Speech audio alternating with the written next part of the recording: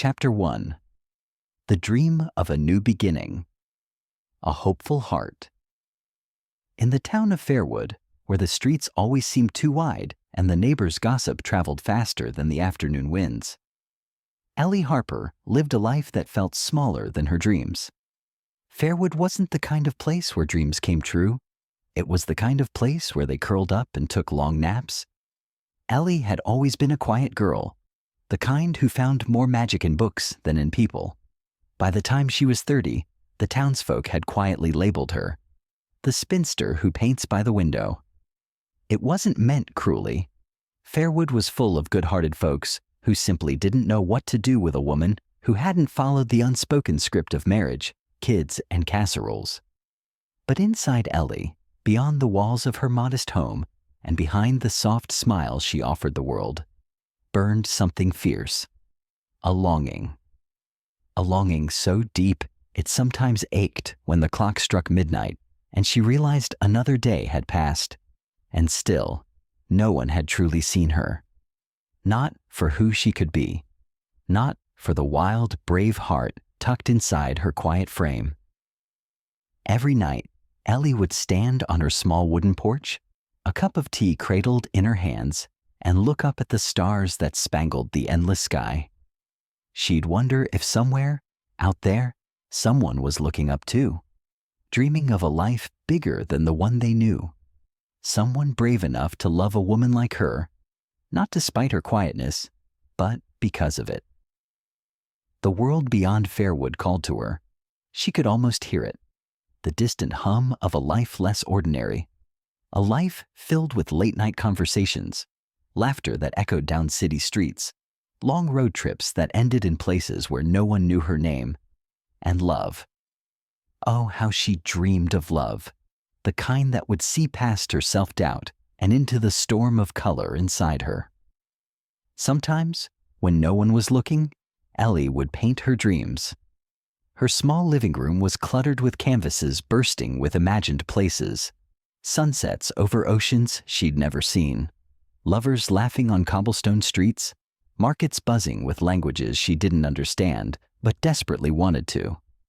Her art was where she was loud, where she took up all the space she wanted, no apologies. Still, the gap between dreaming and doing felt like a canyon. And Ellie, practical, careful Ellie, had no idea how to cross it. Until one rainy afternoon, when a simple ad changed everything. She was thumbing through an old magazine at the town's second-hand bookstore when she saw it. Tucked between a recipe for rhubarb pie and an article on home canning, there it was. New Horizons Matrimonial Agency, where adventure meets the heart, seeking women with a spirit for something more. No experience needed, only hope. Ellie blinked. Surely it was a joke. A mail-order bride agency? In this day and age? The idea seemed, well, absurd, outdated, reckless, the kind of thing desperate people did. But something inside her, something tired of waiting, something that refused to die quietly, whispered, why not? For days, she toyed with the idea. She'd catch herself staring out the window during breakfast, the ad's words looping in her mind like a song she couldn't forget. New Horizons, where adventure meets the heart. Maybe this was her leap across the canyon. Maybe this was the universe offering her a hand up instead of another closed door. Still, fear clung to her like morning mist. What if they laugh at you? The nasty voice inside her whispered. What if you're not what anyone's looking for? But the idea wouldn't leave her alone. It lingered in her mind during the slow afternoons and chased her into dreams at night. Dreams where she stood at the edge of something vast and terrifying, and for the first time in her life, she took a step forward instead of back.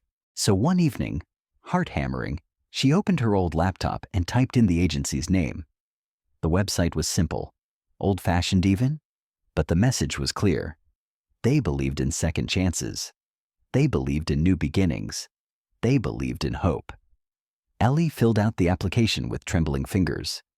Name, age, hobbies, dreams. Describe yourself in 3 words, it asked.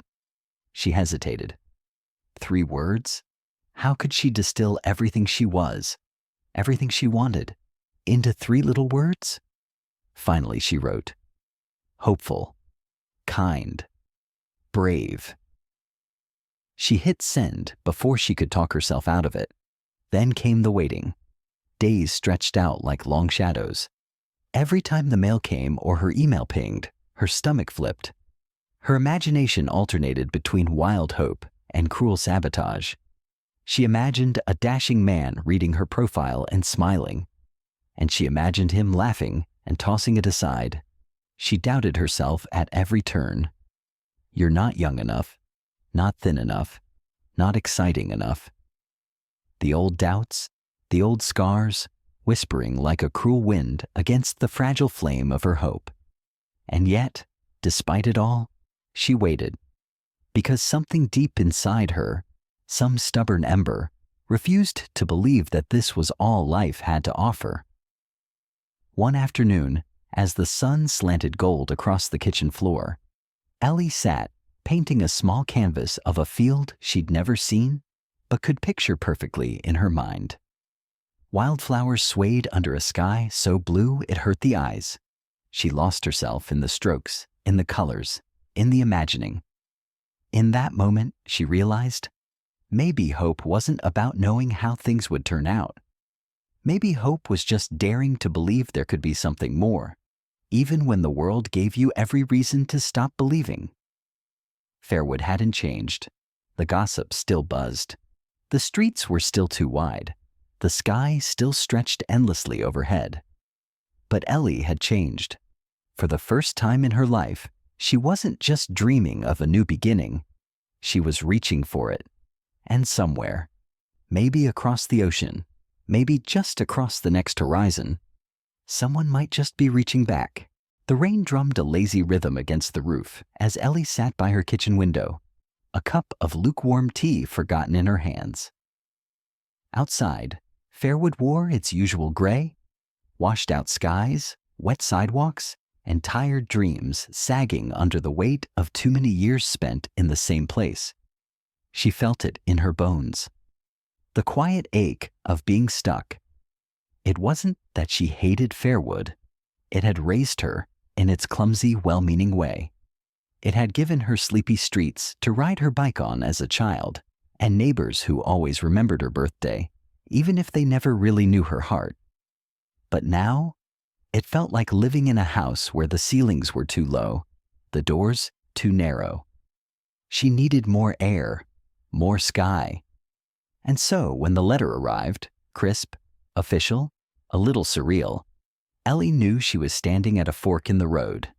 The envelope was cream-colored, heavier than normal mail. No return address, only her name written in a neat, careful script. For a wild second, she thought maybe it was a mistake. Surely someone else's dreams were tucked inside, not hers. Her fingers hesitated at the seal. Then she took a breath and ripped it open. Inside, a simple letter from New Horizons Matrimonial Agency. We are delighted to inform you that your profile has received interest from potential matches. If you wish to proceed, please complete the enclosed documents and submit a formal application for placement. Ellie sat back, heart hammering. This is real. This is happening. She stared at the letter for a long time, long enough for the tea to grow cold, long enough for doubts to start creeping in. What if it's a scam? What if you end up in some faraway place, miserable and alone? What if this is just another way for life to remind you you're not enough? But another voice, quieter but steadier, whispered, what if it's the best thing you ever do? All her life, Ellie had played it safe. She'd taken the predictable job at the library, smiled politely at the town's well-meaning busybodies, and spent her nights painting secret worlds onto canvas instead of living them. Maybe it was time to stop surviving and start living. Maybe boldness wasn't about being fearless. Maybe it was about feeling the fear and moving forward anyway. That night, Ellie sat at her kitchen table with the application spread out before her. Questions stared back at her. Personal history, hopes, dreams, deal breakers. She chewed on her pen, thinking hard. Where do you see yourself in 5 years? Somewhere far from Fairwood. Somewhere where the air smells different. Where my heart races for good reasons, not fear or regret. What do you value most in a partner? Kindness, honesty, a sense of wonder. What are you most afraid of?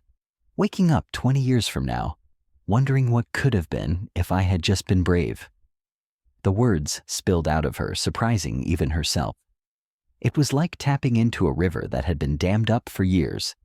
A river of hope, of grief, of dreams too stubborn to die. When she finally signed her name at the bottom, her hand trembled.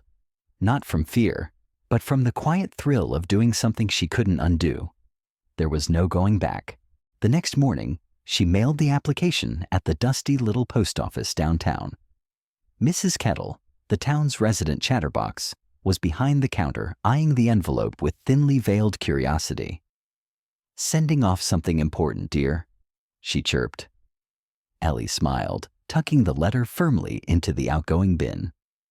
"Something like that." Mrs. Kettle leaned in conspiratorially. "If it's a job application, make sure they know you bake a mean peach cobbler. That got me my Harold, rest his soul." Ellie laughed, genuinely for the first time in weeks. "I'll keep that in mind." As she stepped back into the rainy street, a giddy, terrifying exhilaration flooded her. For the first time in her life, Ellie Harper had done something reckless, something that couldn't be explained away as just being practical. She wasn't sure if she was brave or foolish, maybe both. Maybe that was the price of any real change. She spent the next few days in a strange kind of limbo, half expecting a bolt of lightning to come down and smite her for daring to hope for more.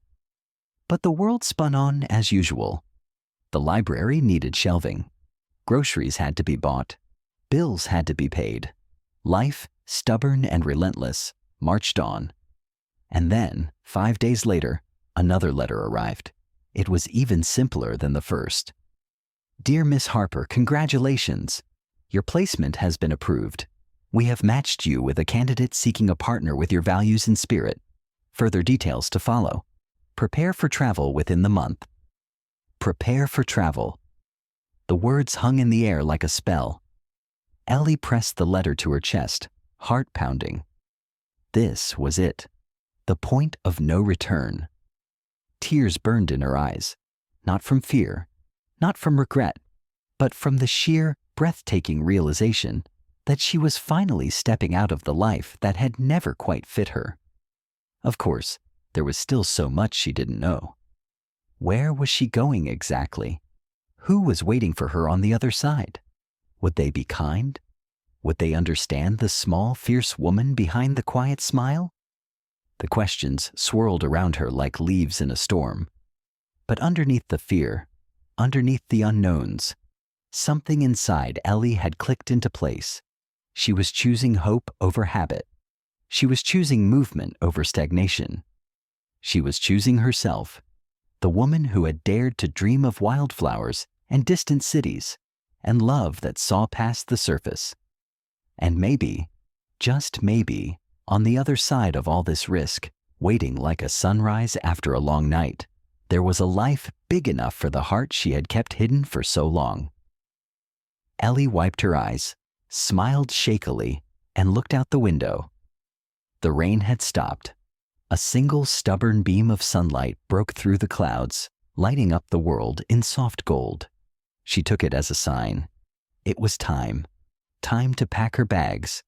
Time to say goodbye to the girl who only ever dreamed. Time to become the woman who dared. Anticipation and doubt. The days slipped by, each one carrying Ellie closer to the moment she would leave Fairwood behind. In the bright hours of morning, She felt like a character in one of her own paintings, standing at the edge of a vast, golden field, sunlight brushing her cheeks, eyes full of hope for the unseen horizon. She'd hum while folding clothes into neat stacks, dreaming up conversations she might have with the stranger she was set to meet. What would he be like? Would he laugh easily? Would he understand the quiet parts of her that few had ever tried to reach? Her heart would flutter with excitement, like a bird finally set free from a too small cage. But at night, when the sky turned heavy and black, doubts would creep in like unwelcome guests, slipping through the cracks around her windows. She would lie awake, staring at the ceiling, the shadows pooling in the corners of her small bedroom. Her mind would whisper things she wasn't ready to hear. What if he's disappointed when he sees you? What if you're too plain, too quiet, too you? Ellie had always been the kind of girl people described as sweet, dependable, nice. Words that sounded like compliments but felt more like apologies. No one had ever called her breathtaking or unforgettable. She wasn't the kind of girl that turned heads at the grocery store. She was the girl people trusted to water their plants when they went on vacation. Reliable, predictable, safe. And deep down, that gnawed at her. What if this man, wherever he was, had pictured someone different? Someone bolder, prettier, someone with a laugh that turned heads and a spirit that filled rooms? The thought wrapped around her heart like ivy, squeezing, tightening. She'd spent her whole life trying not to hope for too much. It was safer that way. You couldn't be shattered if you never reached too high. You couldn't be abandoned if you never asked to be loved in the first place. Still, even with the fear gnawing at her, she couldn't unmake the choice she had made, and a small fierce part of her didn't want to. The day before she was set to leave, Ellie stood in front of her cracked bathroom mirror, practicing her smile. The first few tries felt stiff, fake. She shook her head at her reflection. "Get a grip, Ellie," she muttered. She tried again. This time, a real smile broke through, shy but genuine. The kind that crinkled her eyes at the corners. She didn't have the glossy magazine cover beauty she sometimes wished for, but there was something softer, something real in the way her eyes lit up when she laughed. Maybe, just maybe, that was enough. She tucked a strand of hair behind her ear and studied herself. I am not perfect, she thought, but I am enough. The thought didn't banish all the doubt, but it stood like a small, stubborn candle against the darkness. Later that afternoon, Ellie took a slow walk through town, letting her feet trace the familiar sidewalks one last time. The bakery where Mrs. Harmon always saved her a slice of lemon cake. The library where she had worked her first job, shelving books and dreaming of worlds bigger than Fairwood. The old oak tree by the creek where she used to sit and sketch when she needed to breathe. Each place whispered goodbye to her in its own way. Each step made her chest ache a little more. Change, she realized, wasn't just about running towards something new. It was about leaving something behind. And sometimes, even the things that once felt like cages could feel a little like home when you knew you were stepping away for good. That evening, as she packed the last of her things into a battered brown suitcase, her best friend Nora stopped by. Nora, all wild curls and loud laughter, burst into the room like a summer storm. "You sure about this, Elle?" she asked, flopping onto the bed without ceremony. Ellie smiled tightly. "I'm mostly sure." "Mostly?" Nora raised an eyebrow. Ellie sighed, sitting beside her. "I keep thinking, what if he expects someone different? Someone braver? Or prettier? Or just more?" Nora snorted. "Ellie Harper, if he doesn't see how incredible you are, that's his loss, not yours." Ellie tried to laugh, but it came out watery. "Easy for you to say. You're fearless." "Wrong." Nora reached out and squeezed her hand. I'm terrified most of the time. I just pretend I'm not. You? You're actually doing something brave. You're betting on yourself. That's gutsier than anything I've ever done. Ellie blinked back sudden tears. No one had ever called her brave before. Maybe that was the real beginning. Not just the trip, not the man waiting at the other end, but this. This moment of finally believing that she deserved more than what she had settled for. That night, the fear returned one last time, sharp and cold. As she lay in bed, suitcase by the door, ticket in her purse, she felt the old doubts swirl around her. The ones that said she wasn't enough. The ones that said dreams were for other people. But instead of shrinking away, Ellie did something different. She faced them. I hear you, she whispered into the dark. I'm scared too, but I'm going anyway. The fear didn't vanish, but it loosened its grip, just a little. Enough for her to fall asleep under the weight of her own courage. Morning came cloaked in mist. Ellie dressed carefully, hands steady now. Simple dress, worn boots, the locket her mother had given her when she was a child, glinting softly against her throat. At the station she hugged Nora tight, breathing in the familiar spicy scent of her best friend. You'll write, right? Nora said, voice thick with unshed tears. I'll do more than write, Ellie promised, a shy grin tugging at her lips. I'll live a life worth writing about. Nora laughed and cried at the same time, swiping at her face. Go get 'em, Tiger. Ellie boarded the train, heart hammering. She found a seat by the window and clutched her suitcase like a shield. As the train lurched forward, pulling Fairwood out of sight, Ellie pressed her forehead to the cool glass and whispered, Thank you. Thank you for everything that made me. And thank you for letting me go. She didn't know what waited for her at the end of the line. But for the first time in her life, the mystery didn't terrify her. It thrilled her, because she wasn't waiting for life to happen anymore. She was happening to life, and that was the boldest beginning of all. The long wait. The letter had been sent, folded neatly, sealed carefully, and dropped into the iron mailbox at the edge of town like a whispered prayer. Now all Ellie could do was wait. At first, the days passed easily enough. She kept herself busy, cleaning the little house she rented, helping Nora at the bakery on weekends, wandering out to the old oak tree with her sketchbook in hand. But beneath it all, there was a thrumming energy she couldn't shake, a restless beating of invisible wings inside her chest. Every morning, she would wake before sunrise, heart pounding, and hurry to the tiny post office that smelled of dust and old newspapers. She would watch as Mr. Collier, the postmaster, sorted through stacks of letters and parcels, his thick glasses slipping down his nose. Anything for me today? She would ask, trying to sound casual. Mr. Collier would shake his head, offering a kindly smile. Maybe tomorrow, Miss Ellie. Maybe tomorrow. Maybe tomorrow. The words became a kind of mantra, both a comfort and a curse. As the first week drifted by, hope filled Ellie like golden light.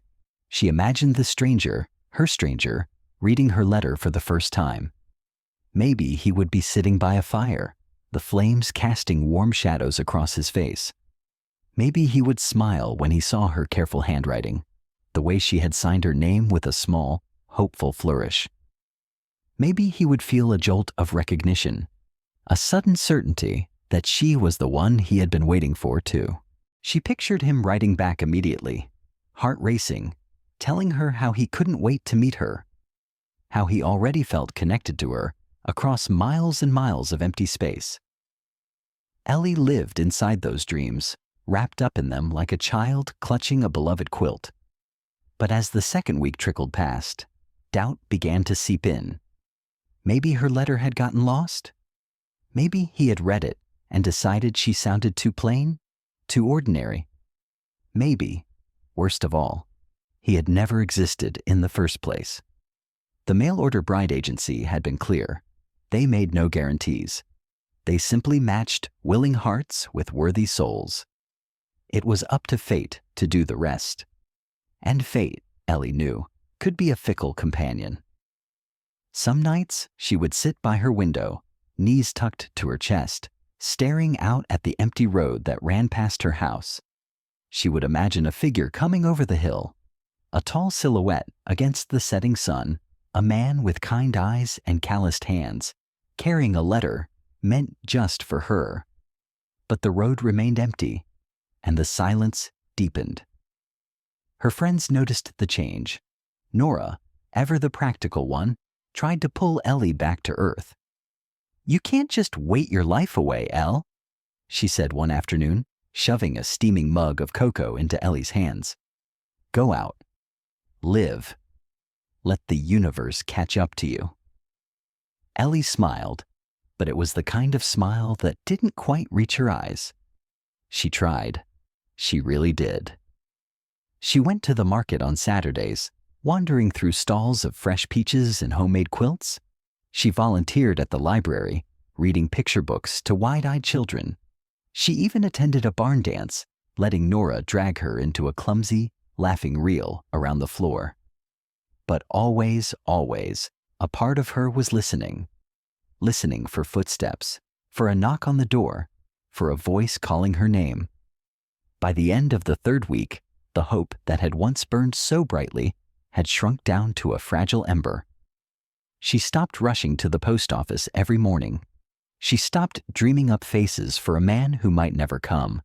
She packed away the special blue dress she had bought, the one she imagined wearing when they finally met, folding it carefully into tissue paper and tucking it onto the highest shelf of her closet. Maybe this was all she was ever meant to have, she thought on her darkest days. A quiet life, a small life. It wasn't a bad life, but it wasn't the life she had dared to hope for either. And then, one gray morning, just as the town was beginning to yawn its way awake, Mr. Collier called out to her across the post office lobby. "Miss Ellie." She turned, heart thudding painfully in her chest. He was holding an envelope, a real, solid envelope, and her name was written across it in strong, unfamiliar handwriting. For a moment, she couldn't move, couldn't breathe. Then her feet carried her forward of their own accord, and Mr. Collier pressed the letter into her trembling hands with a wink. "Told you it had come," he said. Ellie barely heard him. Her whole world had narrowed down to the small rectangle of paper she clutched to her chest. She stumbled outside, barely feeling the crisp bite of the morning air, and sat down hard on the bench under the awning. For a long moment, she just stared at the envelope, afraid to open it, afraid not to. Then, with a breath that felt like it scraped the inside of her ribs, she tore it open. The letter inside was short, simple, but every word felt like a key turning inside a locked door in her heart. "Dear Miss Ellie, I was surprised and moved by your letter. I've never done anything like this before, reaching out across the miles to someone I've never met. But something in your words spoke to me. Maybe it was the way you wrote about hope, or about believing there's more to life than what we can see right now. I want to know more about you. I want to see where this path might lead, if you're willing to take the first few steps together. I'll be waiting to hear from you. Yours in hope, Samuels." Ellie read the letter once, twice, a third time, her fingers tracing the neat, sure handwriting. Samuel. He had a name. He was real. He wanted to know more. Tears welled up in her eyes, blurring the words until they floated like little boats on a sea of light. She hugged the letter to her chest and tipped her face up to the sky, letting the cold, clean air fill her lungs. The wait had been long, longer and lonelier than she could have ever imagined, but it had brought her here, to this fragile, breathtaking moment where possibility stretched out before her like a road winding into the unknown. Ellie didn't know where it would lead. She didn't know what heartbreaks or triumphs lay ahead. But she knew one thing for certain. She wasn't alone anymore. Not really. Not ever again. Chapter 2. The Heartbreaking Rejection First Impressions. The first thing Ellie noticed about Canada was the sky. It stretched out endlessly, so big it made her feel smaller than she already did. The air was sharp, clean, and carried the cold bite of a world she had never known. Her boots crunched against the platform as she stepped down, clutching her suitcase like a lifeline. Around her, families reunited with tearful hugs and loud laughter. Somewhere in this chaos, Max was waiting, or so she told herself. She smoothed her dress, tucked a stray hair behind her ear, and scanned the faces. A stout man waved at someone behind her. A boy juggled crates of apples into a cart. None of them Max. She twisted her fingers together, heart thudding wildly. He'd find her. He had to. She'd pictured it 100 times. Max spotting her across the station, smiling wide, rushing toward her like a scene from the romances she devoured under her quilt back home. He'd say something tender. He'd take her hands. He'd make her feel chosen. Minutes dragged by. The station emptied. The shadows stretched long and thin. Ellie perched on her suitcase, blinking back the sting of tears. Maybe he was delayed. Maybe he'd had trouble finding a carriage. Maybe he was just nervous too. A man approached, tall, solidly built. His coat was worn at the edges, his hat crumpled in one hand. Dark hair curled slightly at his forehead. He looked like he had walked a long, lonely road to get here. Her heart stuttered.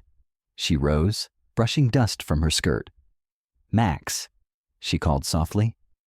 He stopped. His gaze swept over her, one quick, assessing glance, and something inside her sank. There was no joy lighting up his face, no warmth, only confusion, disappointment. "You're Ellie?" he asked. She nodded, hope clinging to her like a child too stubborn to let go. "I'm Max," he said. The words sounded forced, reluctant. For a moment, they stood in silence, awkward and raw. Ellie smiled, tentative, trying to bridge the growing gap. Max shifted uncomfortably. "I thought—" He started, then trailed off, scratching the back of his neck. "The agency said you were different." Different. The word landed like a stone in her chest. She swallowed hard.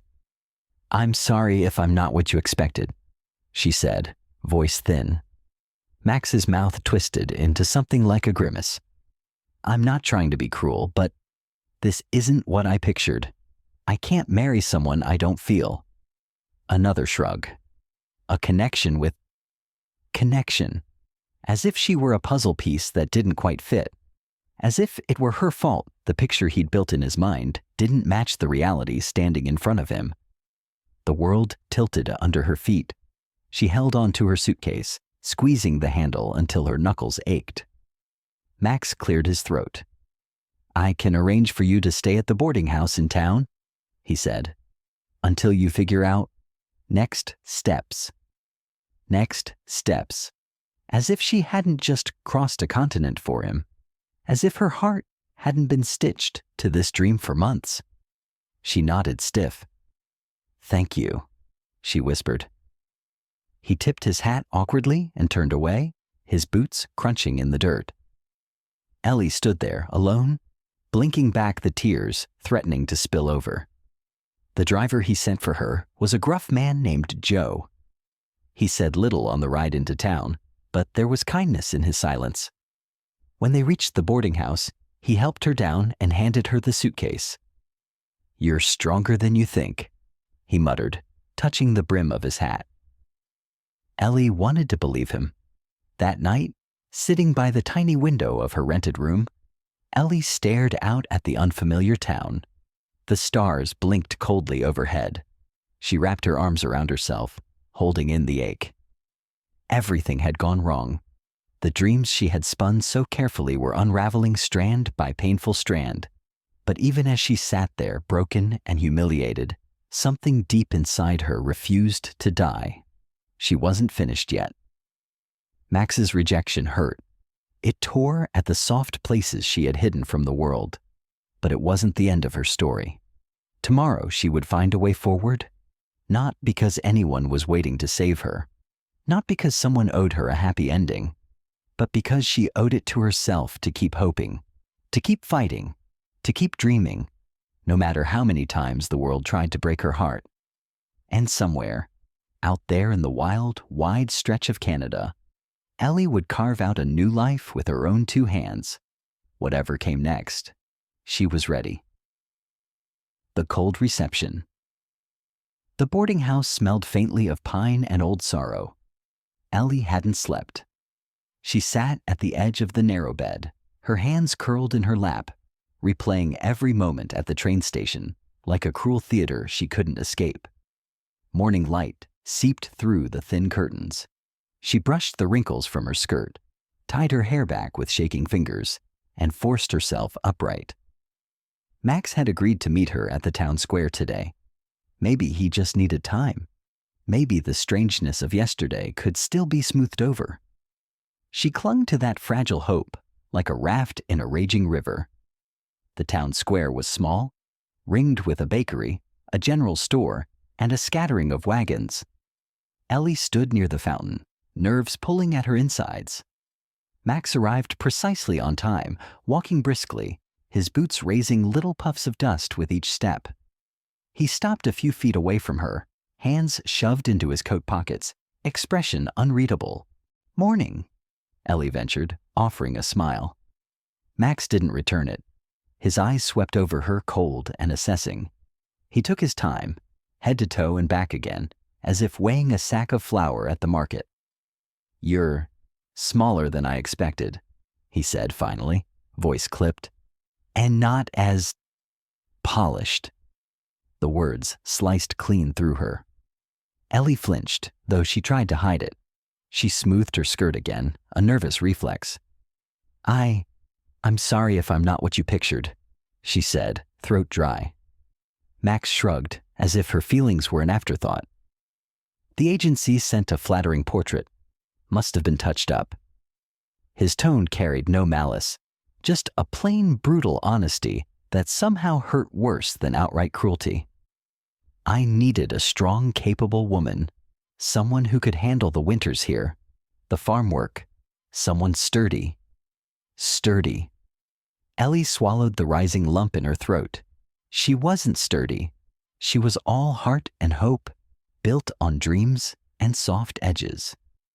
"You look like you'd snap in half the first time the frost sets in," he added, as if it were merely a fact to be acknowledged, like the price of wheat or the color of the sky.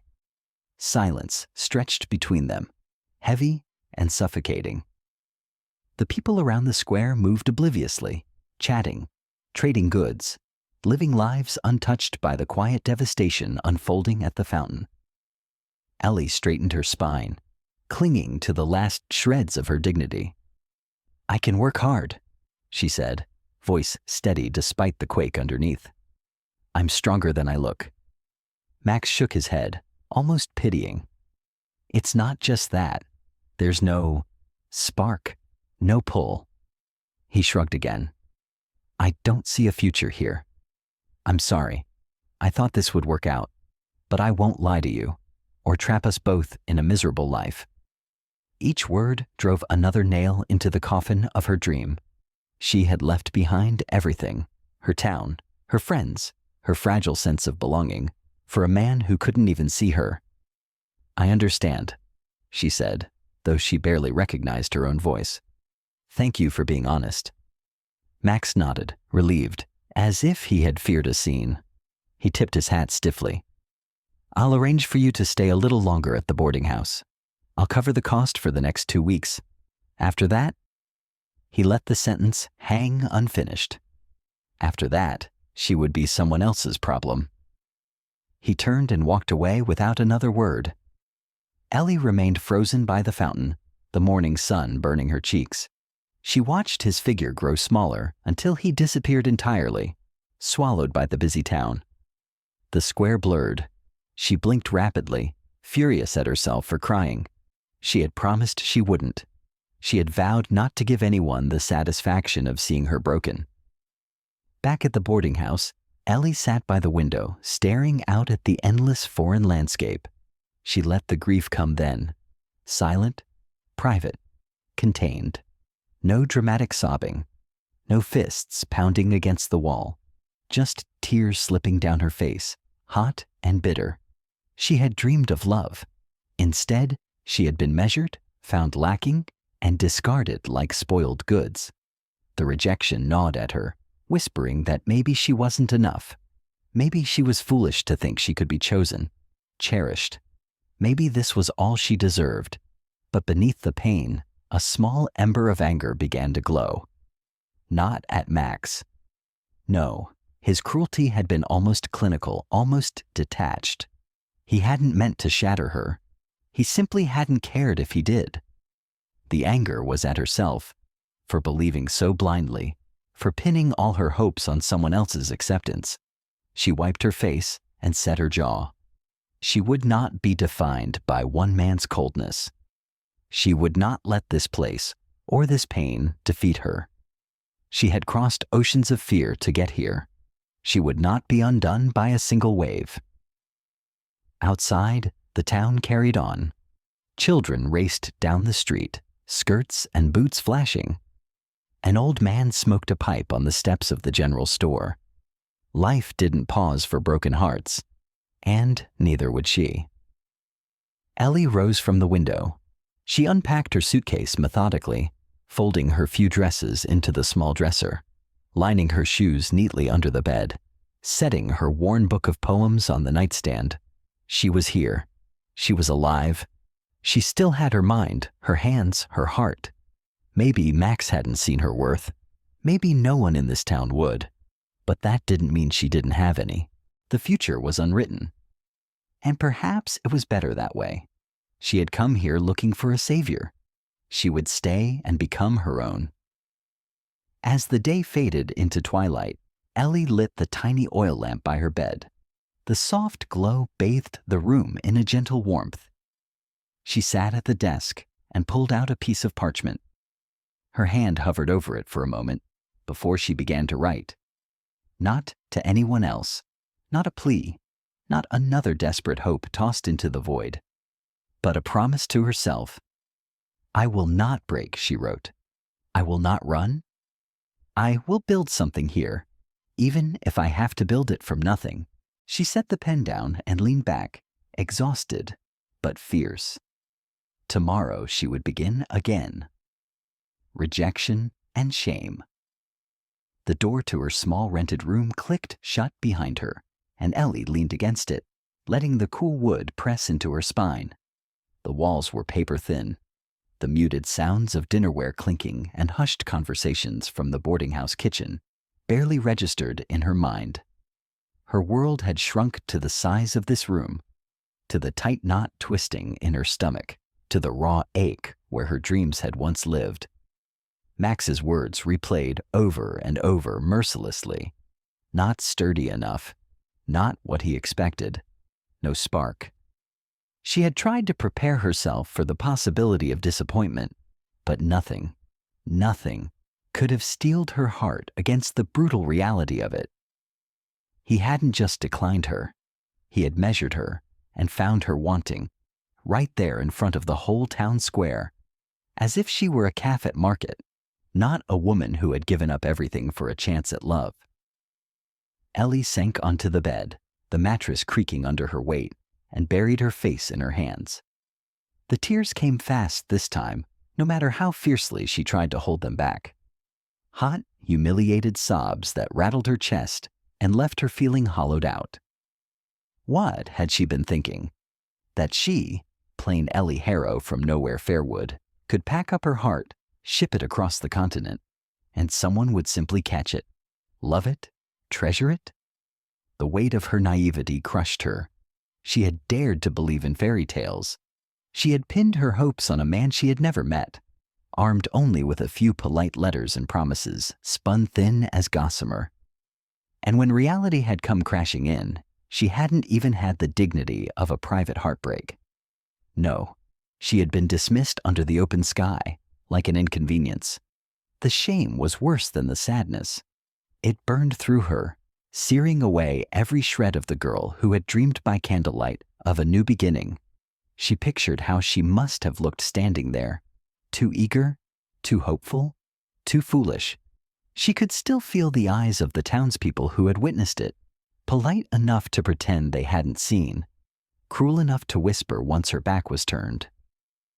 Ellie pressed her palms harder against her eyes, trying to block out the world. She thought about Fairwood, about the small house where she had grown up, the endless fields beyond it. She had left because she was invisible there, an adopted daughter with no dowry, no prospects, no great beauty to make up for her lack of blood ties. She had wanted to be seen, to be chosen, to matter. Instead, she was right back where she started, alone, unwanted, a burden to be politely discarded. A sharp knock rattled her door. She jumped, hastily wiping her face with her sleeve. Her heart thudded in panic. Was it Max? Come to apologize? To explain? To offer her some crumb of hope to cling to? The woman from the boarding house stood there, a tight, perfunctory smile on her lips. "Supper's on if you want it," she said. "Won't last forever." Ellie thanked her, her voice hoarse, and shut the door before the woman could study her face too closely.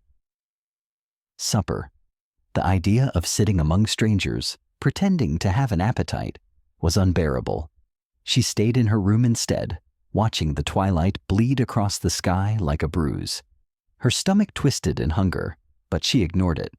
There were worse kinds of hunger gnawing at her now. Night came, and with it, a crushing stillness. Ellie lay on the narrow bed, staring at the cracked ceiling, her mind a relentless chorus of doubt. Maybe Max was right. Maybe she wasn't strong enough for this new life. Maybe she wasn't worth choosing. Maybe the agency had made a mistake sending her picture. Maybe it was her fault for daring to answer at all. Somewhere deep inside, a cruel voice she thought she had buried long ago began to whisper, "You are not enough. You never were." The worst part was how familiar it sounded, how easy it was to believe. Ellie turned her face into the pillow and let the dark take her. She awoke to gray light and an aching throat. For a moment, disoriented, she thought she was home in Fairwood. Then the rough wool of the blanket, the unfamiliar smell of the boarding house reminded her.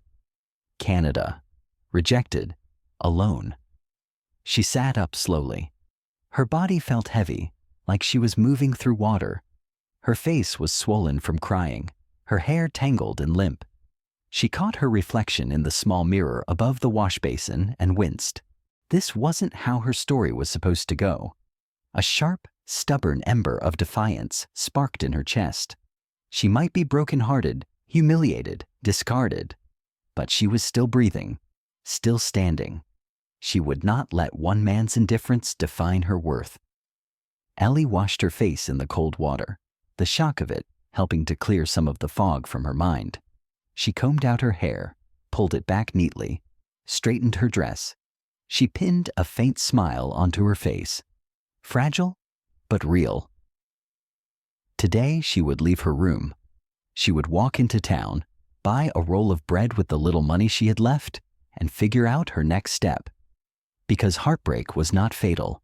Humiliation was not the end. She would carry these wounds, but she would not wear them like chains. As she opened the door and stepped into the hallway, Ellie felt every nerve in her body strain. Every glance felt loaded, every whisper sharpened. She forced herself forward anyway, head high, shoulders back. Outside, the morning was brisk, the sky pale and thin. The world looked unchanged, uncaring. Life rolled on whether she stumbled or not. At the bakery, the woman behind the counter gave her a small, kind smile. No questions, no judgment. Ellie bought a loaf of bread, clutching it to her chest like a shield as she wandered the streets. Children laughed as they chased each other around the fountain. An old man tipped his hat to her as he passed. For a moment, Ellie let herself imagine that she belonged here, that she was just another face in the town, not a rejected outsider. Maybe, just maybe, there was still a place for her in this world. Maybe it wasn't at Max's side. Maybe it wasn't the future she had dreamed of, but it could still be something. Ellie tore off a piece of bread, chewing thoughtfully. The taste was plain but good, solid, real, like the life she would build for herself, piece by piece. She would not give up. She would not be defined by rejection. She would find her own worth, with or without anyone else's approval. And as she sat by the fountain, sun warming her face, Ellie made a quiet vow. She would heal, she would grow, she would rise, even if it took everything she had left. Returned to Fairwood, the train rattled and groaned beneath her, a dull, endless percussion that matched the hollow thud of Ellie's heart. She sat near the back of the car, her hands folded tightly in her lap, the small satchel at her feet, containing everything she had left in the world. Outside the window, the landscape blurred. A stretch of gray fields and skeletal trees, all flashing past, as if even the land itself couldn't bear to look at her. The return ticket had been the last kindness she would allow herself. Pride had nearly stopped her from accepting it, but practicality had won out. What other choice did she have? Canada had rejected her. Max had rejected her. The new life she had dared to imagine had withered before it had even begun. Fairwood was the only place left to go, and even that felt more like a sentence than a sanctuary. She leaned her forehead against the cold glass, closing her eyes. She hadn't sent word ahead. No one would be waiting for her at the station. No one would ask where she had been or what had gone wrong. Her leaving had been a quiet affair, and her return would be even quieter. A ghost slipping back into a town that barely remembered her. The train whistled sharply as it neared the Fairwood stop, the sound slicing through her like a blade. Ellie gathered her satchel, smoothing the wrinkles from her dress with trembling fingers.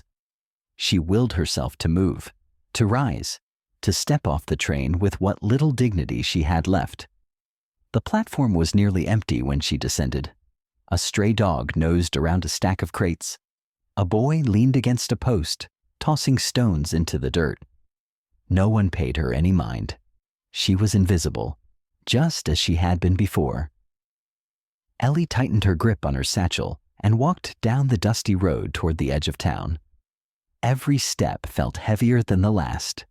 The familiar sights, the crooked lampposts, the sagging porches, the weather-worn signs, pressed against her like old, unwelcome memories. When she reached her childhood home, she stood for a long moment at the gate, staring. The paint had peeled further since she had left. The shutters hung askew. The front garden was a tangle of weeds and neglect. Nothing had changed, and yet everything inside her had. She pushed open the gate with a soft creak. The house loomed before her, hollow and uninviting. She stepped inside, the door groaning on its hinges, and set her satchel down by the wall. The silence wrapped around her instantly, thick and suffocating. Ellie wandered through the rooms, tracing her fingers along the dusty furniture, the cracked walls. Her footsteps echoed. Each room felt smaller than she remembered, as if the walls had crept inward during her absence, squeezing out any hope that might have once lived there.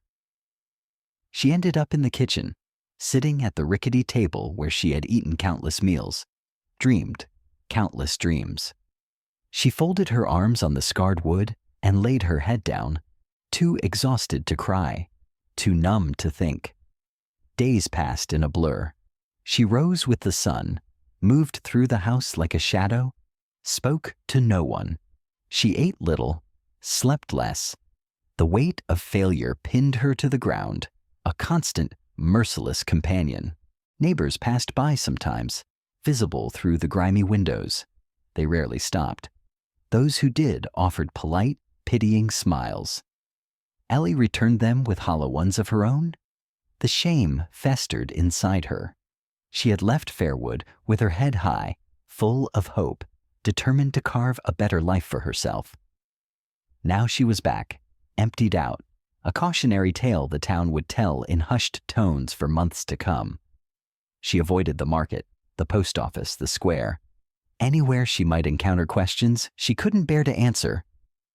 She stayed within the walls of the house, letting it swallow her whole. At night, when the world outside quieted, and only the crickets and the creaking of the old house kept her company, Ellie let herself remember. She remembered the letters from Max, the careful way he had written of dreams and futures and promises. She remembered the spark she had felt reading them, the flutter of hope that maybe, just maybe, someone had seen her, chosen her. She remembered stepping off the train, scanning the crowd for a familiar face, clutching her hopes so tightly to her chest they nearly choked her, and she remembered how quickly they had been torn away. In the darkest hours, Ellie wondered if something inside her had broken that day, something essential, some part of her that had once believed in possibilities, in new beginnings, in herself. And if it had, she didn't know how to fix it. She began to drift through each day like a wraith. Repairing small things around the house gave her hands something to do, but it did nothing to mend the deeper fractures. One morning, weeks after her return, Ellie ventured into the backyard, the neglected garden crunching underfoot. The old apple tree still stood there, gnarled and stubborn. She remembered sitting beneath it as a child, weaving impossible futures from the dappled sunlight and the stories she'd read. She sat down beneath it now, drawing her knees to her chest. The tree was dying, she realized. The bark split in places, the leaves sparse. Still it stood. It had weathered storms and droughts, seasons of neglect, and yet here it was, rooted, present, defiant in its own quiet way. Ellie leaned her head back against the rough trunk, closing her eyes. Maybe she wasn't as broken as she feared. Maybe she was like this tree, battered, scarred, but still standing. The thought was small, fragile, but it warmed her in a way she hadn't felt in weeks. Healing wouldn't come overnight. It wouldn't come easy. But maybe, just maybe, it would come. Ellie stayed under the tree until the sky turned gold and the first chill of evening crept in. For the first time since her return, she didn't dread tomorrow. She didn't know what it would bring. She didn't have a plan or a map, but she was still here. And for now, that was enough. Chapter 3. The Self-Doubt Spiral, Walling Herself. Ellie woke each morning with the same heavy sigh, the same ache behind her ribs. The daylight spilled across her floor, indifferent and uninviting. She pulled the thin blanket tighter around herself, squeezing her eyes shut as if she could will the world away. But it was always there, waiting. There was comfort in the sameness. Brush the hair, tie it back, dress in muted tones, wash the dishes, sweep the porch. The routines demanded nothing from her heart. They filled the hours without expectation, kept her moving without asking her to feel. When invitations came, thin, folded notes tucked into the doorframe, the rare knock from a neighbor, they went unanswered. The Harvest Festival, Mrs. Abbott's tea gathering, Sunday socials at the church, all slipped by without her. She stayed hidden behind her curtains, watching the life she no longer felt part of drift by like mist. Conversations at the market became brief, transactional. She answered questions with nods and practiced smiles. No one asked too much. Fairwood had always been a place where silence was respected, even if it was stitched with pity. The worst part wasn't the loneliness. She had grown accustomed to that. It was the voice inside her, the cruel, tireless whisper that played in loops she couldn't silence. You're not enough. You never were. Max only said out loud what everyone else already thought. She carried that voice like a stone in her pocket, heavy and constant. Every time she caught her reflection, in a window, a puddle, a mirror, she found herself scrutinizing, cataloging every flaw Max had so carelessly unveiled. Too plain, too ordinary, too forgettable. Her heart, once so eager, so stubborn in its hope, had shriveled. She no longer dreamed of romance. She barely believed in friendship. She imagined herself aging quietly in the house her parents had left behind, becoming part of the scenery. The woman in the sagging cottage, as much a fixture as the rusted lampposts and crumbling fences. At night, when the quiet became unbearable, Ellie sometimes wandered into the attic. Among the dust and the moth-eaten trunks, she found relics of another life. Old letters, faded photographs, pieces of a girl who had once believed the world was full of magic and possibility. She touched them like sacred objects, a historian of her own lost self. What had happened to that girl? Where had the fire gone? Had Max's rejection truly snuffed it out? Or had she simply been wrong about herself all along? Sometimes she scribbled in an old journal, trying to unknot the confusion inside her. The pages filled with questions, half-thoughts, fragments. Maybe some people aren't meant for more. Maybe small and safe is all I'm good for. Maybe I was foolish to think anyone would choose me. There was a cruel comfort in the spiral, a sick familiarity in tearing herself apart before anyone else could do it for her. She told herself she was fine. She told herself it was better this way. She told herself it was easier not to try. But every time she passed by the old garden gate, every time she glimpsed the mountains on the horizon, a sharp, bitter longing pierced her. A life unlived, a heart unloved, a story stalled halfway through. One gray afternoon, a knock at the door startled her. She froze, satchel of laundry still clutched in her hands. For a moment, she considered pretending she wasn't home.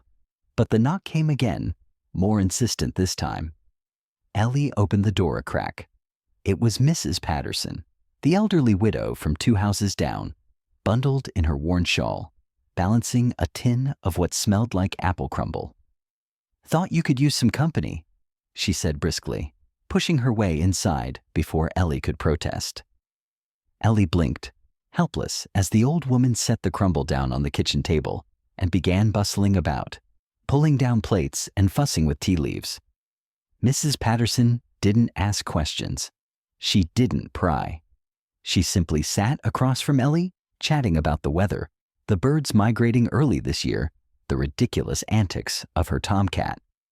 Ellie nodded, murmured responses when needed, barely tasting the crumble on her tongue. Yet, something warm stirred faintly in her chest. Before leaving, Mrs. Patterson patted Ellie's hand. "Don't let the world turn you to stone, girl," she said quietly. "You're more alive than you think." Then she was gone, the door creaking shut behind her. Ellie sat staring at her empty plate for a long time. More alive than you think. The words clung to her, stubborn as burrs. That night, she left a candle burning in the kitchen window. A small thing, a foolish thing. But it felt like an act of rebellion against the emptiness she had built around herself. Weeks stretched on. Ellie still avoided most social gatherings, still slipped through town unnoticed, but something had shifted, imperceptibly at first. She found herself lingering at the market stall, asking Mrs. Crane about the late bloomers in the garden. She stayed a moment longer at the well, listening to Mr. Ford's rambling stories about his youth. She even visited the library once, breathing in the scent of old paper, running her fingers across spines she hadn't touched in years. Her heart was cautious, skittish. Every kindness felt like a risk, every conversation a tightrope walk. But still, she walked. The wall she had built around herself didn't crumble overnight. It eroded slowly, piece by stubborn piece. There were bad days, too. Days when a casual glance from a stranger felt like a verdict. Days when loneliness clawed at her throat. days when self-doubt curled around her like smoke and she couldn't find her way through. But there were also days when she caught herself laughing, smiling at a memory, feeling something. Hope was a dangerous thing. She knew that now, but it was also necessary. One evening, as the sun dipped low and Fairwood bathed in soft amber light, Ellie found herself walking toward the town square. The harvest festival was in full swing, lanterns bobbing on strings, the smell of roasted corn and sweet cider thick in the air. Music floated toward her, bright and lively. Laughter echoed off the old brick buildings. She hovered at the edge of the festivities, heart hammering in her chest. Part of her screamed to turn back, to run home, to bolt the door and bury herself under the covers. But another part, the stubborn, aching part that refused to be extinguished, urged her forward. She took one step, then another. The world didn't end. No one pointed. No one whispered. Someone handed her a cup of cider. Someone else smiled and nodded. The night wrapped around her not like a threat, but like an invitation. Ellie stood in the square, surrounded by music and lantern light, and for the first time in what felt like forever, she allowed herself to believe. Maybe she wasn't finished yet. Maybe her story wasn't over. Maybe there were still chapters left to write. Fighting the voice of doubt. Ellie stood before the mirror, the cold reflection staring back at her with an almost unsettling stillness. She didn't recognize the woman who stood there anymore. Her face, once full of hope, now seemed etched with uncertainty. The lines of her expression were drawn tight with worry, and her eyes, they were different now. They were weary. Every day, without fail, the voice of doubt whispered in the back of her mind. It was a constant companion, never leaving her alone, like an unwanted shadow that stretched across every waking moment. Today, it was louder, sharper, more insistent. "You'll never be enough," it said as Ellie inspected her features, tracing the curve of her jaw with a finger. "No one will ever see you the way you want to be seen. You're just too ordinary." The words stung, as they always did. She had grown so accustomed to them, like a broken record playing in the background of her life. They were the voice of every rejection, every unspoken judgment, every failure, every glance from someone passing by. Every time a smile didn't come her way, the voice seemed to grow stronger. Her eyes dropped to the floor, and the weight of the world seemed to settle on her shoulders. It was a feeling she couldn't shake, this nagging belief that no one would ever see her for who she truly was. Max's words echoed in her mind, fresh as if they had been spoken just yesterday, though it had been weeks. "You don't meet my expectations," he had said. "You're not what I was looking for." It was a cold statement, devoid of kindness, and yet, in a twisted way, it had been a truth she had always feared. He had spoken it aloud, giving form to the fears that had whispered in her ear for years. And now, the voice in her head was repeating it, every moment of every day. Ellie pulled herself away from the mirror and collapsed onto the edge of her bed. Her body ached from the tension she'd been carrying. But even more than that, her heart felt heavy, a weight that threatened to crush her from within. She had tried to push it down, tried to ignore it, but it always found a way to surface, louder and more persistent than before. She tried to rationalize. It was just one man, one rejection. There were countless others who had faced worse, who had picked themselves up and moved on. But that was the problem. Her mind constantly returned to the same place, the same bitter thought. What's wrong with me? What had Max seen in her that wasn't worth loving? Why hadn't she been good enough? Ellie closed her eyes, trying to push the thoughts away. She had heard people say that beauty came from within, that it was the heart that mattered most. But those words felt empty. They felt like platitudes, meant to make her feel better. But they didn't change the fact that she couldn't escape the feeling that she wasn't enough. She reached for her phone, her fingers trembling as she scrolled mindlessly through the messages. But no messages stood out, no unexpected text that could lift her spirits. She closed the phone and set it aside with a sigh, the silence settling back in like a thick fog.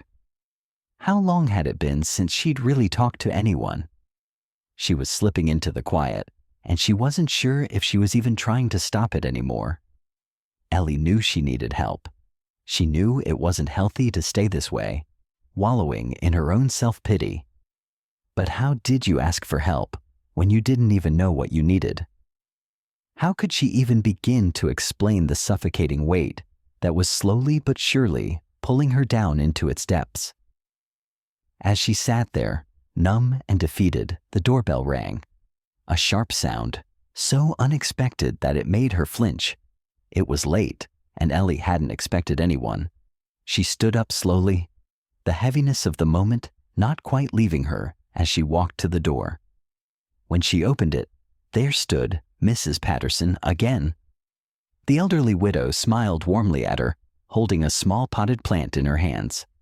It was a cheerful splash of color against the darkening evening, its petals delicate and bright. "I thought you could use this," Mrs. Patterson said softly. "A little something to remind you that there's still beauty in the world." Ellie didn't know how to respond. The warmth of Mrs. Patterson's gesture was overwhelming, and for the first time in a long while, a lump formed in her throat. She blinked back the tears that threatened to spill, unsure if she was ready to face the kindness. Not when her heart felt so bruised, so broken. Thank you," Ellie managed to say, her voice almost a whisper. She reached out for the plant, her fingers trembling as they brushed against the cool ceramic pot. "I've been thinking about you," Mrs. Patterson continued, her voice gentle but knowing. "It's hard, isn't it? Feeling like you're too much or too little all at once?" Ellie opened her mouth to respond, but no words came. She only nodded, and the silence between them deepened. But there was something about Mrs. Patterson's presence, her quiet understanding, that made Ellie feel less alone. She stepped aside, inviting her in without a second thought. They sat together at the kitchen table, the comforting clink of teacups filling the air. Mrs. Patterson spoke of her life in a soft, steady rhythm, recounting memories from a time when she too had felt small and insignificant. She spoke of lost love, of failed dreams, of moments where she had wanted to give up, to vanish into the background. But she hadn't. She had fought, even when it felt like no one was watching. "You'll find your way, Ellie," Mrs. Patterson said, her eyes soft but firm. "You're more than you give yourself credit for. Don't let the noise drown you out. You don't need anyone else to tell you your worth. You're enough as you are." Ellie didn't know how to respond. She had heard the words before, but they had never felt as genuine as they did in that moment. She had spent so long battling the voice of self-doubt, letting it define her, that she had almost forgotten how to listen to anything else. Maybe Mrs. Patterson was right. Maybe the world didn't always need to tell her she was enough. Maybe she needed to believe it for herself. The silence stretched on, but it wasn't uncomfortable.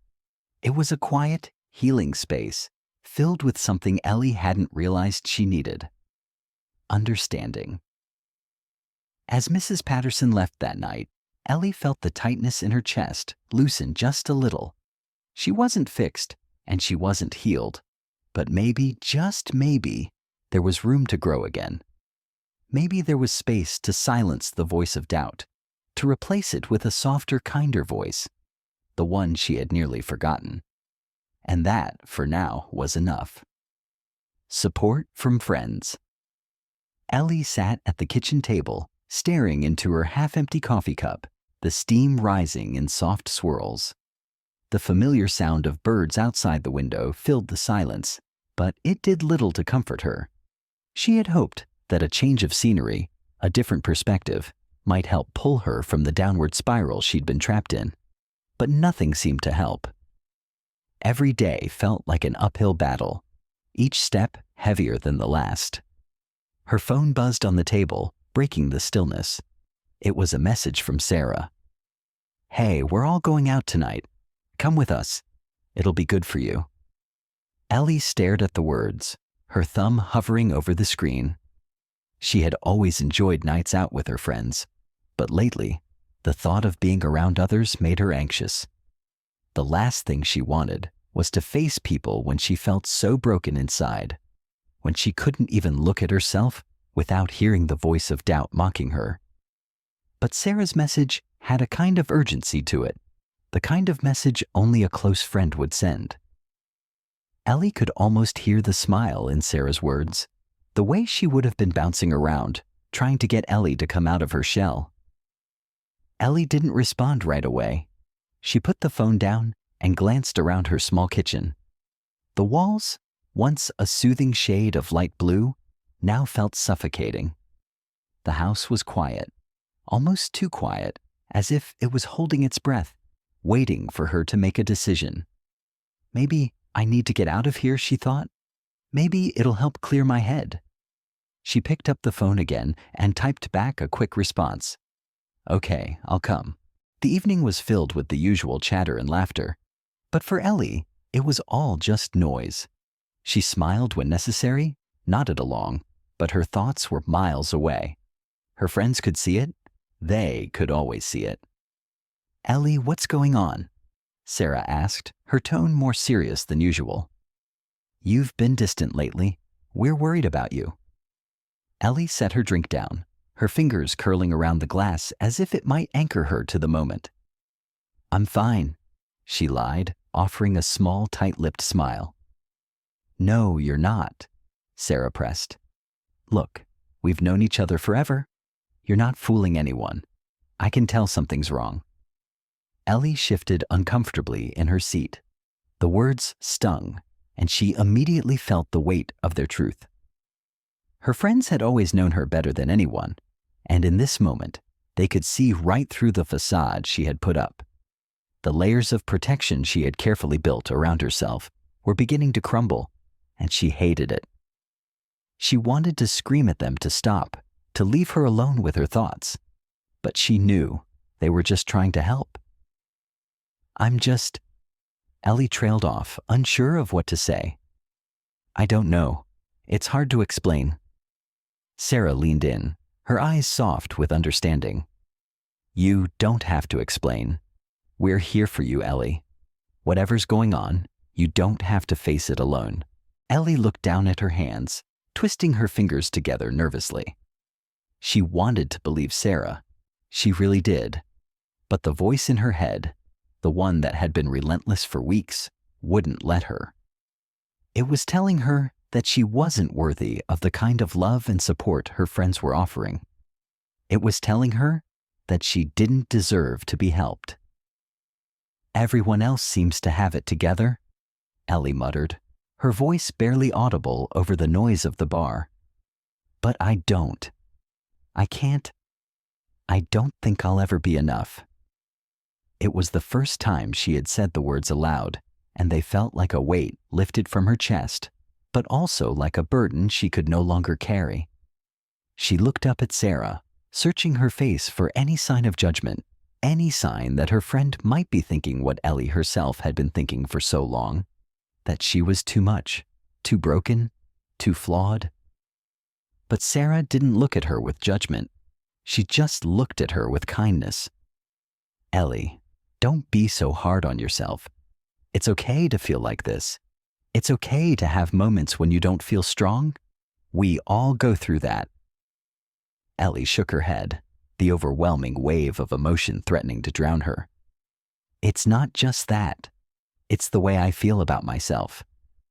I can't seem to shake this feeling that I'm not enough, that I'll never be good enough for anyone." There was a long pause before Sarah spoke again, her voice low and steady. "I get it. I felt like that too. We all have, Ellie. We all have our moments where we don't feel good enough. But That doesn't define us. It doesn't mean we're broken. Ellie wiped her eyes, willing herself not to cry. I don't know how to stop it. How do you stop the voice in your head that tells you you're worthless? Sarah reached across the table and took Ellie's hand in hers, squeezing it gently. You don't stop it all at once, but you start by telling yourself the truth. The truth is that you are worthy of love, you are worthy of happiness, and you are worthy of all the good things life has to offer. You may not believe it yet, but that doesn't make it any less true. The words, simple as they were, began to sink into Ellie's heart. Slowly, so slowly, she could feel something inside of her begin to shift. She had spent so long focusing on the negative, listening to the lies that the self-doubt fed her. But maybe Sarah was right. Maybe she didn't have to listen to it anymore. I don't know if I can believe that right now, Ellie admitted, her voice shaky. But I want to try. Sarah smiled softly, her eyes full of warmth. That's all anyone can do. Just try. The evening wore on, and though Ellie felt the weight of her thoughts pulling her down, she felt something else too. A flicker of hope. It wasn't much, but it was there, like a spark in the dark. She didn't know if she would ever completely silence the voice of doubt, but for the first time in a long time, she felt like she didn't have to fight it alone. As they said their goodbyes and Ellie walked back to her car, she glanced up at the night sky. It was a clear night, the stars scattered across the dark canvas like tiny pinpricks of light. She stood there for a moment, allowing the silence of the night to wrap around her, and for the first time in a long while, she didn't feel completely alone. Maybe I don't have to be perfect, Ellie thought as she got into her car. Maybe it's enough to just be me. A new resolve.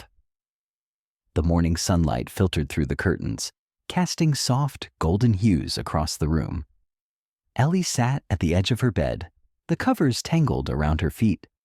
The weight in her chest was still there, that dull ache of uncertainty and sadness. But something was different today.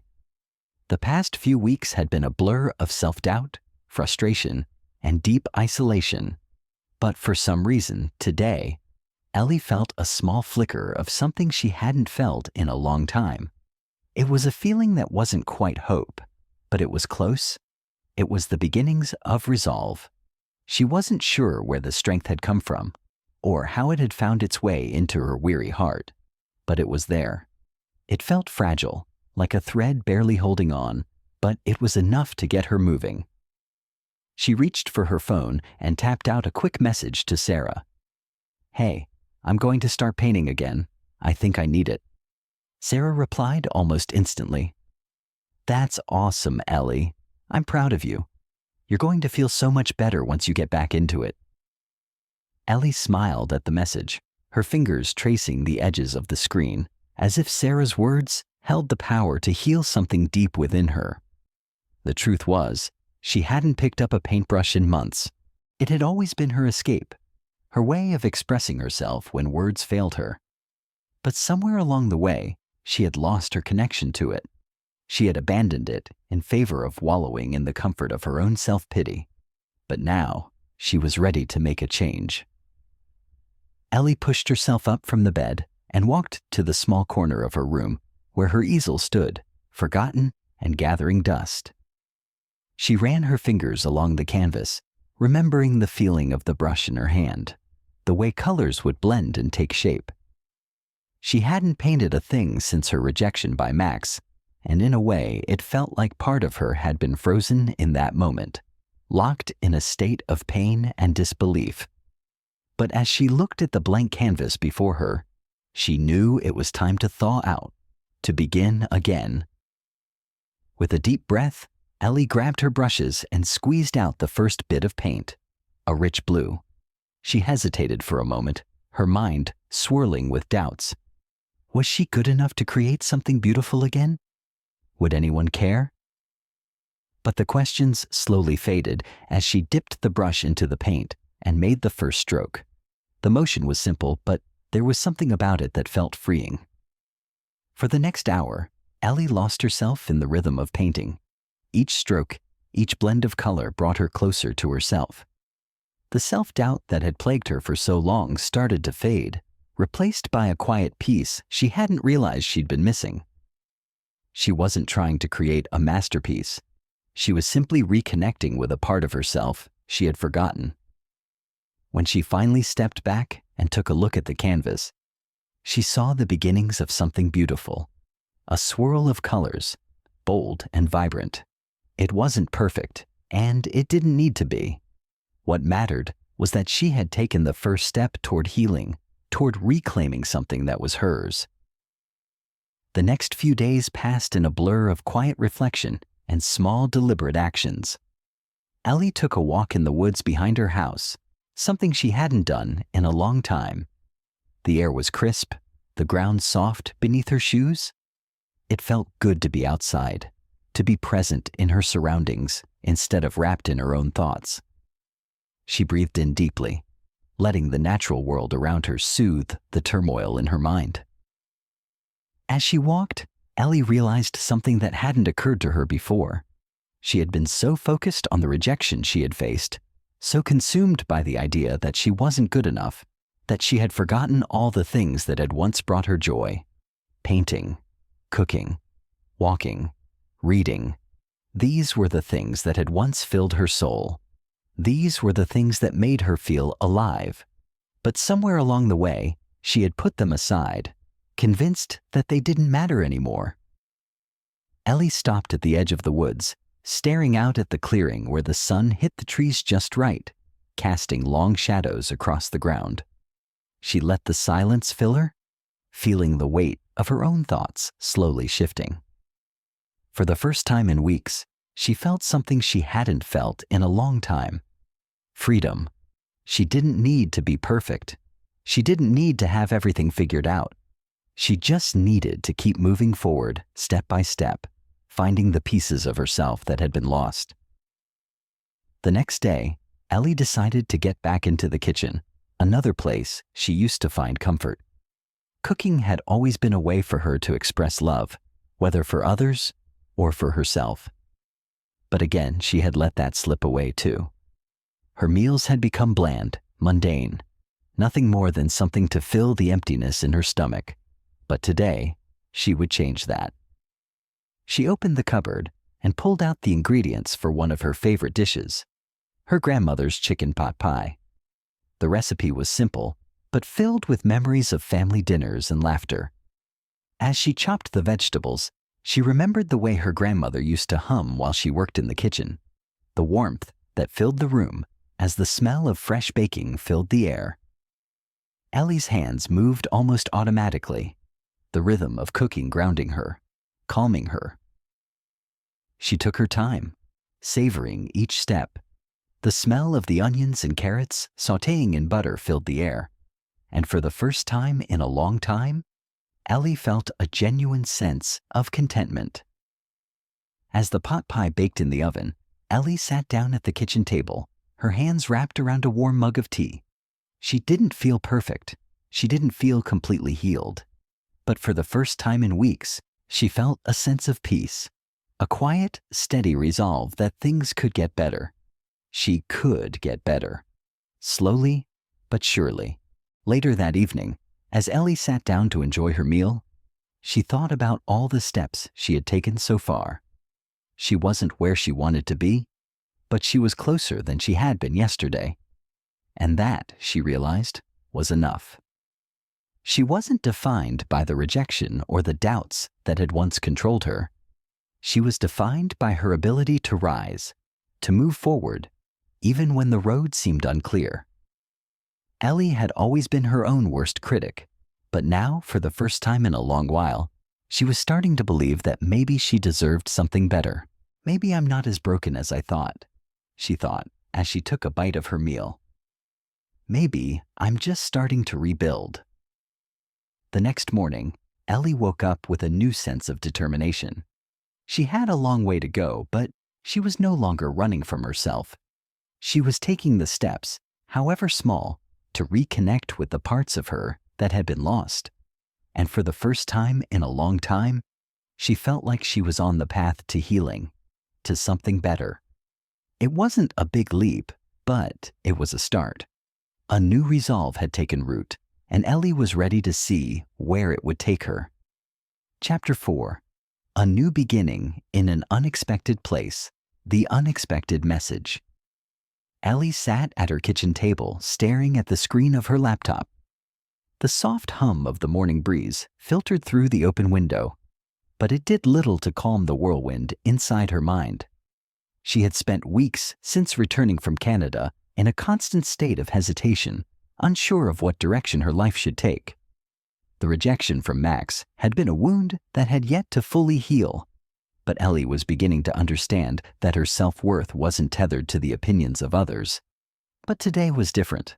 Today, Ellie found something unexpected in her inbox. An email. The subject line read, "A friendly hello."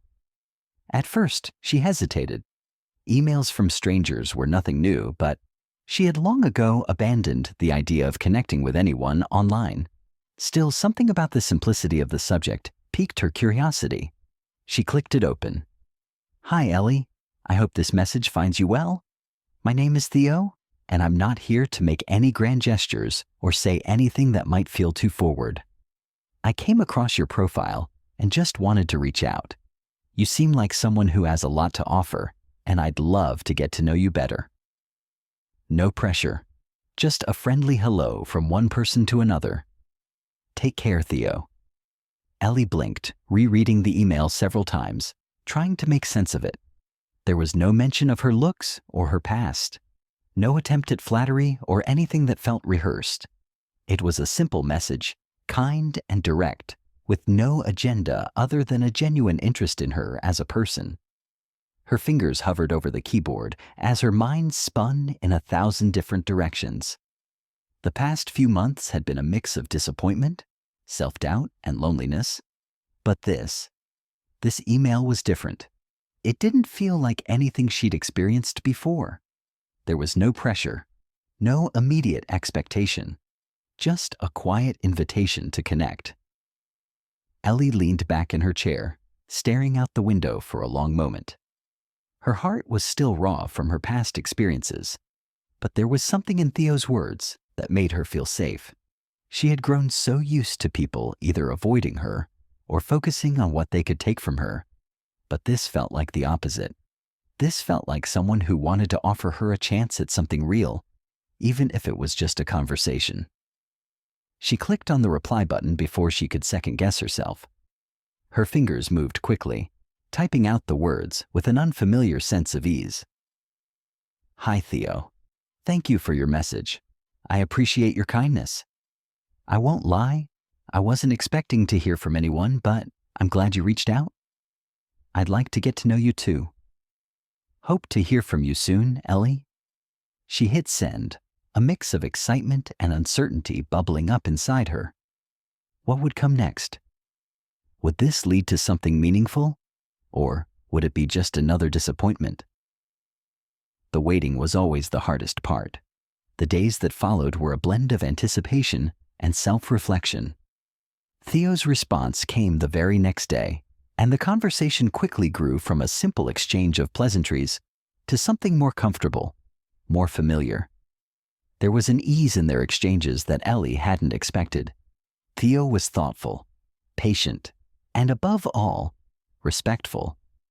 They talked about everything, from their favorite books to their childhood memories. Ellie found herself laughing more than she had in months, the sound of her own joy filling the empty spaces in her home.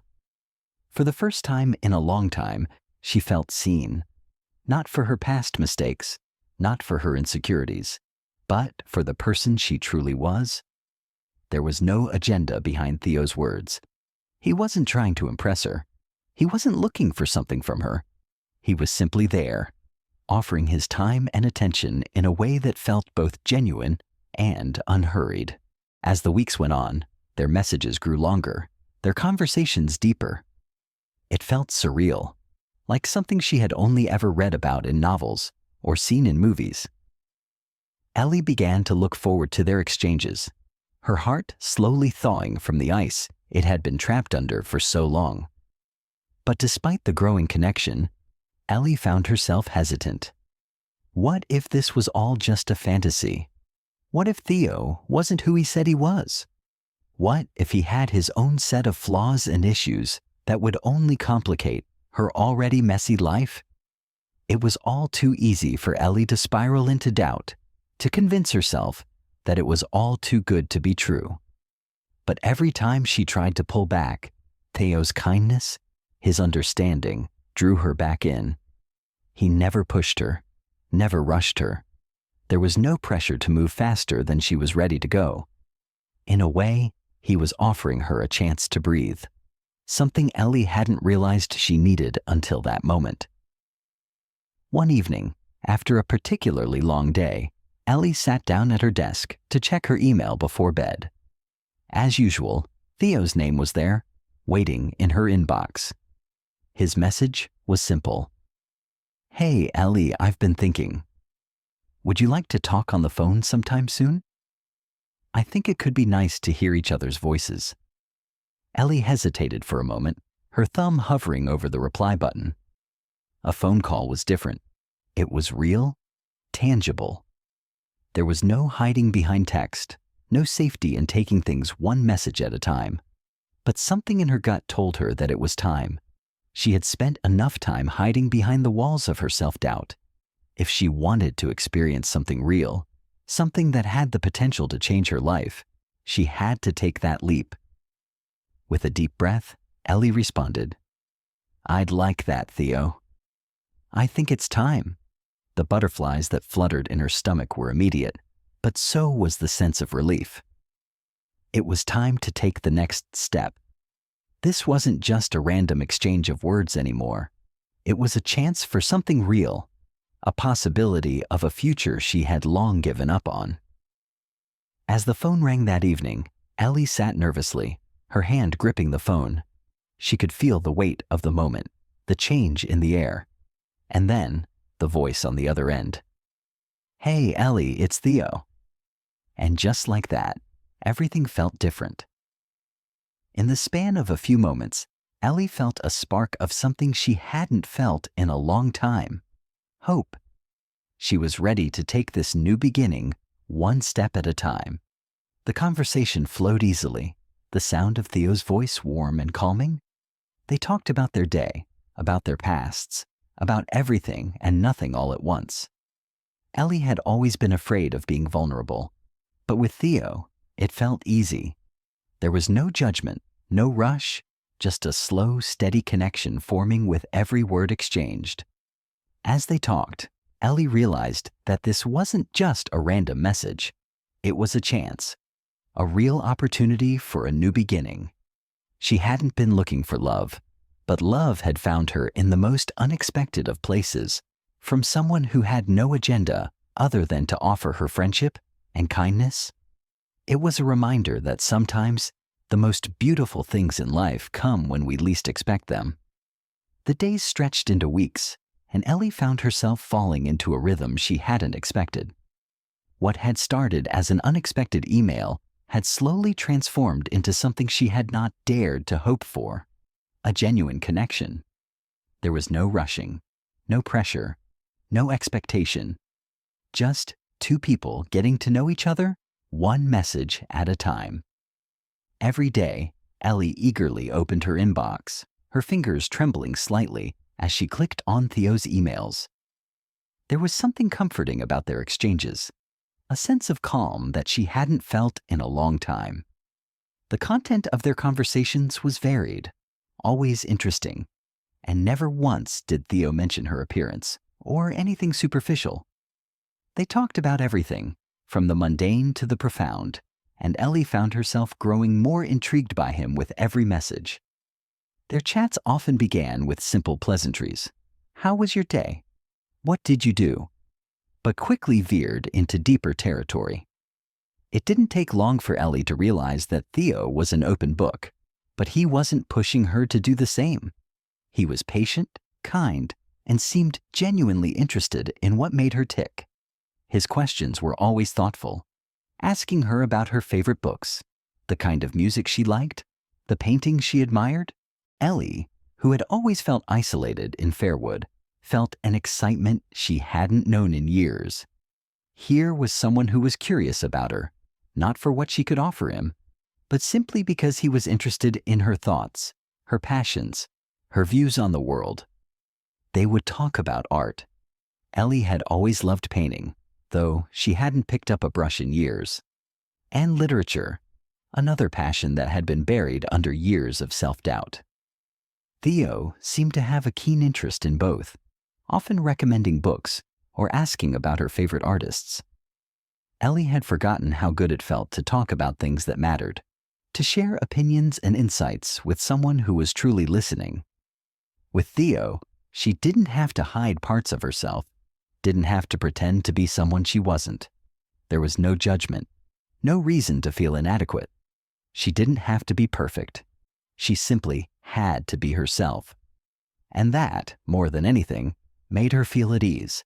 It was during one of these conversations that Ellie first mentioned her love for painting. She had always kept it to herself, embarrassed by the crude works she had created over the years. But Theo was different. He didn't laugh, didn't dismiss her. Instead, he asked to see some of her work.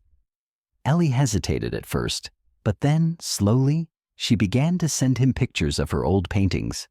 They were simple, abstract, full of color, but lacking the technical precision that most serious artists had. To Ellie's surprise, Theo didn't respond with criticism or indifference. Instead, he was full of praise. "I love how you use color," he wrote. "It's bold and full of emotion. You have a way of capturing the essence of things. Even if it's abstract, it's beautiful." For the first time in a long while, Ellie felt seen. Not for her appearance, not for what she could offer as a companion, but for something deeper, the way she expressed herself through art. She had always been too afraid to show anyone her work, terrified that it wasn't good enough. But Theo's words broke down that barrier, allowing her to embrace her creativity without fear. Soon after, their conversations began to revolve more and more around art. Ellie would share her latest work, whether it was a new painting or a sketch she had started. Theo, always encouraging, shared some of his favorite artists and pieces, teaching her about new forms of expression. He had an appreciation for art that was rare, and Ellie began to feel as though she were stepping into a world she'd long kept at arm's length. The discussions weren't limited to just painting, though. They expanded into literature, another subject that brought Ellie a sense of comfort. Ellie had always been an avid reader, but her love for books had been overshadowed by the constant noise in her life, work, social obligations, and her own spiraling self-doubt. But with Theo, reading became an adventure again. They shared books and recommended new authors, discussing their thoughts on themes and characters. Their chats about literature were like small journeys to different worlds, places Ellie had long forgotten existed. There was something almost magical about these conversations, something that didn't rely on superficiality or physical attraction. It was raw and real. Theo didn't need to see Ellie's face to know who she was. They didn't need to meet in person to share meaningful moments. It was the kind of connection that Ellie had always dreamed of, but had never found in the people around her. But as much as Ellie relished their conversations, part of her couldn't help but wonder, what happens when we do meet? She hadn't thought about it at first. Their chats had started as just an outlet, a distraction from her pain and the lingering doubts that had clouded her life. But now, with each passing day, she found herself imagining what it would be like to see Theo in person. Would the chemistry be as strong as it was through messages? Would their bond feel the same once they shared physical space? What if meeting face to face made everything feel awkward and unfamiliar? And yet, there was something in the way Theo spoke, in his warmth and consistency, that calmed her fears. He never rushed her, never pushed her to make any decisions. It was as though he understood her hesitations and gave her the space to navigate her emotions at her own pace. It was a luxury Ellie had never had in relationships before. For once, she didn't feel like she had to be perfect. With Theo, imperfection was something to be embraced, not feared. He had shown her that there was beauty in flaws, in vulnerability. It was refreshing, like a breath of fresh air after being trapped in a stifling room for far too long.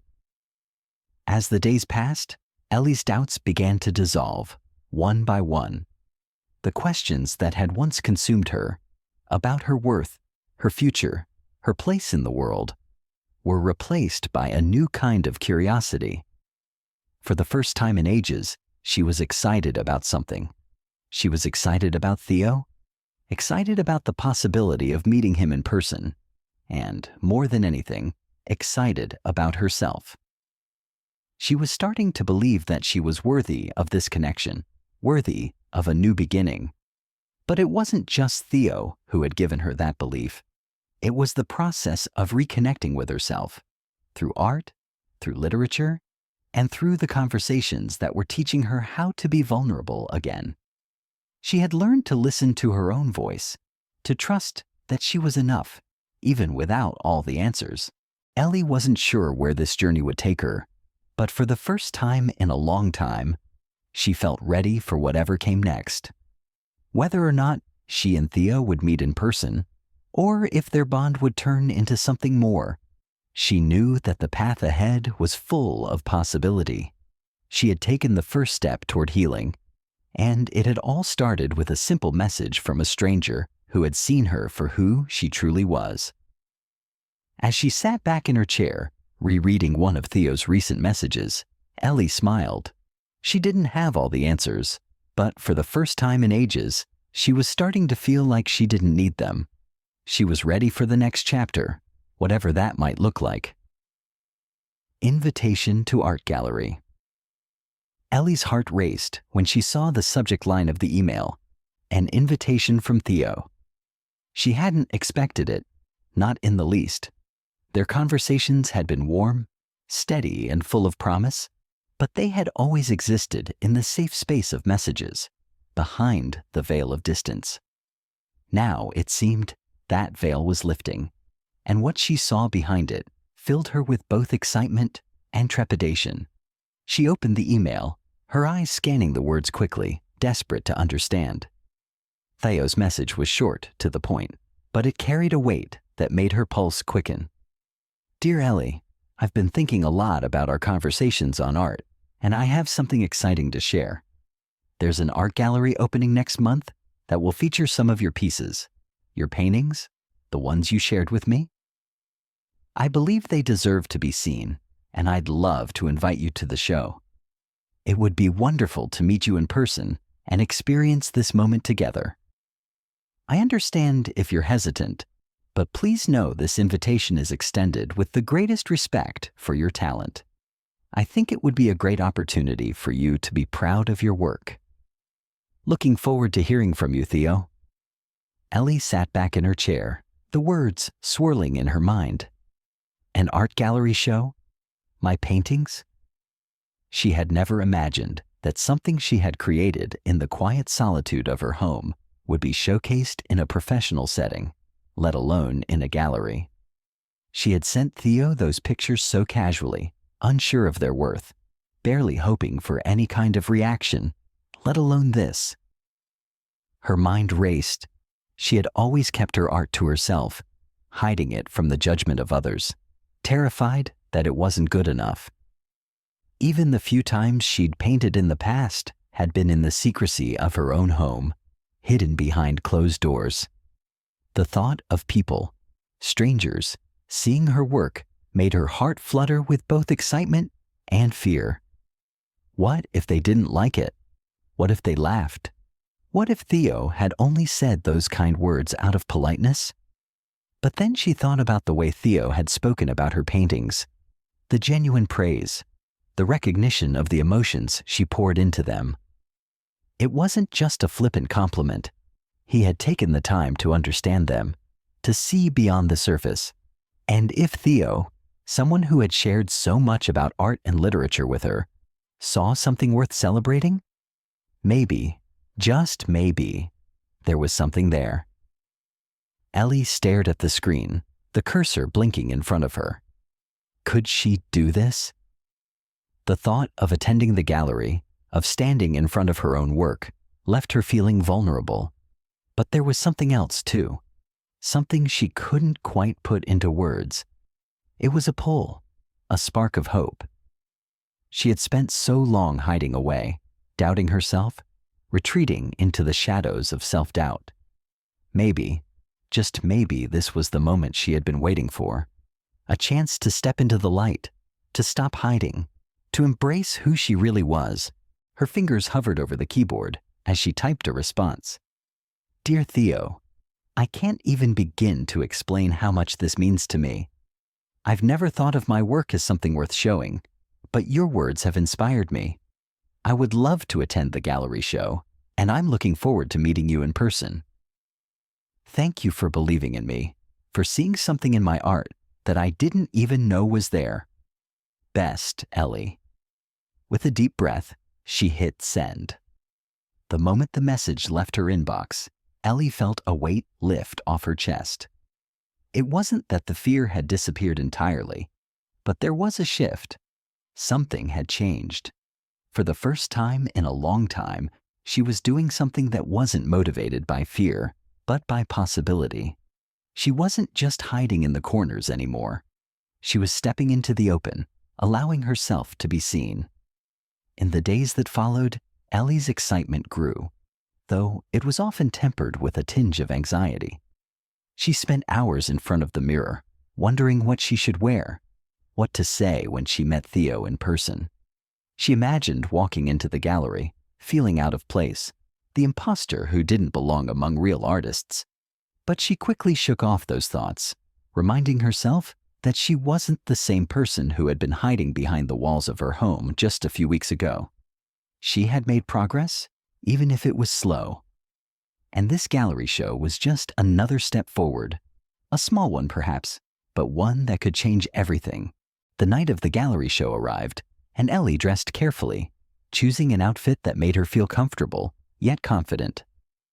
She didn't want to overthink it, didn't want to draw attention to herself, or feel like she was trying too hard. She wanted to feel at ease, to blend in with the crowd while still being able to hold her own. As she arrived at the gallery, Ellie felt a nervous flutter in her chest.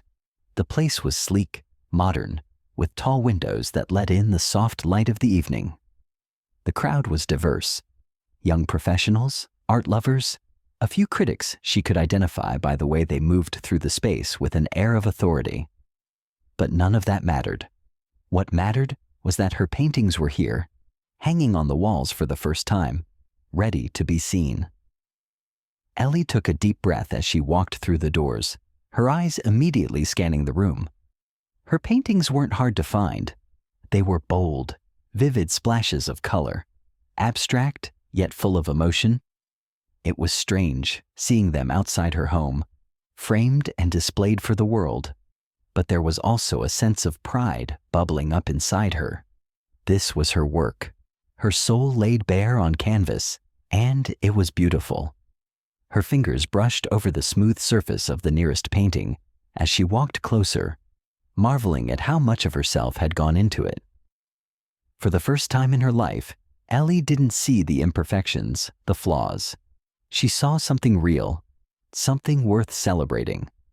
And then, as if by fate, she saw him. Theo stood across the room, a slight smile on his face as he studied one of her paintings. Ellie's heart skipped a beat. He looked just as she had imagined, tall with a calm, collected demeanor. But there was warmth in his eyes as he turned and caught sight of her. Ellie, he said, his voice soft, but carrying through the noise of the gallery. I'm so glad you could make it. Ellie smiled, feeling a mixture of nerves and excitement. This was it, the moment she had been waiting for. I'm really glad to be here, she replied, stepping forward. "Thank you for inviting me." Theo's eyes flickered to the paintings again. "Your work is incredible. I knew it would be." Ellie felt a wave of gratitude wash over her, and for the first time in ages, she allowed herself to believe it. She had stepped into this space, this new chapter, because of Theo's belief in her.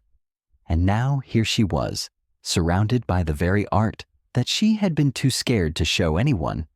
It felt like the beginning of something new, something that was all hers. And for the first time in a long time, Ellie didn't feel the weight of her doubts. She was exactly where she needed to be. A new kind of love. The gallery buzzed with the chatter of art enthusiasts and critics, the air alive with the hum of conversation and the clink of glasses. Ellie stood by her paintings, her nerves still simmering beneath the calm exterior. This wasn't how she imagined her first art show. She had expected a kind of dread, an overwhelming sense of exposure, but instead, she felt seen. For the first time in years, she wasn't hiding in the shadows of self-doubt. She wasn't questioning whether her work was good enough or if she was worthy of the spotlight. She was simply here, present, and proud of what she had created. She didn't know what to expect when Theo had invited her to this gallery. He had spoken so highly of her work, but part of her still wondered if it was all just kindness, the kind of encouragement given to make someone feel better, to avoid the uncomfortable truth that perhaps her art wasn't as special as she thought it was. But standing in the midst of her paintings, with people actually stopping to look, to admire, to discuss, Ellie realized something. Theo wasn't just being kind. He was seeing her, truly seeing her, and that felt better than anything she could have imagined. Her thoughts were interrupted when Theo walked up to her, his face lighting up as he approached. He wore a tailored suit that fit him effortlessly, a look of both ease and sophistication. He wasn't the kind of man who blended into the background. There was an air about him, an energy that was hard to ignore. But it wasn't arrogance, it was something deeper. Maybe it was the respect he had for the art, or maybe it was the kindness he exuded. "Ellie," he said with a smile that made her heart flutter, "I can't tell you how happy I am you're here." "I'm glad to be here, Theo," Ellie replied, her voice catching in her throat. It was strange how easily she could talk to him now, after everything they'd shared online. But in person, there was something more, something tangible between them that made their connection feel different from the start. Theo nodded toward one of the paintings she had always considered one of her favorites, the abstract piece she'd painted in a quiet moment of reflection. "This one," he said, pointing to it. "It's got a certain depth. I can feel it. It's raw in a way that most people shy away from." Ellie followed his gaze, the familiar painting suddenly looking different under his attentive eyes. She'd always been afraid that it was too much, too honest, too vulnerable. But Theo's words made it feel like a strength. The piece wasn't an accident. It was a piece of her, a reflection of all the emotions she had kept buried for so long. And Theo understood that without her having to explain it. "Thank you," Ellie said softly, feeling her cheeks flush. The praise felt so real coming from him. She had always wondered if people saw through her art, saw her pain, her joy, her struggles. But Theo, he saw it all. "Do you mind if we step outside for a bit?" Theo asked, his tone casual, but there was something in his eyes that made Ellie agree without a second thought. Maybe it was the way he looked at her, with a quiet intensity that left her feeling understood without the need for words. "Of course," Ellie replied, her voice barely above a whisper. "Lead the way."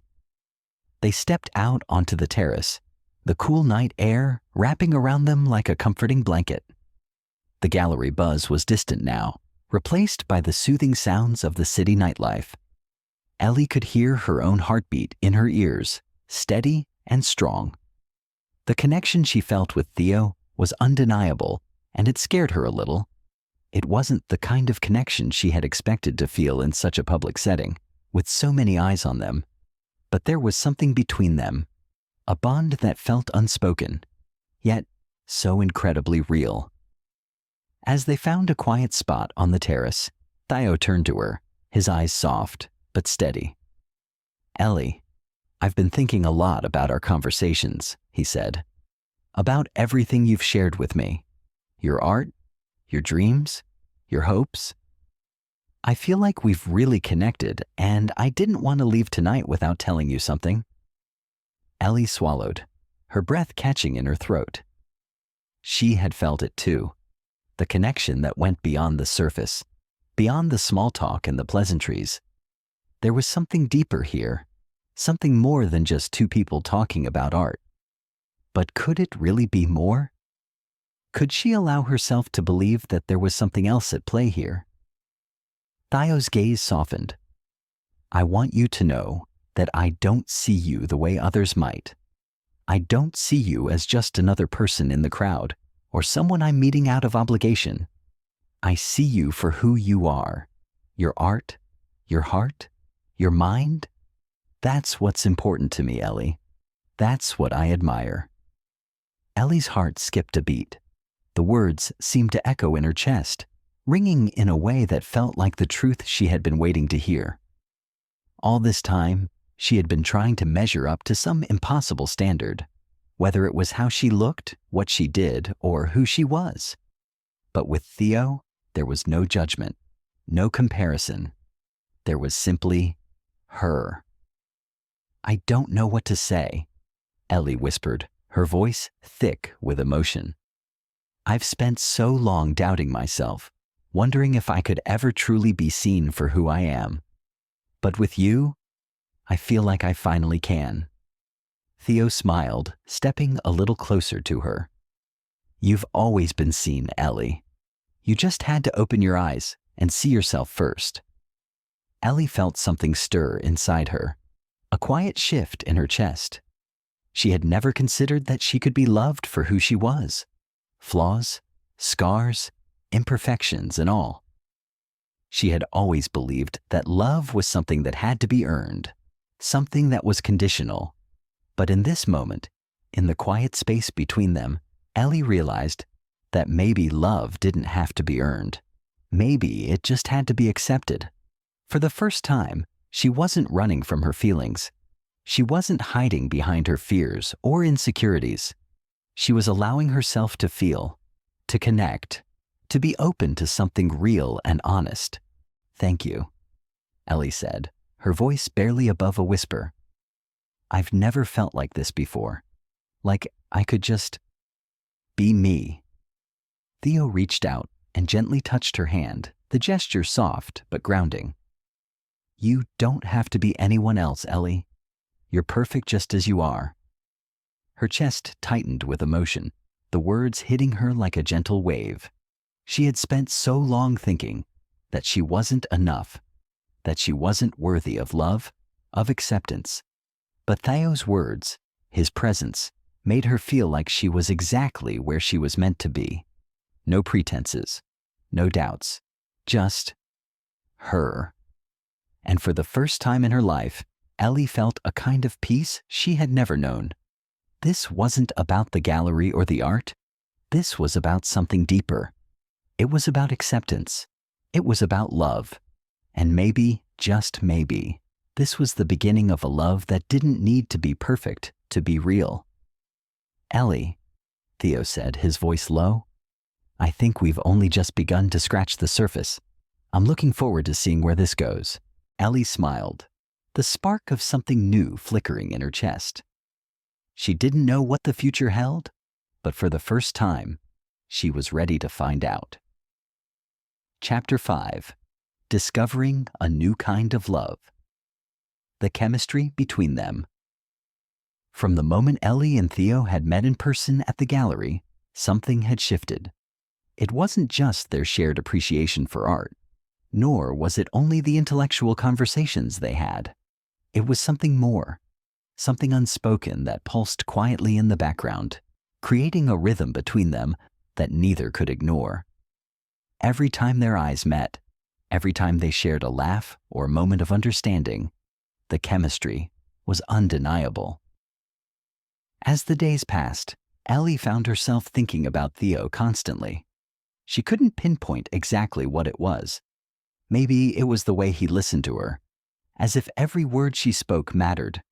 Or perhaps it was the way he made her feel, like she was the only person in the room, even when there were dozens of others around. Whatever it was, Ellie couldn't deny the pull she felt when he was near. It was a connection that felt organic, like the beginning of a new chapter in her life. They had started spending more time together, first meeting for coffee, then for long walks through the city, and eventually, quiet dinners at small, intimate restaurants. Each moment spent with him felt like a gift, and Ellie couldn't help but wonder how she had gone so long without this kind of genuine connection in her life. In Theo, she found not just a romantic interest, but a partner in conversation, a companion who shared her passions and dreams. One evening, as they walked along the waterfront, Theo turned to her with a smile that was both warm and mischievous. "I've been thinking about something, Ellie," he said, his voice light, but with an underlying seriousness that caught her attention. "We've talked about so many things over the last few weeks, but there's one question I've been dying to ask you." Ellie raised an eyebrow, intrigued. "What's that?" Theo stopped walking for a moment, his gaze locking with hers. "If you could wake up tomorrow with any one thing in your life changed, what would it be?" Ellie took a deep breath, considering his question. It wasn't a simple one, and it wasn't something she had ever really stopped to think about. Most people would have answered with something superficial. More money, more fame, more success. But Ellie wasn't like most people. She thought about it for a moment longer, her fingers lightly brushing against the sleeve of Theo's jacket as they stood side by side. "I think," Ellie started, her voice soft, "I think I'd want to wake up tomorrow with the courage to stop second-guessing myself all the time, to not be so afraid of being vulnerable, of being seen for who I really am." Theo smiled, a slow, understanding smile that made Ellie's heart race. "You know," he said thoughtfully, "you don't have to wait until tomorrow to start doing that. You've already started." The sincerity in his words made Ellie's heart skip. She had spent so many years hiding parts of herself from the world, from everyone, even from herself. But with Theo, she felt like she could finally begin to let those walls down. Slowly, surely, she was opening up in a way she never had before. She had spent so long believing she wasn't worthy of real love, of true acceptance, but here was Theo, a man who saw her, understood her, and wasn't trying to change her. In fact, he seemed to embrace everything about her, the good, the bad, and the complicated. "I've been thinking about that too," Ellie admitted, her voice a little more tentative now. "I've spent so much time hiding, trying to be what I thought other people wanted me to be, and it's exhausting. But with you, I don't feel like I have to do that. I can just be myself." Theo's expression softened as he reached out, gently tucking a strand of hair behind her ear. "That's because I want you to be you, the real you, not some version of yourself that you think the world will accept. You don't have to change for anyone, Ellie. Not for me, not for anyone." Ellie felt a lump form in her throat at his words. She had spent so many years feeling like she wasn't enough, that the version of herself she had been showing the world wasn't good enough to deserve love. But with Theo, it felt different. He wasn't trying to mold her into something she wasn't. He was accepting her as she was, flaws and all, and in that acceptance, Ellie felt freer than she had in years. They continued walking along the waterfront, their pace slow and steady, as though they had all the time in the world. The sound of the water lapping against the shore provided a peaceful backdrop to their conversation, but it was the quiet moments between words that Ellie cherished the most.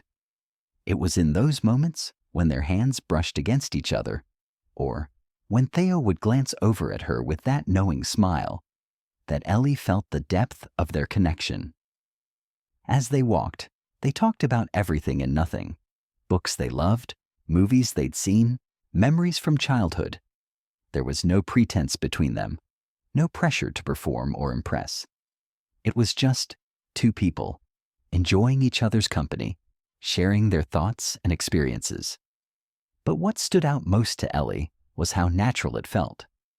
With Theo, there were no games, no hidden agendas. There was only honesty, vulnerability, and respect. She had never felt this way with anyone else, not in the past, not with the men she had tried to build relationships with. With them, there was always a sense of expectation, of trying to fit into a mold. But with Theo, there was only acceptance, and it made her heart swell with hope. As the evening wore on, they arrived at a small park bench overlooking the water. The sky had darkened, the stars twinkling faintly overhead, and the city lights reflected off the surface of the water in shimmering streaks. Theo sat down first, and Ellie joined him, her heart beating faster as they settled side by side. They didn't speak at first. There was no need to. The quiet was comfortable, a perfect companion to the connection they shared. After a few moments, Theo spoke again, his voice low and serious. "Ellie, I don't know where this is going, but I do know one thing. I don't want to lose what we have, what we've built, this connection. It's something I've been searching for without even realizing it." Ellie turned to face him, her heart in her throat. "I don't want to lose it either, Theo. This feels real, and I haven't felt like this in so long." Theo took her hand in his fingers gently curling around hers. "Then let's not let it slip away," he said, his gaze never leaving hers. "Let's see where this goes, one step at a time. No rush, no pressure, just two people who found something real." Ellie felt a surge of emotion rise in her chest. This wasn't just another fleeting connection. This wasn't a love that was built on superficial attraction or temporary infatuation. It was deeper than that. It was real, raw, and true. And for the first time in a long time, Ellie allowed herself to believe that maybe, just maybe, this was the kind of love she had been waiting for. "Together," Ellie whispered, squeezing his hand. "One step at a time." Theo smiled, his eyes softening as he leaned in closer. "Together." And in that moment, Ellie knew that her life had changed forever. She had discovered a new kind of love, one that was built on trust, understanding, and the courage to be vulnerable.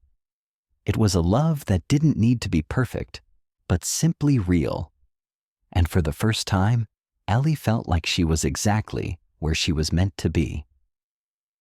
Breaking through insecurities. Ellie sat by the window, staring out at the view.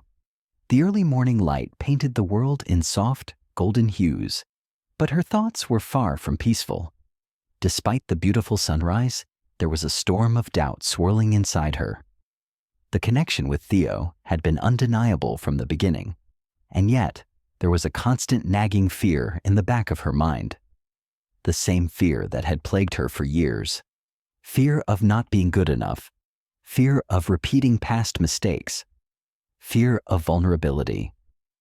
She had never let herself fully trust anyone, especially when it came to love.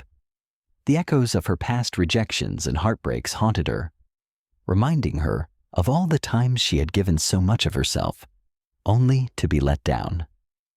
Her ex-fiancé, the man she had thought she'd spend the rest of her life with, had turned out to be someone entirely different from the person she had believed him to be.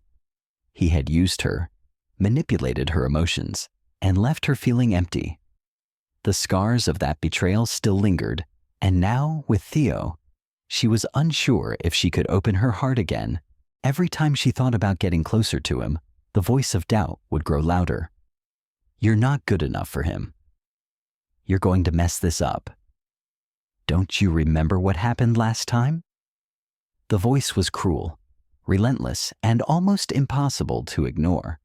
She had done everything she could to push it aside, to focus on the beauty of what she and Theo were building together. But those old insecurities never fully disappeared. She thought about the way Theo had made her feel, the way he saw her for who she really was. It had been so long since anyone had looked at her with such understanding and patience. But still, the fear of losing him or being hurt again lingered. She couldn't shake the feeling that she wasn't deserving of this love, that perhaps she was simply waiting for the other shoe to drop. Theo was everything she had ever wanted: kind, thoughtful, patient, and honest. He had never once made her feel as though she had to be anything other than herself. In his presence, she felt safe, seen, and valued in a way that she had never experienced before. And yet, Ellie couldn't help but wonder, was this too good to be true? She had been down this road before, and it had ended in heartbreak. Was she making the same mistake again by allowing herself to fall for someone so quickly? Sitting there, staring out at the calm morning, Ellie tried to sort through her emotions. She realized that her fear wasn't just about Theo. Her fear was about herself. She was afraid that she wouldn't be able to love him the way he deserved. She was afraid that her past wounds would come to the surface and sabotage the relationship. It wasn't just about him. It was about her own inability to trust in love, to trust in herself. The weight of her insecurities was suffocating. They clung to her like a heavy cloak, making it difficult to breathe, to think clearly. She had spent so many years questioning her worth, comparing herself to others, wondering if she was too much or not enough. She had spent so much of her life second-guessing herself that now, when she had finally found something real, she couldn't help but wonder if she was capable of truly embracing it. Ellie's thoughts were interrupted by a soft knock on the door. She looked up, startled, and saw Theo standing in the doorway, his expression gentle and understanding. He had a way of showing up at just the right moment, as if he could sense when she needed him the most. He wasn't demanding her attention or forcing her to open up. He simply existed, offering his presence as a comfort. "Hey," he said, his voice warm and calm. "Mind if I join you?" Ellie smiled faintly and gestured for him to come in. She had been so lost in her own head that she had almost forgotten about him. "Of course. Sorry, I've just been thinking." Theo nodded and sat down beside her, his gaze searching her face. "I can tell," he said softly. "You seem a million miles away." Ellie chuckled, though it felt more like a nervous laugh than anything else. She hadn't meant to shut him out, but her mind had been running in circles and she hadn't known how to stop it. "I guess I've just been battling with some old insecurities," she admitted, her voice quiet. "I'm scared. I keep wondering if I'm enough for you. I don't want to mess this up." Theo's eyes softened and he reached out, gently taking her hand in his. "Ellie," he said, his voice firm but kind. "I don't want you to ever feel like you have to be someone you're not for me. I like you exactly as you are. I've never once looked at you and thought you were anything less than perfect. I don't want you to doubt that. You are enough. You're more than enough." Ellie felt the warmth of his words seep into her chest, but the self-doubt didn't fade entirely. It wasn't that she didn't believe him. She did. But the scars from her past were deeply ingrained, and it wasn't so easy to simply let them go. "I don't know if I can trust myself, Theo. I've been hurt before, and I've hurt people before. What if I can't give you what you deserve? What if I end up doing the same thing again?" Theo didn't hesitate. He squeezed her hand, his gaze steady. "I'm not asking for perfection, Ellie. I'm asking for you. I'm asking for your heart, for your honesty, and for your willingness to try. That's all I need, and I'll be right here taking this journey with you, one step at a time." His words were like a balm to her soul. She had spent so many years thinking she needed to be perfect, thinking she needed to have all the answers before she could be loved. But Theo wasn't asking for that. He wasn't asking her to be anyone other than who she was in that moment. He just wanted her real, vulnerable self. And that thought terrified her as much as it soothed her. "I don't know if I can let go of these insecurities," Ellie whispered, her voice shaky. "But I want to try. For you. For us." Theo smiled gently, leaning in closer. "You don't have to let go of everything at once. We'll go at your pace, Ellie. But I'm here for you. And I always will be." In that moment, Ellie realized something important. She didn't have to fight her insecurities alone. She didn't have to carry the weight of her past mistakes on her shoulders any longer. With Theo by her side, she had the chance to heal, to grow, and to trust in the love they were building together. And even though the fear still lingered in the corners of her mind, she knew that with each passing day, it would become a little easier to push it aside. "Thank you," she said softly, squeezing his hand in return. "For being patient with me. For seeing me." Theo kissed her forehead gently. "You don't have to thank me, Ellie. I see you, and I'm not going anywhere." And for the first time in a long time, Ellie believed it. She believed in the love they had, in the possibility of a future together, and in herself. Theo's patience. The early spring morning was cool, the sky painted in shades of lavender and soft pink. Ellie stood on the balcony, staring out at the quiet streets below. Her thoughts, as usual, were a whirlwind of emotions. It was as if the world had shifted for her in the last few months. The loneliness that once enveloped her had begun to dissipate, replaced by something new, something uncertain but promising. She had discovered a new kind of love, one that was slower, quieter, and yet infinitely more profound than anything she had ever known. Her relationship with Theo had developed differently than any of her previous ones. With Theo, there was no rush, no expectation of instant intimacy or fast-tracked milestones. Everything about them was gradual, like a carefully constructed painting, each stroke adding depth and complexity. And for the first time in her life, Ellie didn't feel pressured to become someone else to fit someone else's mold of who she should be. Theo had a way of listening that Ellie found both comforting and perplexing. When they talked, there was no judgment, no agenda, just an open space where Ellie could be completely herself. She wasn't the polished, perfect woman that she had once tried so hard to be. Instead, she was just Ellie, and that was enough for him. Theo's patience was unlike anything Ellie had ever experienced. In the past, love had felt rushed, fueled by desire, fleeting attraction, and a need to fulfill some external standard. With Theo, it was about something deeper, something slower, more intentional. He didn't expect her to be perfect. He didn't need her to be a certain way, nor did he try to mold her into his ideal. Instead, he gave her the freedom to be who she was, flaws and all. Ellie often found herself reflecting on the way Theo made her feel. There was no pressure to be someone she wasn't, and that, in itself, was liberating. She had spent so many years in relationships that demanded performance, where love was a checklist of behaviors and accomplishments. But with Theo, there was no checklist, no requirements beyond being authentic. She had confided in him about her insecurities, her fears, and the pieces of herself that she had hidden away for so long. And every time, Theo listened with the same quiet understanding. He never made her feel like she was a burden, never acted as if her past wounds were something to be fixed.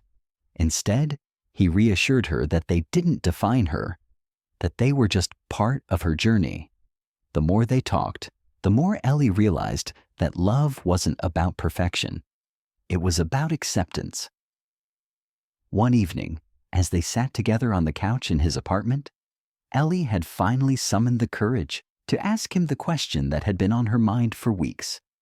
She had noticed how patient Theo was with her, how every moment spent together seemed to slow down, as if time itself was willing to wait for them. It was a feeling she had never known before. "You're so patient with me," Ellie said, her voice soft. "Why? I don't understand it. I don't even know how to be patient with myself, and yet you seem to have so much of it for me." Theo looked at her, his eyes warm, and for a moment, he didn't answer. Instead, he leaned back against the arm of the couch, his fingers brushing the side of her hand. "Because you're worth it," he said simply. "You've been through a lot, Ellie, and I don't expect you to just get over it or change overnight. I want to be here for the long haul, and I'm willing to take things at your pace." Ellie looked down at their intertwined fingers, the weight of his words sinking in. She had spent so long doubting her worth, believing that love could only exist under certain conditions: quick, spontaneous, fiery. But Theo had taught her that love could be patient. It could grow slowly, nurtured by trust and care, not rushed or forced. For the first time in her life, Ellie felt like she didn't have to prove anything to be loved. She wasn't just a project to be fixed, a broken soul to be mended. With Theo, there was no pressure to perform, no need to be anything more than the person she was in that moment. He loved her for who she was, with all her doubts, her insecurities, and her scars. And that, Ellie realized, was the truest form of love she could have ever hoped for. There was a certain comfort in knowing that Theo was willing to take his time with her, to walk beside her as she navigated the complexities of her past and present. He never tried to rush her into decisions or force her into emotional intimacy. Instead, he let their relationship unfold naturally, in its own time, on its own terms. He trusted her to take the lead when she was ready, and he was always there when she needed him. Ellie had never been one to open up easily. She had always felt the need to keep a part of herself hidden, a small piece of her heart that she was too afraid to share. But with Theo, that barrier started to crumble. He didn't push her to speak before she was ready, but he made it clear that whenever she was ready, he would be there to listen without judgment. One afternoon, when Ellie had felt especially vulnerable, she found herself sitting beside Theo, talking about her past in ways she had never done before. She spoke about her childhood, her strained relationship with her adoptive parents, and the loneliness that had followed her throughout her life. She had always been afraid that these parts of her would make her unlovable, that her history would be a deal breaker for anyone who might want to be with her. But Theo didn't flinch. He simply listened, nodding in understanding as she spoke, his presence grounding her. "I've never told anyone all of this before," Ellie confessed, her voice barely above a whisper. "I've never let myself be this vulnerable." Theo looked at her with such tenderness that it took her breath away. "I'm honored that you're sharing this with me," he said softly. "You don't have to hide any part of yourself, Ellie. I accept you for who you are, every part of you. Your past, your mistakes, your fears. None of that changes how I feel about you." Ellie's heart swelled with emotion, and for the first time in a long time, she felt truly seen. Not for her appearance, not for what she had accomplished, but for the person she was at her core. She realized that the love they were building wasn't based on superficial things. It was grounded in mutual respect, understanding, and acceptance.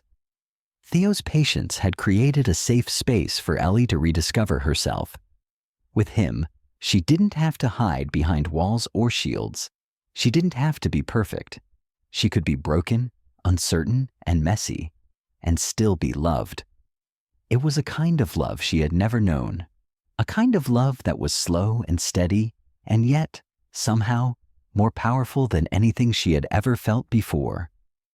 As the days passed, Ellie found herself slowly letting go of the self-doubt that had once consumed her. She was no longer afraid to take risks in love, to open her heart, to trust that she was worthy of something real. And with each passing moment, she realized that Theo's patience wasn't just a gift. It was the foundation of a love that would last. Opening up the walls. Ellie had carefully built around her heart, had always felt like a fortress. For years, they had been her protection, her defense against the pain of rejection, disappointment, and betrayal. But as her relationship with Theo deepened, she began to realize that these walls, while they kept the hurt out, had also kept love at a distance. Love, she had learned, couldn't thrive in isolation. It needed the freedom to grow, to be nurtured in the light of trust, honesty, and vulnerability. At first, Ellie had been reluctant to let anyone too close. Her heart had been wounded by rejection before, and she feared the same would happen again.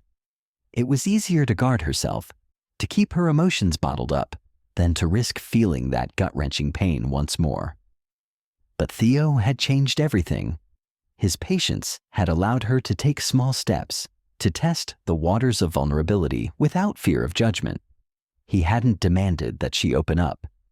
Instead, he had simply shown her that he was safe, that he was someone who could be trusted with the fragile pieces of her heart. And slowly, Ellie began to let go. The process wasn't instantaneous.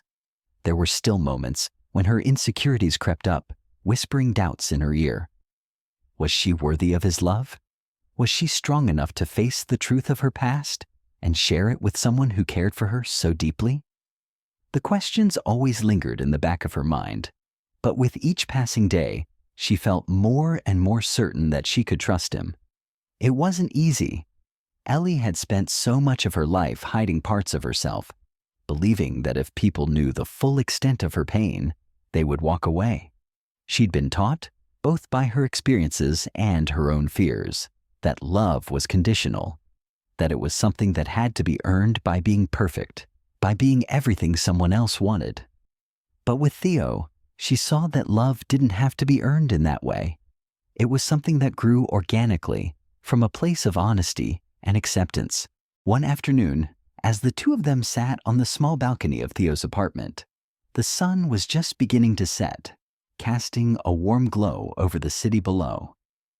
Ellie leaned against the railing, her gaze fixed on the horizon, her mind still swirling with the thoughts she had been trying to keep at bay. She had been thinking about her past again, about the mistakes she had made, the people who had hurt her, and the moments when she had felt truly lost. Theo had been unusually quiet, a rare moment of stillness between them.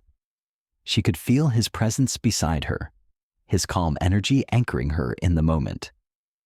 It was in these silences Ellie realized that she felt the most connected to him. He didn't need to fill the space with words. He simply was, and that was enough.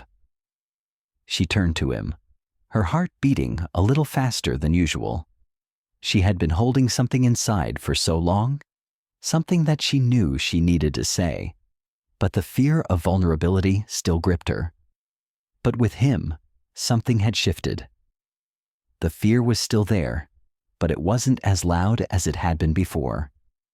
"I've never told anyone this before," Ellie began, her voice barely above a whisper. "But sometimes I feel like I'm broken, like there's something wrong with me. I've been through so much, and I don't know how to move past it. There are times when I just want to shut myself off from everyone, because I'm scared that if people really knew the real me, they'd leave. They'd see how damaged I am." Theo's expression softened, and he reached out, placing his hand gently over hers. There was no rush in his touch, just an unwavering sense of presence, of support. He didn't interrupt her. He simply waited for her to continue. "I've spent so many years trying to be perfect," Ellie continued, her voice trembling slightly. "Trying to be everything everyone else wanted me to be. because I thought that's what I had to do to be loved. But every time I tried, I felt like I was failing. And now I don't even know who I am without all those expectations." Theo squeezed her hand, his thumb brushing over her knuckles in a way that made her feel safe, like she wasn't alone. "Ellie, you don't have to be perfect for me. You don't have to try to be anything other than who you are. I'm not here because of some ideal version of you. I'm here because I love you for everything that you are." Ellie's breath caught in her throat. She had never heard those words before, not in the way Theo said them. They were simple, yet they carried so much weight. He wasn't offering her love based on conditions. He wasn't asking her to change or to be someone she wasn't. He loved her in all her imperfections, in all the broken pieces that she had tried to hide from the world. "I'm scared, Theo," Ellie admitted, her voice barely a whisper. "Scared that if I let you see all of me, you'll leave. Scared that you'll look at me and realize I'm not worth it." Theo shook his head slowly, his eyes never leaving hers. "Ellie, if I wanted someone else, I wouldn't be here. I want you. All of you. The parts that are strong, the parts that are fragile, the parts that are still healing. I love you because you're you, not because of some idea of who you should be." Ellie felt something shift deep inside her, a weight she hadn't even known she was carrying, lifting off her shoulders. For the first time in her life, she realized that she didn't have to be afraid of love. She didn't have to hide the messy parts of herself in order to be accepted. With Theo, she didn't need to prove her worth. She simply had to be herself. The silence between them stretched on for a moment, but it wasn't uncomfortable. It was the kind of silence that spoke volumes, the kind that was full of understanding and trust. "I'm trying," Ellie said quietly, her voice more steady now. "I'm trying to let go of all the fear, to stop doubting myself." Theo nodded. "And I'm here every step of the way. You don't have to do this alone, Ellie." Ellie smiled, her heart swelling with a warmth she hadn't felt in years. For the first time in a long time, she felt truly seen. She felt loved, not for who she could be, but for who she was right now. She didn't have to hide her past, her mistakes, or her insecurities. She could be vulnerable, and that vulnerability wasn't a weakness. It was the key to a deeper, more authentic connection. As the sun dipped below the horizon, Ellie felt a sense of peace she hadn't known before. The future was still uncertain, but for the first time, she didn't feel afraid. She knew that whatever came next, she wouldn't have to face it alone. And that was enough. Chapter 6. A Test of Strength. Old Wounds. Resurface. Ellie had thought she had left her insecurities behind. After months of opening up to Theo, of letting herself believe in the possibility of true love, she had begun to heal. The fear of being unworthy, the voice that told her she wasn't enough, had slowly faded into the background. But like old ghosts that refused to stay buried, those insecurities resurfaced when she least expected them. It started innocently enough during one of the many conversations she had with Theo about their future. They had been discussing their plans for the next few months when he mentioned an old friend, Natalie. She was someone from his past, someone he had known for years. The way Theo spoke about her was respectful, warm even, but Ellie couldn't ignore the knot that began to form in her stomach. The more he talked, the more Ellie found herself focusing on the little details. The way Theo's eyes lit up when he spoke about their shared memories. The way he described her with such affection. It wasn't anything overtly romantic, but for Ellie, it felt like a sharp reminder of her own inadequacies. Natalie was beautiful, confident, outgoing. She was the type of woman who seemed to have it all together, the kind of woman who never seemed to struggle with self-doubt.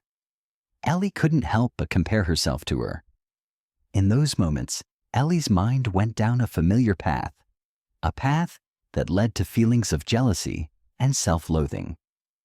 She thought of the way Natalie must glide through life with ease, always surrounded by friends, always looking perfect.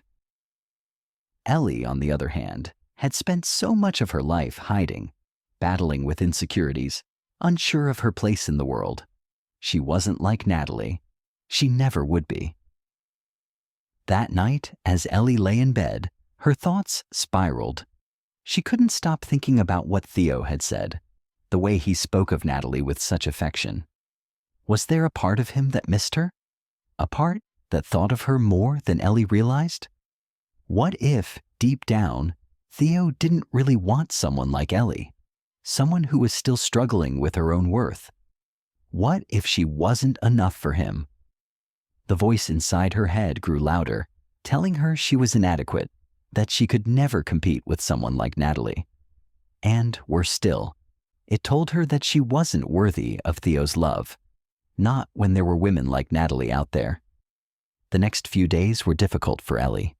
She found herself withdrawing from Theo, avoiding the deeper conversations they had once shared so easily.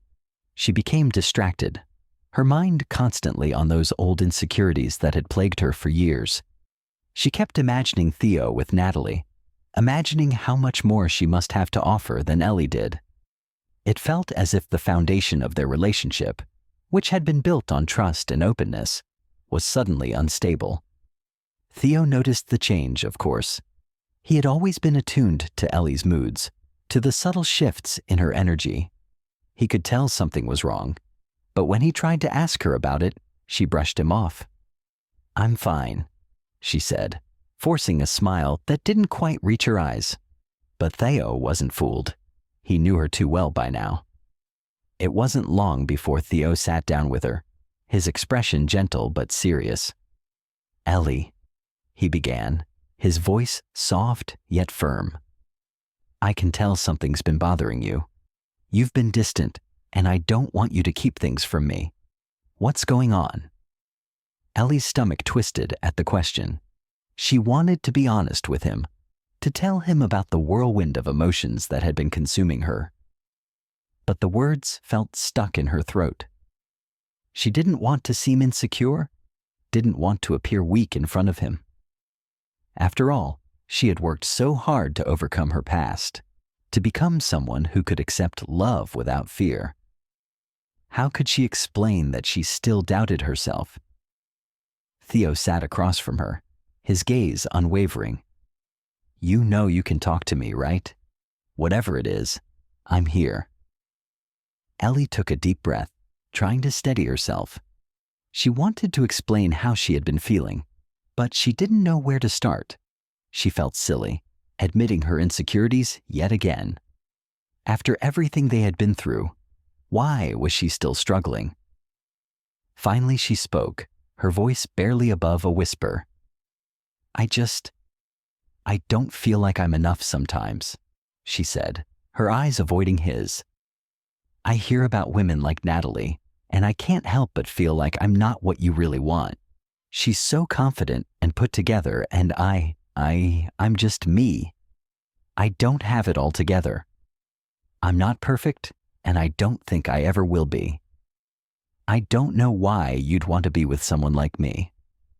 The silence that followed was heavy, and Ellie immediately regretted saying anything at all.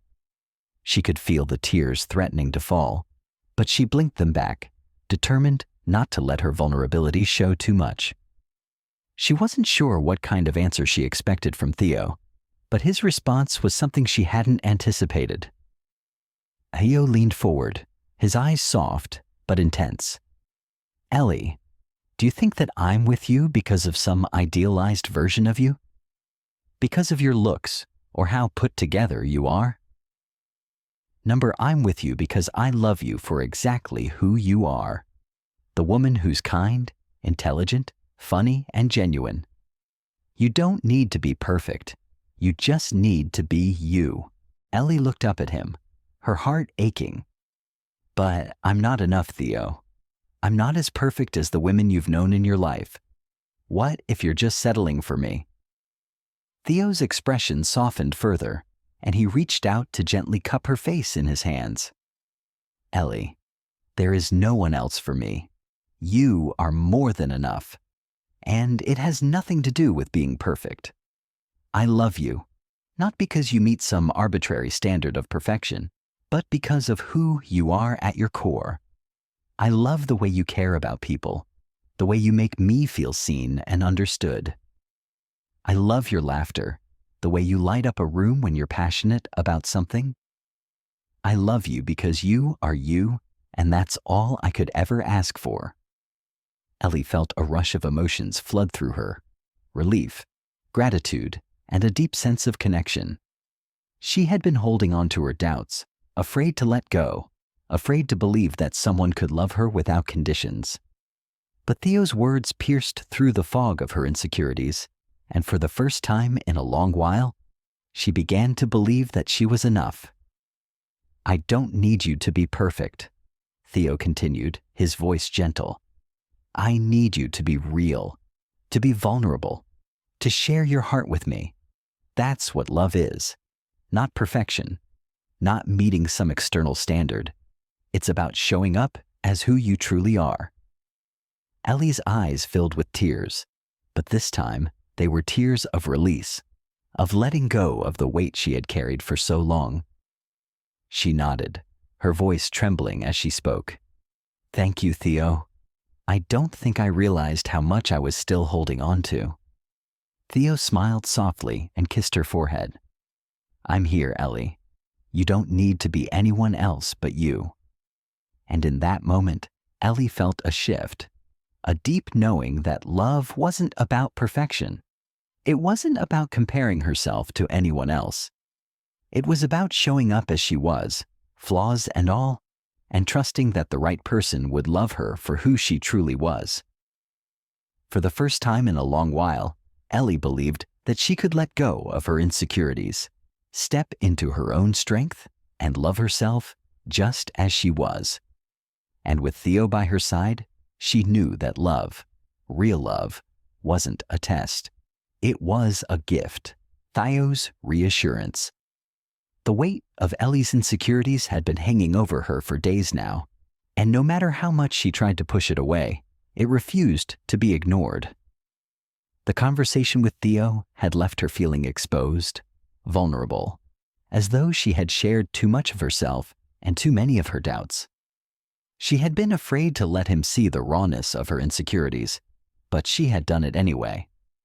And now, as she sat across from him, she waited for him to either reassure her or confirm her worst fear, that she wasn't enough. Theo had always been a man of patience. His calm demeanor, the way he listened without judgment, had been one of the first things Ellie had noticed about him. But even with his unshakable presence, Ellie couldn't shake the feeling that maybe he had been too kind in the past. Maybe he was just trying to make her feel better. Maybe, in reality, he wanted someone like Natalie, the confident, put-together woman who seemed to have it all. Maybe Ellie would never be able to live up to that. But Theo had never given her a reason to doubt his love. Still, the nagging voice inside her head kept whispering that she was unworthy, that she wasn't enough for him. It was an old, familiar voice, one that had followed her throughout her life, especially in moments of vulnerability. I'm sorry for bringing all of this up, Ellie finally said, her voice small, unsure. I don't know why it keeps bothering me. I don't know why I can't just let go of these feelings of not being good enough. Theo didn't respond immediately. He just watched her, his eyes steady and warm, as if he could see right through her doubts. The silence hung between them, but it wasn't uncomfortable. It felt like an invitation, a space where Ellie could open up and share what was on her heart. She wasn't used to this kind of patient love. She wasn't used to someone not rushing to fill the silence with reassurances, but letting her work through her own thoughts. Then Theo spoke, his voice soft but firm. Ellie, I need you to understand something, he began, leaning in slightly, his gaze intense yet full of kindness. I am not here because of what you look like or because of what you think you should be. I'm here because I love who you are. Your heart, your mind, your soul. Those are the things that matter to me. Ellie swallowed hard, feeling a lump form in her throat. But I'm not like other women. I've been carrying so much baggage. I can't help but feel like I'm not the person you really deserve. Theo's expression softened, his eyes showing understanding, but there was also a quiet strength in his gaze. Ellie, listen to me, he said, his voice steady but full of conviction. There is no perfect person for me. You don't need to change who you are or fit some image of what you think I want. I don't need you to be perfect. I just need you to be real with me. I love you, all of you, not just the parts you think are good enough. Ellie felt a rush of warmth in her chest. There was no hesitation in his words, no hint of doubt. He wasn't saying what he thought she wanted to hear. He was speaking from a place of deep sincerity. But what if I'm not enough? Ellie asked, her voice barely above a whisper. What if I can't give you what you want? Theo reached for her hand, his touch warm and grounding. You are enough, Ellie. You've always been enough. I don't love you because of what you can give me. I love you because of who you are, because of your kindness, your strength, your generosity, your willingness to love even when it's hard. You are more than enough, and you don't need to do anything to prove that to me. Ellie felt the weight of his words sink in. His reassurance wasn't just a quick fix to her insecurities. It was an affirmation of everything she had feared to believe about herself. She had spent so long doubting her worth, questioning whether anyone could ever love her unconditionally. And yet, here was Theo, offering her exactly what she had been afraid to ask for. His love, unconditional and true. But what if I keep messing up? Ellie asked, a trace of fear creeping into her voice. What if I can't let go of the past, of all the things that hold me back? Theo smiled gently, squeezing her hand. We all have things we carry with us. No one is perfect, Ellie. We all have baggage. But it's not about being perfect. It's about growing together. I'm not going anywhere. You don't have to figure it all out on your own. I'm here for you, just as you are. Ellie closed her eyes for a moment, trying to absorb the weight of his words. She had spent so many years in relationships that felt conditional, where love was given only if certain things were met, if she looked a certain way, or acted a certain way. But with Theo, there was no condition, no ultimatum, no judgment. Her thoughts drifted to the past, the relationships that had ended in disappointment, the self-doubt that had become a constant companion. She realized how much she had been carrying that she hadn't let go of, how much she had been allowing those past experiences to shape how she viewed herself, how she viewed her worth. With Theo, she was starting to see that she didn't have to carry that weight anymore. His love wasn't based on who she thought she should be, but on who she truly was. He accepted her flaws, her insecurities, and still saw her as someone worthy of love and respect. I don't know if I can believe it yet, Ellie said softly, meeting his eyes. But I want to try. I want to believe that I'm enough.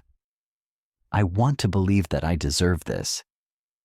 You do deserve this, Theo replied with a tenderness that made Ellie's heart swell. And I'll be here every step of the way, helping you see it for yourself. You don't have to rush. You don't have to do anything. Just be with me. Be yourself and know that that's all I need. Ellie felt a weight lift from her shoulders, and for the first time in a long time, she believed him. She had spent so much of her life trying to fit into the expectations of others, trying to meet the standards that were set for her.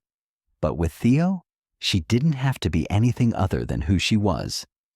He saw her, truly saw her, and loved her despite and because of all the parts of herself that she had once believed were unworthy. As she sat there with him, holding his hand, she realized that love wasn't about fitting a mold. It wasn't about being perfect or about meeting someone else's expectations. It was about being seen, being accepted, and being loved for exactly who you were without condition. And in that moment, Ellie knew that she could begin to let go of her past, of the insecurities that had weighed her down for so long, and embrace a future that was filled with the kind of love she had always dreamed of. "I love you, Theo," Ellie said, her voice filled with gratitude and newfound strength. "I love you too, Ellie," Theo replied, his voice full of warmth and certainty. And for the first time, Ellie truly believed it, facing the fear of rejection. Again. The weight of her fears pressed down on Ellie more heavily than ever. It had been weeks since Theo's reassurances, since he had poured his love and patience into her heart, and yet, in the quiet moments, the voice of doubt still lingered. It whispered at the edges of her thoughts, reminding her of every past rejection, every painful moment where she had felt less than enough. It didn't matter how many times Theo told her she was worthy. Ellie's mind couldn't shake the fear of being hurt again. She was sitting alone in her apartment, a cup of lukewarm coffee forgotten on the table as she stared out the window. It was a quiet evening, the city streets bustling below her, but inside, she felt anything but peaceful. The fear that had first gripped her heart when she met Theo now seemed to have a tighter hold. She had come so far, and yet the looming fear of rejection still held her back. What if this was all too good to be true? What if she wasn't capable of being loved? She could almost hear the familiar sting of past heartache, the rejection of old boyfriends who had walked away because she wasn't perfect enough, the constant self-doubt that followed her like a shadow. The memory of Max, the man she had once believed could be her future, still haunted her. He had told her that she didn't meet his expectations, that she wasn't what he was looking for. That pain was etched into her mind, and though she had tried to move forward, it still felt fresh, raw, and ever-present. What if Theo too would one day look at her with that same disappointed expression, that same coldness that had driven her to question her worth? What if he was only being kind now, but deep down, he would come to see all of her imperfections and decide she wasn't worth the effort? The question gnawed at her. What if I'm not enough for him? Her stomach twisted with the familiar pang of insecurity. She thought about her past relationships, the times when she had put her heart on the line, only to have it returned to her bruised and broken. How could she trust herself to navigate this relationship without the fear of losing everything? How could she give herself completely when she was terrified that the same thing would happen again? The fear of rejection was not just about the pain of losing someone. It was about feeling unworthy, unlovable. Each time she had been rejected, it had reinforced the message that there was something inherently wrong with her, something that made her less than what someone else needed. Her mind would replay the words, the looks, the distance. And each time she had tried to hide her heart away, protecting it from the inevitable hurt. But with Theo, she couldn't hide from it. She was already opening herself to him, and yet every part of her wanted to pull back. She grabbed her phone, her fingers hesitating over the screen. She could call him, ask him how his day had been, how he was feeling, but even that felt like too much. What if she said the wrong thing? What if she came off as insecure, needy, or, worse, desperate? Her heart thudded in her chest at the thought. Ellie had been so determined to prove that she wasn't the girl who needed constant validation, the girl who needed reassurance every time something felt uncertain. But tonight, she was that girl, and it terrified her. After what seemed like hours of sitting in that tense silence, Ellie finally decided to call Theo. Her hand shook slightly as she dialed, and as the phone rang, she found herself holding her breath, waiting for him to answer. She could feel the anxiety twisting inside of her like a knot, unsure of what she was hoping for. The idea of hearing his voice should have comforted her, but tonight it only intensified her fear. When he picked up, his voice was calm, warm as always. "Hey, Ellie, how's it going?" Ellie cleared her throat, trying to keep her voice steady. "I'm okay, just thinking a lot." She paused, unsure how to continue. How could she explain what she was feeling without sounding completely irrational? "Thinking about what?" Theo asked gently. Ellie hesitated, then decided to let the words spill out. "I've been feeling kind of scared about everything, about us, about being rejected again."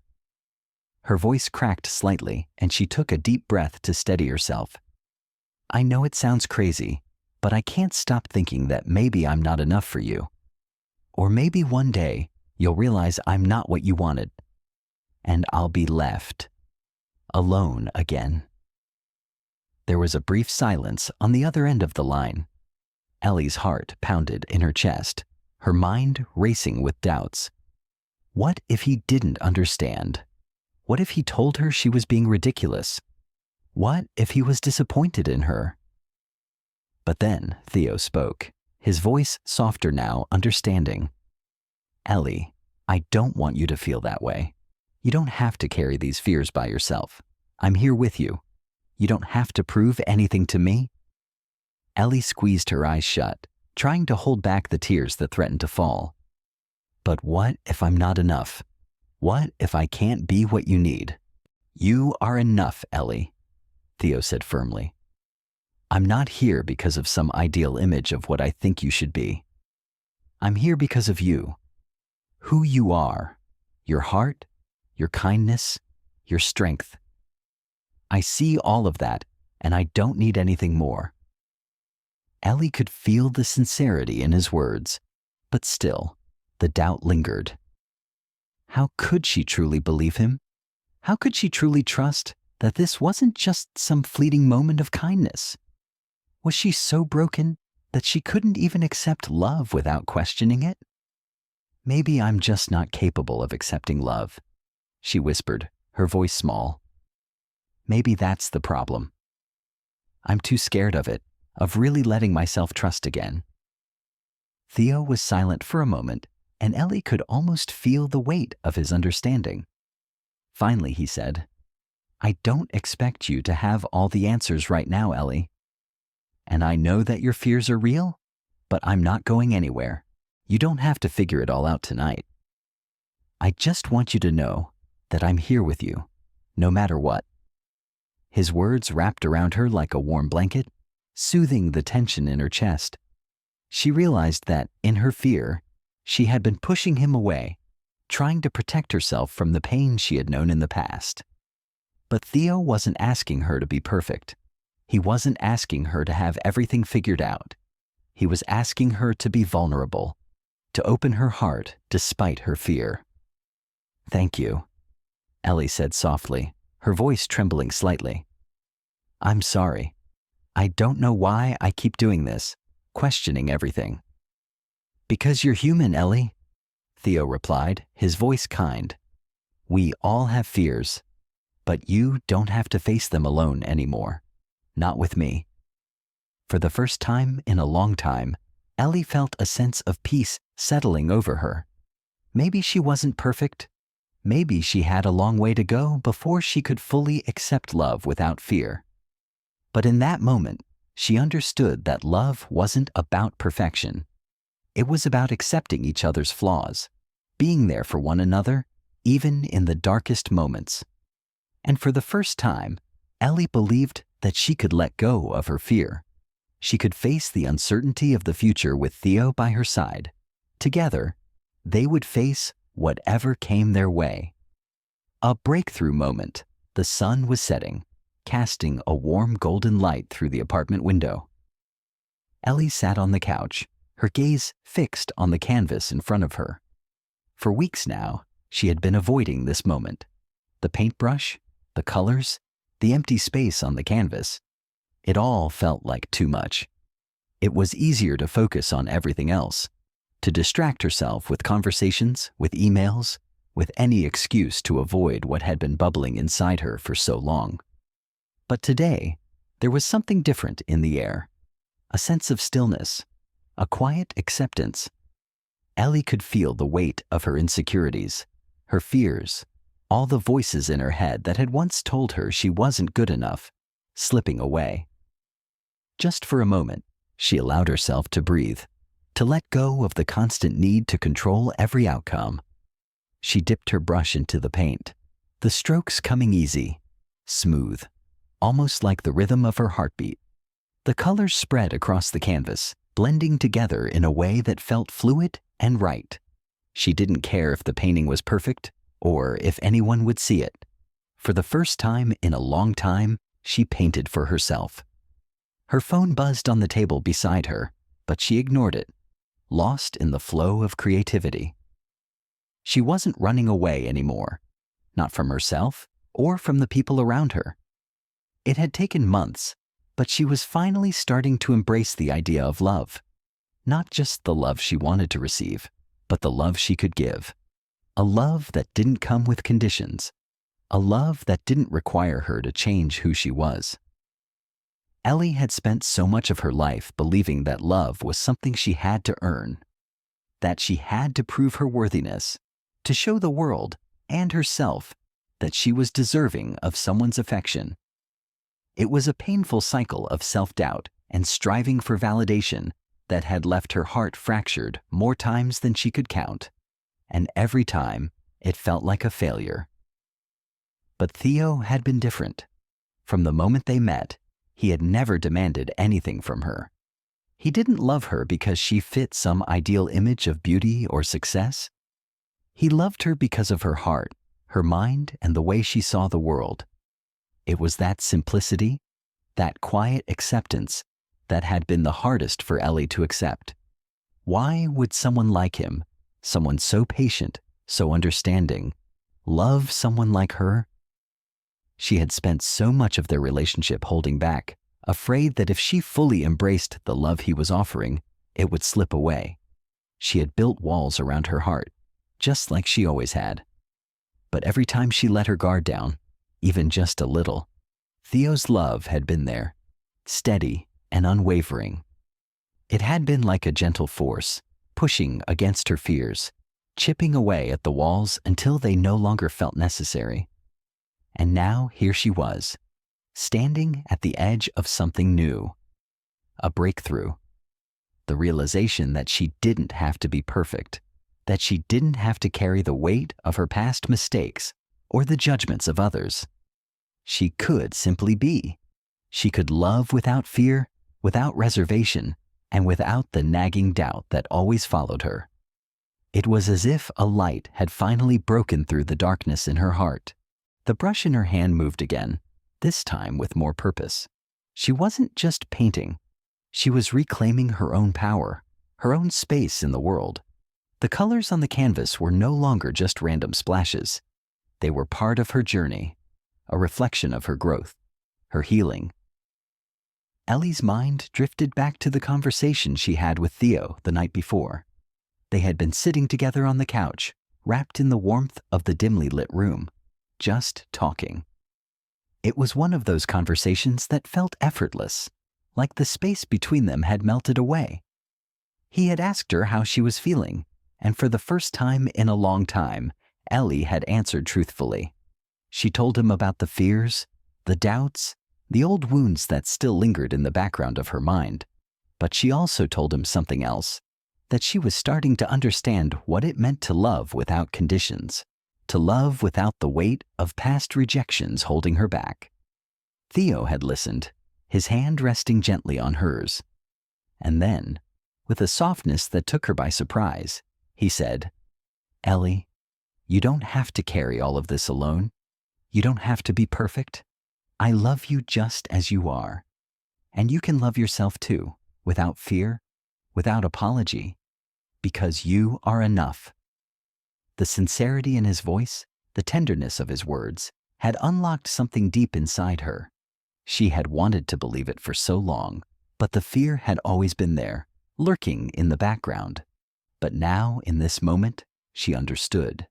She understood that love wasn't about earning it, or proving it, or making yourself into someone you weren't. It was about acceptance of yourself and of the person you loved. It was about trusting that the right love would come, not because you deserved it, but because it was given freely, just as you were. Ellie felt a wave of emotion wash over her as she continued painting. She wasn't sure why, but she felt like she was finally letting go of something heavy, something that had been weighing on her heart for years. It was as if the brush in her hand was an extension of her heart, and every stroke was a release from the self-doubt, a release from the shame, a release from the fear of not being good enough. She paused for a moment, the brush hovering over the canvas. A thought struck her. Maybe love wasn't about being perfect at all. Maybe love was just about being willing to be vulnerable, to show up as yourself, even when it was hard. Ellie smiled softly, setting the brush down on the table. The painting was far from finished, but it didn't matter. What mattered was that she was no longer afraid of it. She wasn't afraid of being imperfect. She wasn't afraid of loving Theo, and she wasn't afraid of loving herself. The phone buzzed again, pulling her from her thoughts. She picked it up, her heart fluttering when she saw Theo's name on the screen. A simple message. "How's the painting going?" "Thinking of you." Ellie's heart warmed at the thought of him, and for the first time in a long time, she didn't feel the need to question his feelings. She didn't feel the need to second-guess everything. She knew that what they shared was real, that the love they had was something special, something that could withstand the tests of time. She quickly typed back, "It's going great. Just had a breakthrough. I'm starting to get it, Theo. I'm starting to understand what it means to love without fear." She hit send and sat back, feeling a sense of peace settle in her chest. For the first time in her life, Ellie was allowing herself to simply be loved. She didn't have to be perfect. She didn't have to prove anything. She was enough, just as she was. Chapter 7. The Moment of Realization. Max returns. The phone rang, its sound sharp and insistent, cutting through the silence of Ellie's apartment. She stared at the screen, the name Max flashing in bold letters across it. Her breath caught in her throat, and for a moment, time seemed to stand still. The last time she had seen him, the rejection still burned deep in her heart. The words he had spoken that day, the cruel, cutting remarks about her appearance, about how she didn't meet his expectations, had left an indelible scar. She had never expected to hear from him again. But here he was. Ellie hesitated. Her fingers hovered over the screen, the conflicting emotions swirling inside her like a storm. Part of her wanted to pick up the phone, to confront him, to demand answers for the hurt he had caused her. But another part of her, the part that had grown over the past few months, urged her to let go. She had moved forward, rebuilt her life piece by piece, and had found something real with Theo. Was it worth reopening the wounds that had taken so long to heal? She let the phone ring a few more times, her thumb still poised over the screen. Her heart raced, her thoughts clouded with uncertainty. What could he possibly want? Why now, after all this time? Finally, she swiped to answer, the sound of his voice immediately filling her ears. "Ellie," he said, his tone tentative, almost apologetic. "I know this might be the last thing you want to hear, but I owe you an apology. I was wrong, and I'm sorry for the way I treated you. I never should have rejected you like that. You deserve so much more, and I regret pushing you away." The words were almost too much for Ellie to process. She had expected anger, or at least a defensive tone, but there was none of that. Instead, There was a softness in his voice, a vulnerability she hadn't heard before. It was a far cry from the arrogant man who had dismissed her so callously months ago. "Max," she said, her voice shaking despite herself. "Why are you calling me now? After everything? After how you treated me?" Her words felt heavy in her chest, but they were honest. She was angry, confused, and deeply hurt by the way things had ended between them. "I know," Max responded quickly, "and I understand why you'd be upset. But Ellie, I've had time to think. I was an idiot back then. I didn't see you for who you truly are. I let my own insecurities cloud my judgment, but I've learned a lot since then, and I realize now that I was wrong about everything. I should have seen you for the incredible person you are, instead of judging you based on superficial things. I'm sorry." Ellie fell silent, his words hanging in the air between them. She wanted to be angry, to tell him that his apology was too little, too late. But instead she found herself grappling with a strange mixture of emotions. Part of her wanted to forgive him, wanted to believe that people could change, that this apology meant something. But another part of her, the part that had worked so hard to rebuild her self-worth, resisted. She had come so far, and she wasn't sure if she could ever truly forgive him for how he had made her feel. "I don't know what to say," Ellie finally admitted, her voice barely above a whisper. "I don't know if I can just forget how you treated me. You really hurt me, Max, and it's not something I can just brush aside." "I understand," he said, his voice softer now.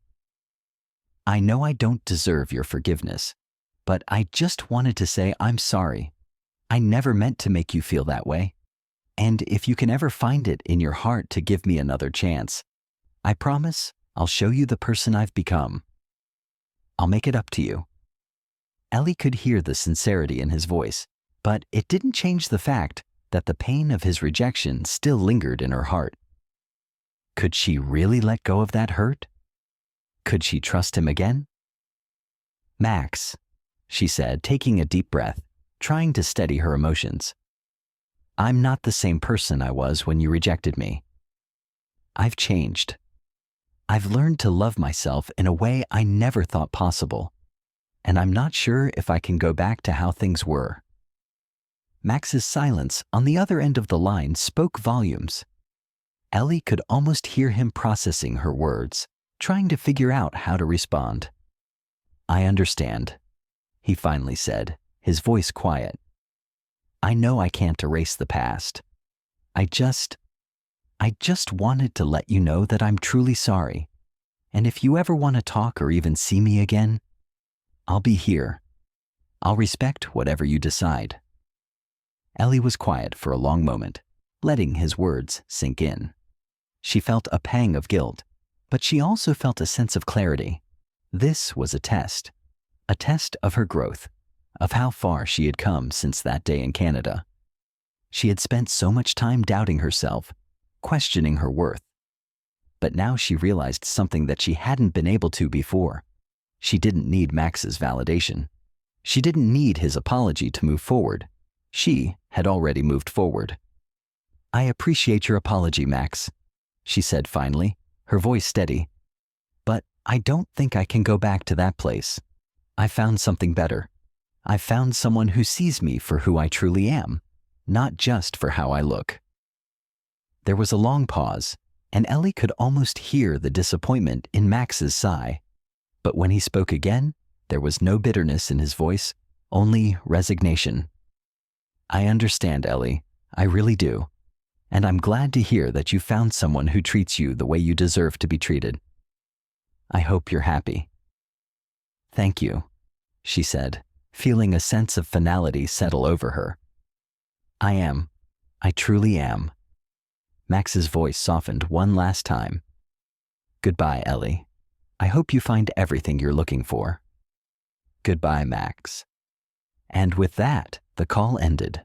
Ellie sat there for a moment, her fingers still gripping the phone, her heart a little heavier, but also a little lighter. it was over. The chapter with Max had come to a close. She had spent so much time agonizing over his rejection, but now she realized that she had been the one who had moved on. She had built something beautiful with Theo, something real and strong, and no apology could change that. Max's return had been a test of her strength, her ability to forgive and to move on. And as much as she had once craved his approval, Ellie knew now that her self-worth didn't depend on anyone else's opinion. It was her own to define. And in that moment, Ellie finally understood that true love didn't come from seeking validation. It came from within. It came from trusting yourself, knowing that you were enough, just as you were. The phone buzzed again. This time, it was a message from Theo. Thinking about you. How's your day going? Ellie smiled as she typed back. Better now. Can't wait to see you tonight. And with that, she knew she was exactly where she needed to be. The temptation. The moment Ellie saw Max's message pop up on her phone, her heart skipped a beat. It had been several months since she'd heard from him, and the weight of his rejection still hung heavy in her heart. But the message was different this time, and it brought with it a flood of emotions, confusion, doubt, and a deep-rooted fear she hadn't realized was still there. Ellie, I know I was wrong, and I'm sorry for how I treated you. I've had time to think about everything, and I want to make it right. Can we try again? I've changed, and I'm ready to give us a real chance. The words were an unexpected punch to her chest. She hadn't expected Max to reach out, and certainly not with such vulnerability. But here it was, the temptation. The man who had once rejected her, who had caused her so much pain, was asking for another chance. It was the kind of moment people fantasized about, the kind of apology that came with the promise of healing, of rewriting the past. But in Ellie's heart, there was another question she couldn't ignore. Did she want to go back to the man who had broken her, or stay with the man who had shown her unconditional love? She stared at the screen, her mind racing. Theo. The thought of him brought warmth to her chest. Theo had seen her for who she was, not who she thought she should be. He had never once made her feel small or unworthy. When she was with him, she felt cherished, loved in the way she had always dreamed of. With Theo, there had been no games, no pretending. He had accepted her flaws, her insecurities, and loved her even when she couldn't fully love herself. And then there was Max, the man who had rejected her, who had made her feel invisible, who had caused her so much pain. He was asking for a second chance, but what did that even mean? Was it genuine? Or was it just an attempt to fix his own broken ego, to prove that he could still win her back? The message from Max seemed to taunt her. It offered a chance to heal the old wounds, to rewrite the story that had been left unfinished. But Ellie wasn't the same person she had been when Max had rejected her. She had grown. She had found something in herself that had been lost for so long: self-worth. Theo had helped her discover that, and in the process, he had become more than just someone she was dating. He had become someone she trusted, someone she was beginning to fall deeply in love with. Ellie placed her phone down on the kitchen counter, taking a few steps back to give herself some space. She felt a knot tighten in her stomach. Her mind was a battlefield, torn between the pull of the past and the promise of a future that felt uncertain, but full of potential. What if she was making a mistake by turning Max down? What if she was too quick to dismiss the possibility of something real with him? But then, what if accepting him back meant sacrificing the love she had with Theo? She thought about the last few months with Theo, about the way he made her feel safe, the way he saw her not as a project to fix, but as a person worthy of love.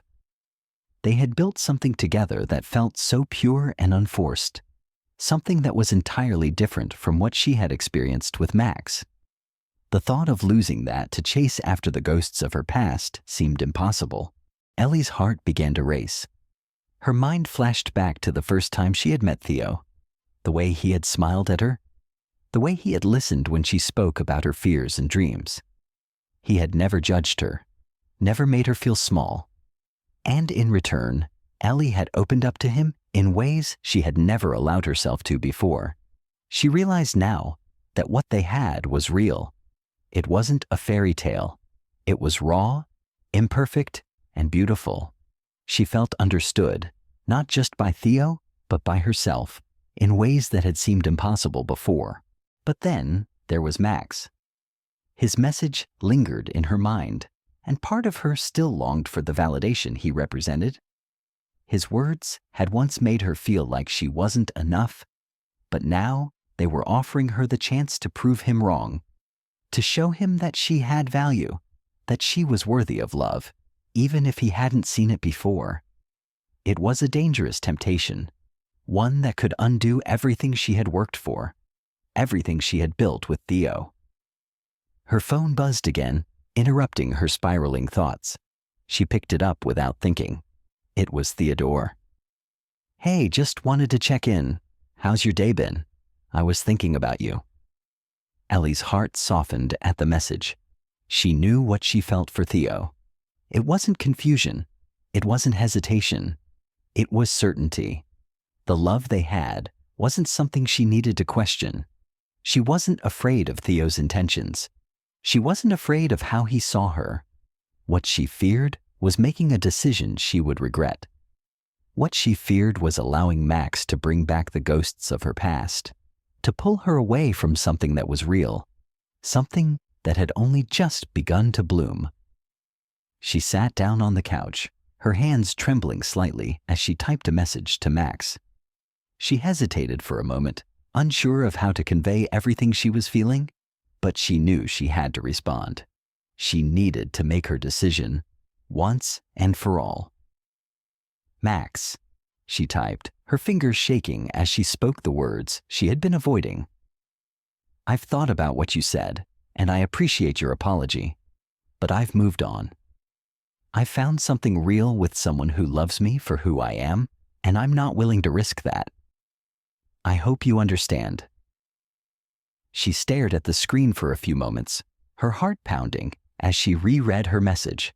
It felt right, but it also felt terrifying.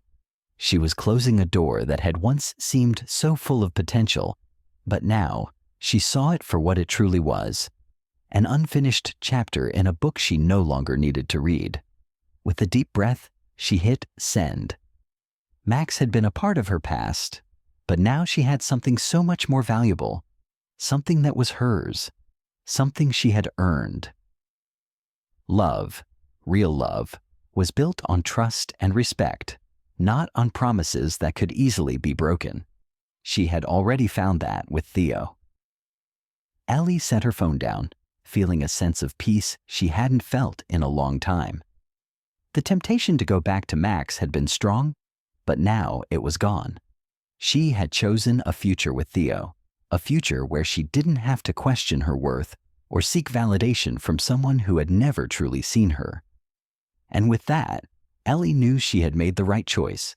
She wasn't just choosing Theo. She was choosing herself.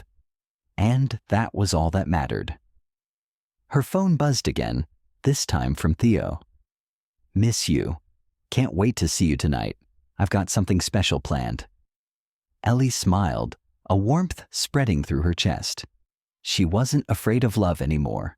She was ready for it. "Can't wait either," she typed back. "See you soon." Ellie's reflection. Ellie sat on the edge of her bed, her hands resting on her lap as she gazed out the window at the soft, golden light of the setting sun.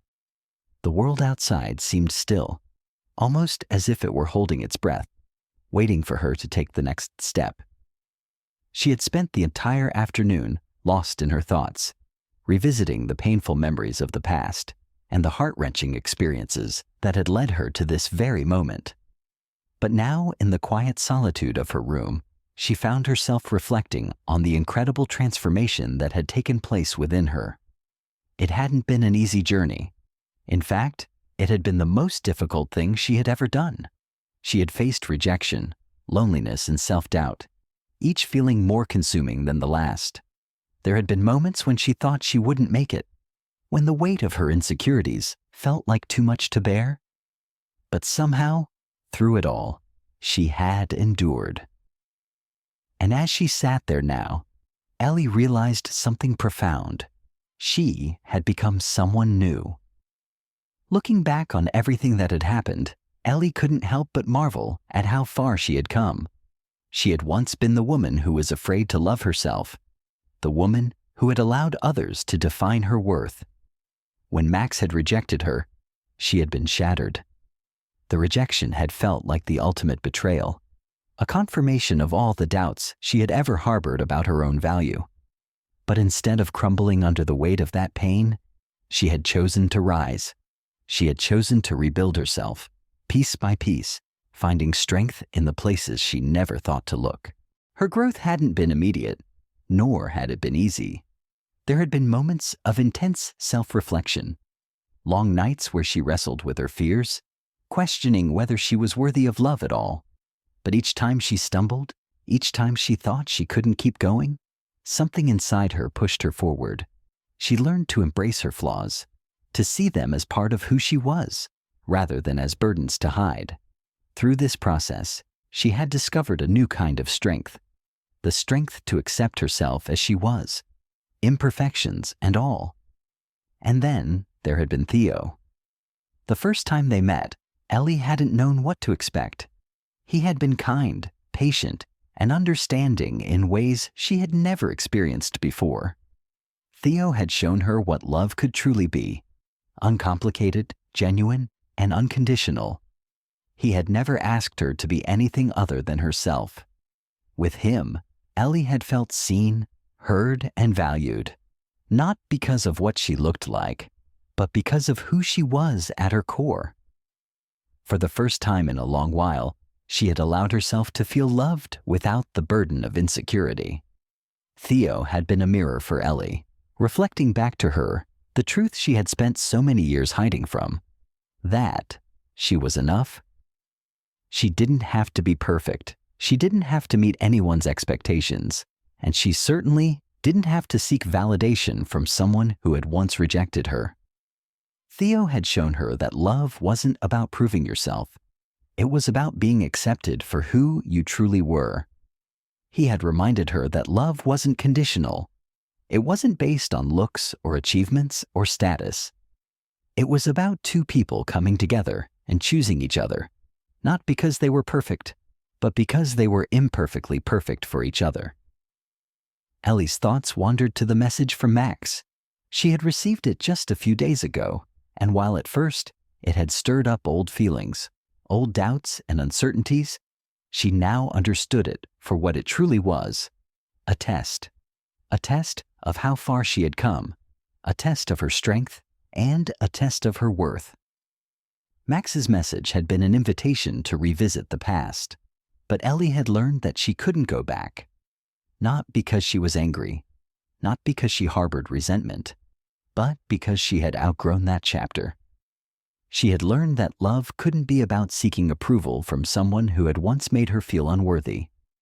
True love, she had realized, was about embracing herself fully and finding someone who loved her for who she was, not who she could become in their eyes. Max's apology had felt hollow in comparison to what she had built with Theo. It had been a reminder that people could change, but not always in the ways we hoped. Max had apologized, yes, but Ellie had learned that forgiveness didn't always mean returning to what had once been. Sometimes it meant letting go of what no longer served you, even if it was hard. And in this case, she had let go of the man who had rejected her in the past, and instead, she had chosen the man who had stood by her, quietly and patiently, as she healed. Ellie felt a sense of peace wash over her as she thought about Theo. Their love was still new, still unfolding in its own way, but it was the kind of love she had always wanted, genuine, nurturing, and rooted in mutual respect. He had never tried to change her or mold her into someone she wasn't. Instead, he had accepted her completely, flaws and all. And for the first time in her life, Ellie didn't feel the need to apologize for who she was. She didn't feel the need to prove herself to anyone, not even to herself. Her reflection was interrupted by the sound of a knock on the door. Ellie rose from the bed and opened it to find Theo standing there, holding a bouquet of flowers in one hand and a warm smile on his face. The moment she saw him, a wave of emotion surged through her. It was like everything she had been reflecting on, everything she had learned about herself, came together in that instant. "I thought these might brighten your day," Theo said softly, his eyes locking with hers. He handed her the flowers, and Ellie felt her heart swell. "I don't need flowers to feel loved," Ellie replied, her voice thick with emotion. "I have everything I need right here with you." Theo smiled, his expression tender. "I'm glad to hear that," he said, his voice full of sincerity. "Because I love you, Ellie, and I always will." Ellie's heart skipped a beat. It was the first time he had said those words, and they filled her with a warmth she couldn't describe. For so long she had doubted herself, questioned her worth, and feared that she would never find the kind of love she had always dreamed of. But in that moment, as she looked into Theo's eyes, she realized that she had found it, not in some grand gesture, but in the quiet, everyday moments of acceptance and care. And she knew without a doubt that she was worthy of that love. She always had been. "I love you too, Theo," she whispered, feeling her heart open in a way it never had before. "I always will." As Theo pulled her into a gentle embrace, Ellie closed her eyes, allowing herself to fully absorb the love that surrounded her. In that moment, she knew that she had found the kind of love she had always been searching for, the kind that was built on trust, understanding, and an unwavering acceptance of each other. And as she stood there in his arms, Ellie understood that she had not only found love with Theo, she had found love with herself. The past was behind her, the pain of rejection had faded, and in its place was a future filled with possibility. For the first time, Ellie truly understood that she was enough. And that, more than anything, was the greatest gift of all. Choosing Theo, Ellie stood at the crossroads of her heart, her mind racing with questions and doubts, yet something deep within her remained certain. She had never expected to be here, standing between the remnants of her past and the possibility of a future that was so different from anything she had ever imagined, but so much more real and fulfilling than anything she could have ever dreamed. The decision she faced wasn't easy. Max's sudden reappearance in her life had stirred up emotions she thought she had left behind, feelings of hurt and confusion that she had worked so hard to overcome. His apology, while heartfelt, brought with it a flood of memories, of a time when she was unsure of herself, when her worth was tied to his approval, when she believed that love was something that could only be earned. But Ellie had changed. The Ellie who stood before Max now was not the same woman he had once rejected. She was stronger, more secure, and, most importantly, she knew her worth. The journey she had taken to get here, through heartbreak, self-doubt, and ultimately self-love, had shaped her into someone who was no longer willing to settle for anything less than the kind of love she deserved. And that love, she realized, was not found in the man who had left her broken and questioning. It was found in Theodorus. Ellie's heart skipped a beat as she thought of him. Theo, the man who had seen her not as an object to be judged, but as a person with depth and complexity. Theo, who had given her the space to be herself, without rushing, without pressuring, and without demanding she conform to any ideal. He had shown her a love that was not based on appearances or expectations, but on acceptance. The first time Ellie had met Theo, She hadn't known what to expect. She was cautious, wary even. But Theo had made her feel at ease.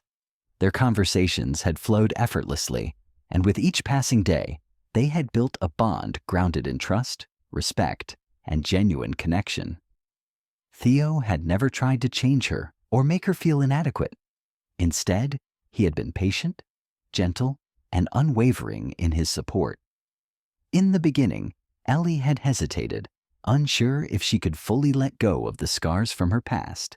She had questioned whether she was worthy of such unconditional love, especially after all the pain she had endured.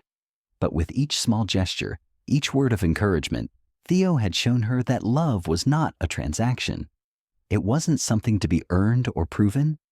It was something to be shared.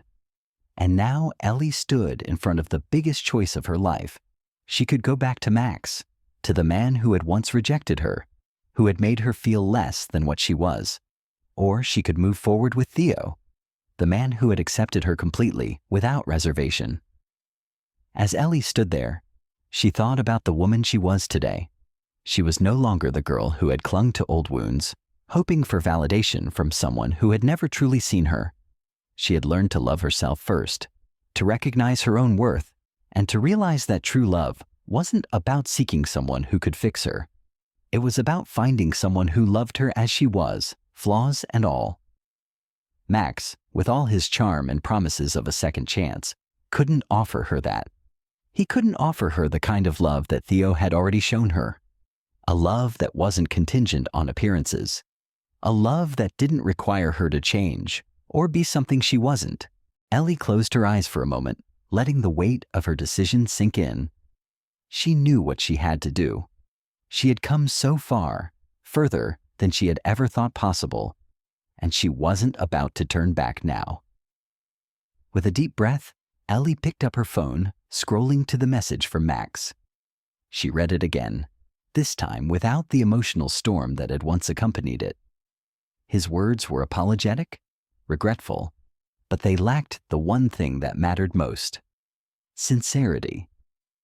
He apologized for the past, yes, but he didn't seem to truly understand the depth of the hurt he had caused, nor did he seem to grasp what Ellie had gained from the journey they had shared. Ellie tapped the screen, typing a message with careful deliberation. "Thank you for your apology, Max. But I've moved on.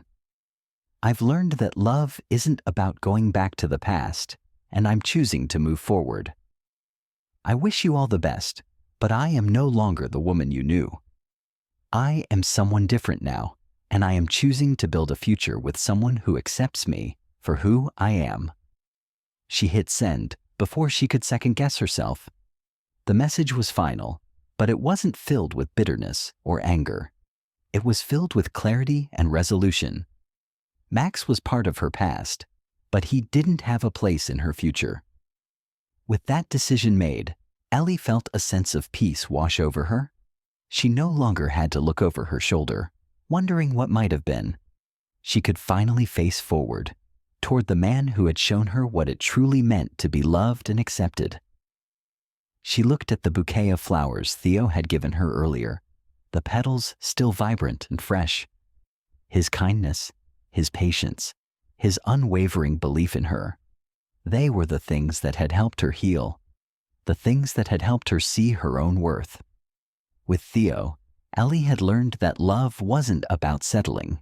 It wasn't about finding someone who could fill the void left by past heartbreak. It was about finding someone who could walk beside her, someone who could share her journey without trying to change her. Ellie smiled to herself, feeling a quiet but profound sense of gratitude.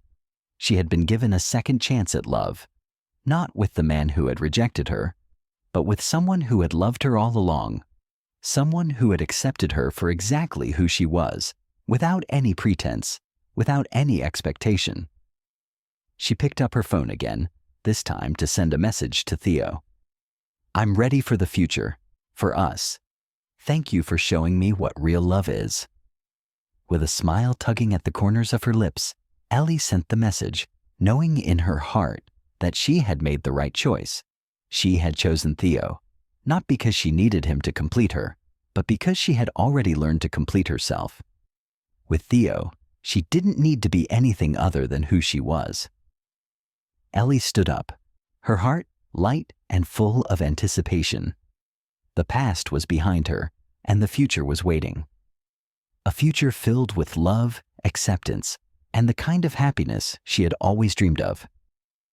She walked to the door, opened it, and stepped outside into the world, ready to embrace the next chapter of her life, with Theo by her side.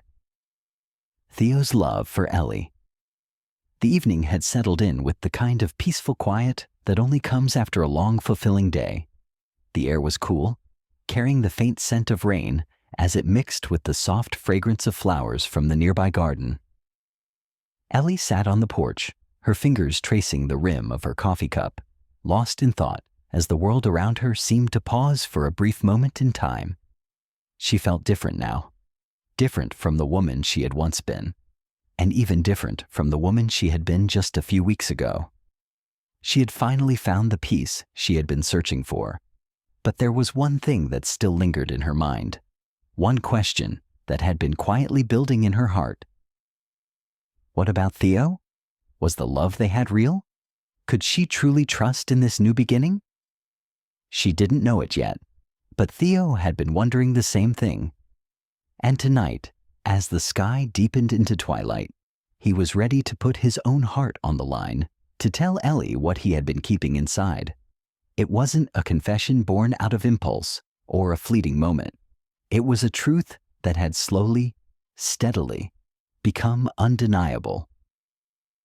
Theo had known from the first moment they had met that Ellie was special. But as time passed, he began to understand that what he felt for her was more than just admiration or affection. It was deeper, more lasting. He had seen her at her most vulnerable, watched her grow and heal, and with each step of her journey, his feelings for her had blossomed into something more profound than he had ever anticipated. He had tried to keep his emotions in check, knowing that Ellie's past had been marked by heartache and rejection. He didn't want to rush her or pressure her in any way, but the connection between them had only grown stronger. Ellie's kindness, her resilience, her gentle spirit, they had all become a part of him. Theo stood at the edge of the porch, watching Ellie for a moment before taking a step closer. His heart raced in his chest, but there was a quiet certainty in the pit of his stomach. This was the right moment. He couldn't keep pretending that he didn't feel what he did. He loved her, and she needed to know. Ellie. Theo's voice broke the silence, soft yet full of intent. She turned to look at him, her eyes meeting his with a curious expression. "Hey," she replied, offering him a gentle smile. "What's on your mind?" Theo hesitated for just a second, unsure of how to put the words together. His hands rested at his sides, his fingers fidgeting with the hem of his jacket.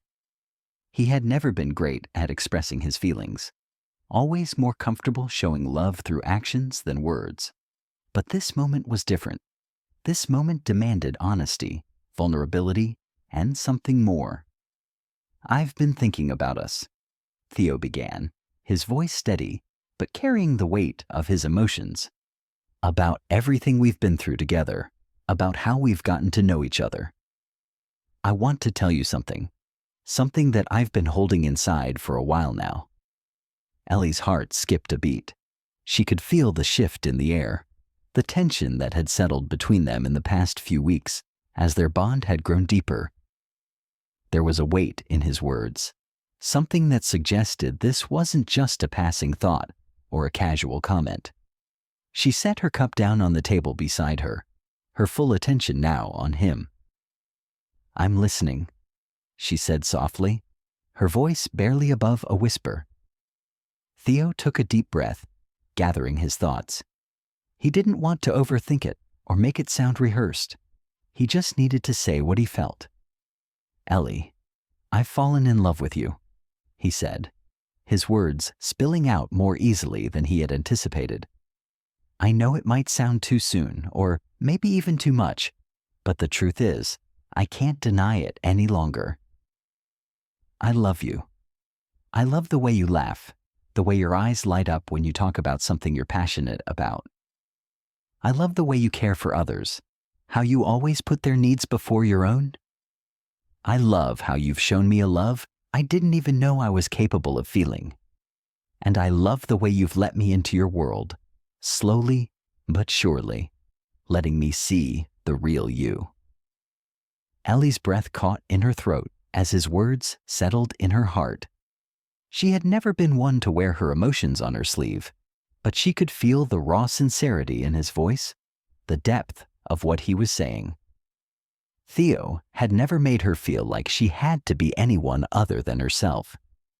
In his presence, she had found the kind of acceptance she had longed for, the kind of love she had never thought she deserved. But I've also noticed, Theo continued, how guarded you are, how you sometimes pull back, even when we're close. I get it. You've been hurt before. I understand that, Ellie, but I want you to know that I'm here. I'm not going anywhere. I'm not going to leave you, and I'm not going to let you go. Ellie felt the warmth of his words wrap around her like a blanket. It was as if the walls she had spent years building up were slowly crumbling, and for the first time in a long while, she felt safe enough to let go of her fears. She had spent so much of her life doubting her worth, questioning her place in the world. But in Theo's eyes, she saw nothing but love and acceptance. "Thank you," Ellie whispered, her voice trembling slightly. "I've never had someone say those things to me before. I didn't know how much I needed to hear them until now. I didn't realize how much I needed you to say those words." Theo stepped closer to her, his hand gently reaching out to cup her cheek.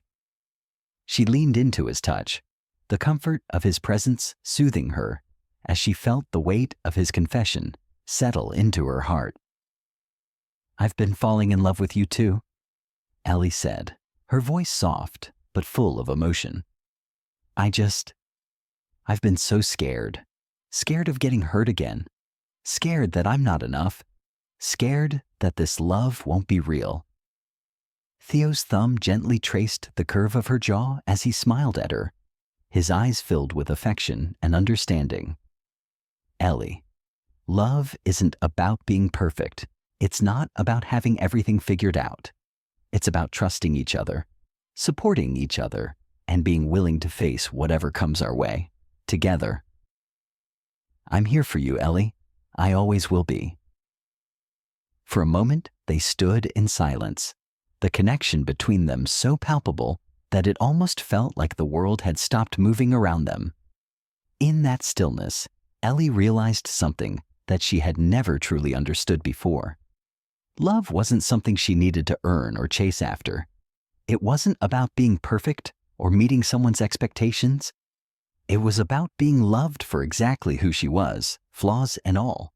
And for the first time in her life, Ellie truly believed that she was worthy of that kind of love. With a smile, she reached up to take Theo's hand, her heart swelling with warmth.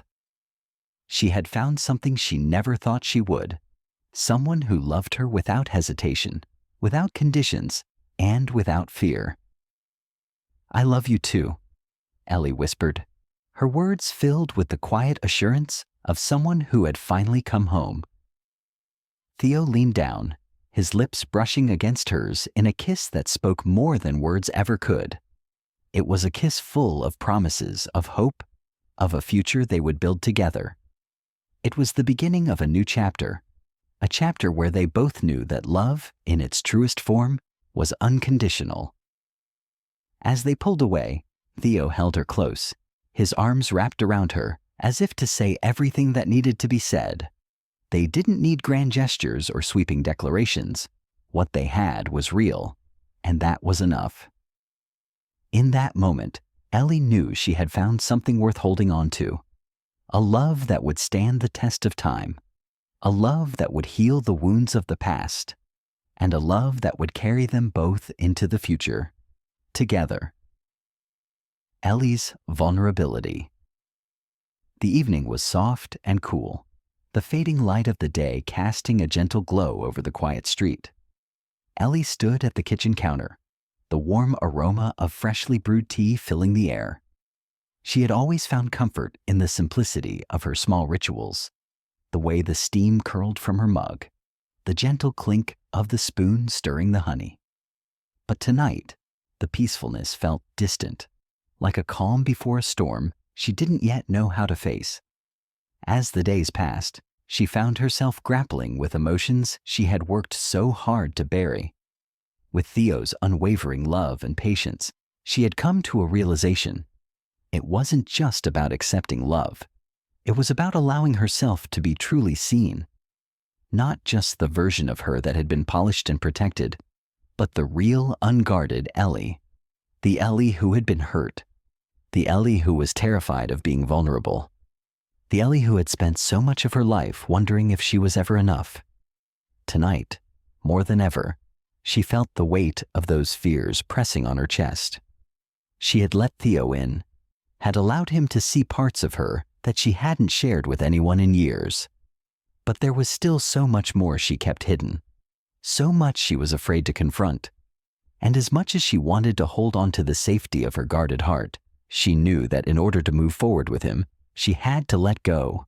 She had to let him see her, truly see her. It was this realization that brought her to the edge of the porch later that evening. The breeze carried the scent of rain, and the world seemed to hold its breath as Ellie stared into the night. She could feel the presence of Theo beside her, though he didn't speak immediately. She was grateful for that, grateful that he gave her the space to gather her thoughts before she said anything at all. Finally, when the silence grew heavy with unspoken words, she turned to him. Her heart was racing in her chest, and for a moment she felt the familiar pull of hesitation, of doubt. But she knew she couldn't run from this any longer. "Theo," she began, her voice soft but firm. "There's something I need to tell you, something I've been holding back." He turned to face her, his expression gentle but attentive.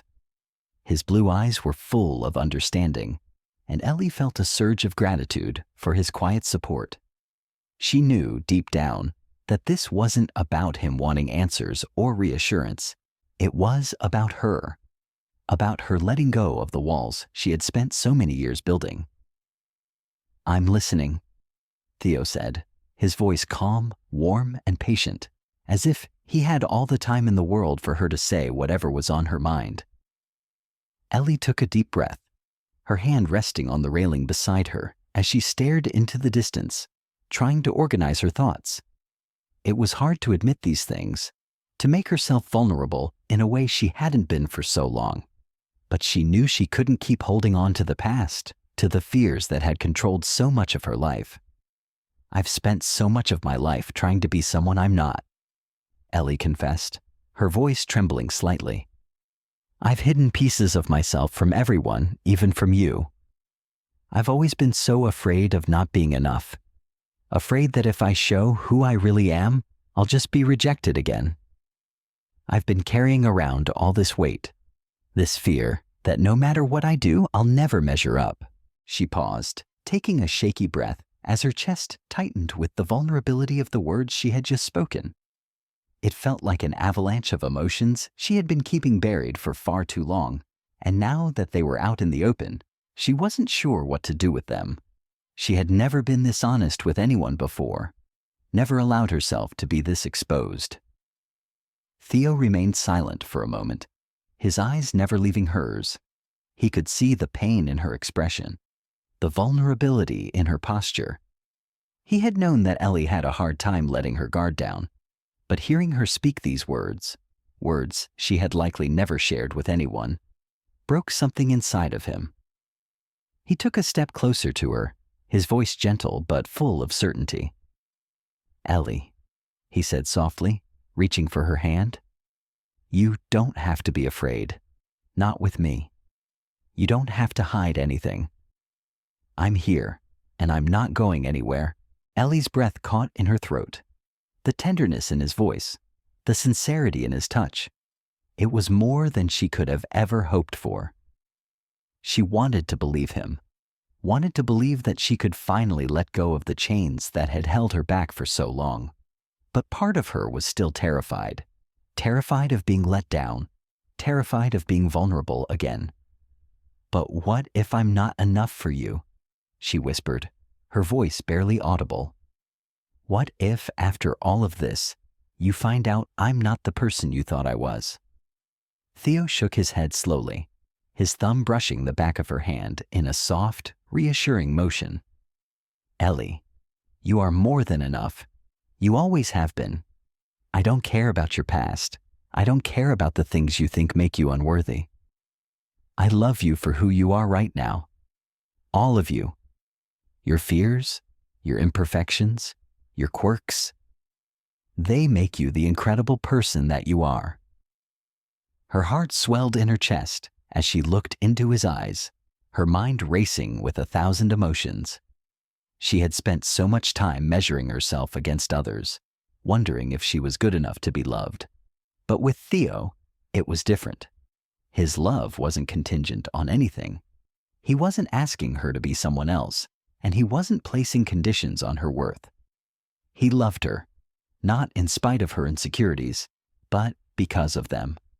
He saw the whole of her, even the parts she was scared to show. "Thank you," Ellie whispered, her voice thick with emotion.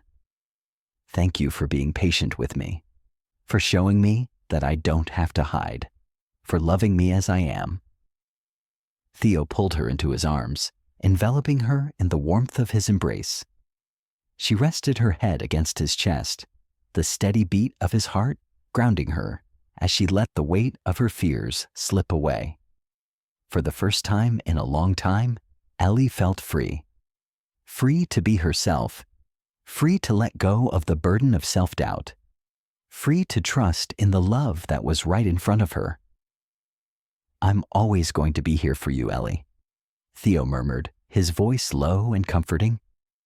"You don't ever have to be afraid with me. I love you, and I always will." Ellie closed her eyes, letting the sound of his words wash over her. She had spent so much of her life doubting herself, afraid that she would never be enough for anyone. But with Theo, she realized that love wasn't about perfection. It wasn't about being flawless or having all the right answers. It was about being real, about being seen. And in that moment, Ellie knew she had found something she had been searching for her entire life. Someone who truly saw her, flaws and all, and loved her anyway. "I love you too," she whispered, her voice filled with the quiet power of her truth. In that moment, Ellie understood that vulnerability wasn't a weakness.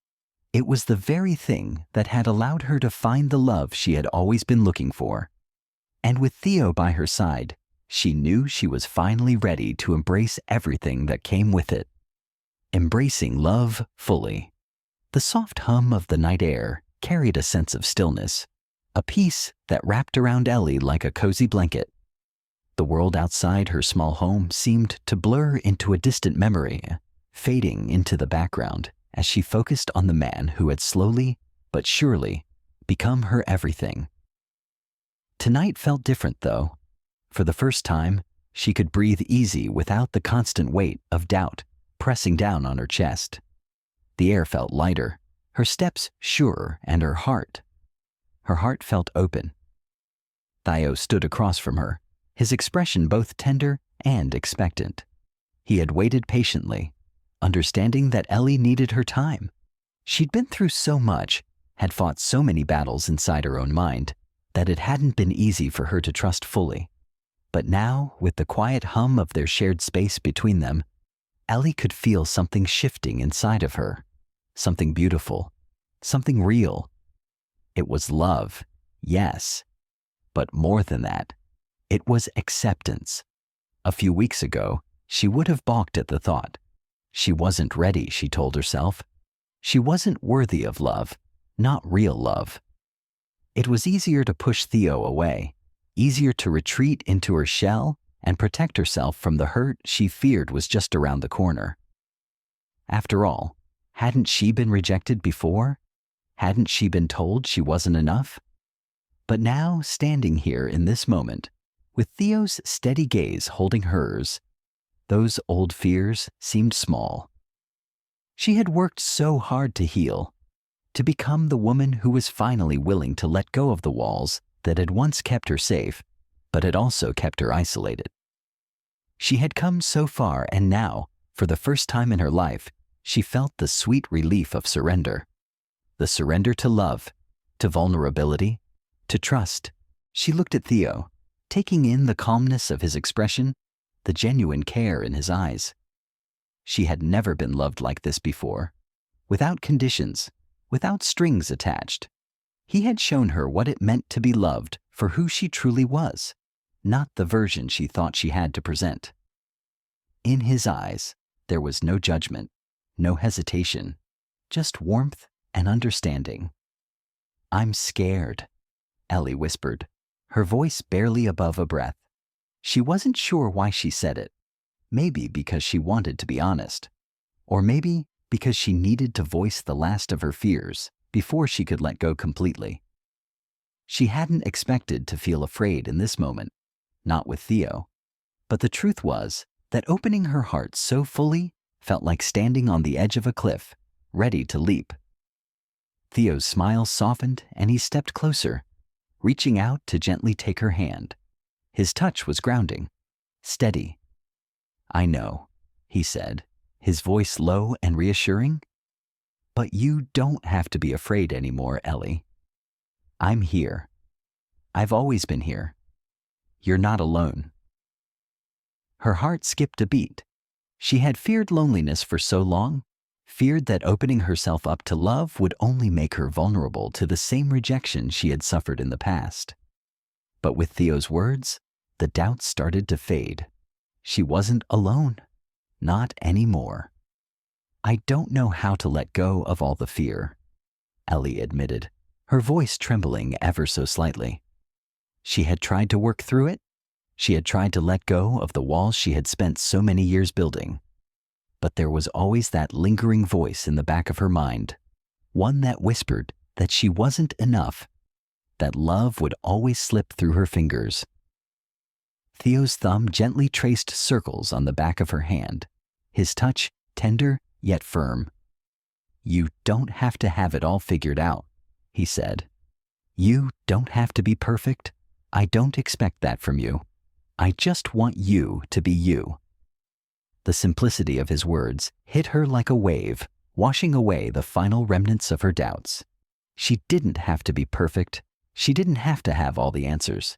She just had to be herself. And for the first time, she believed it.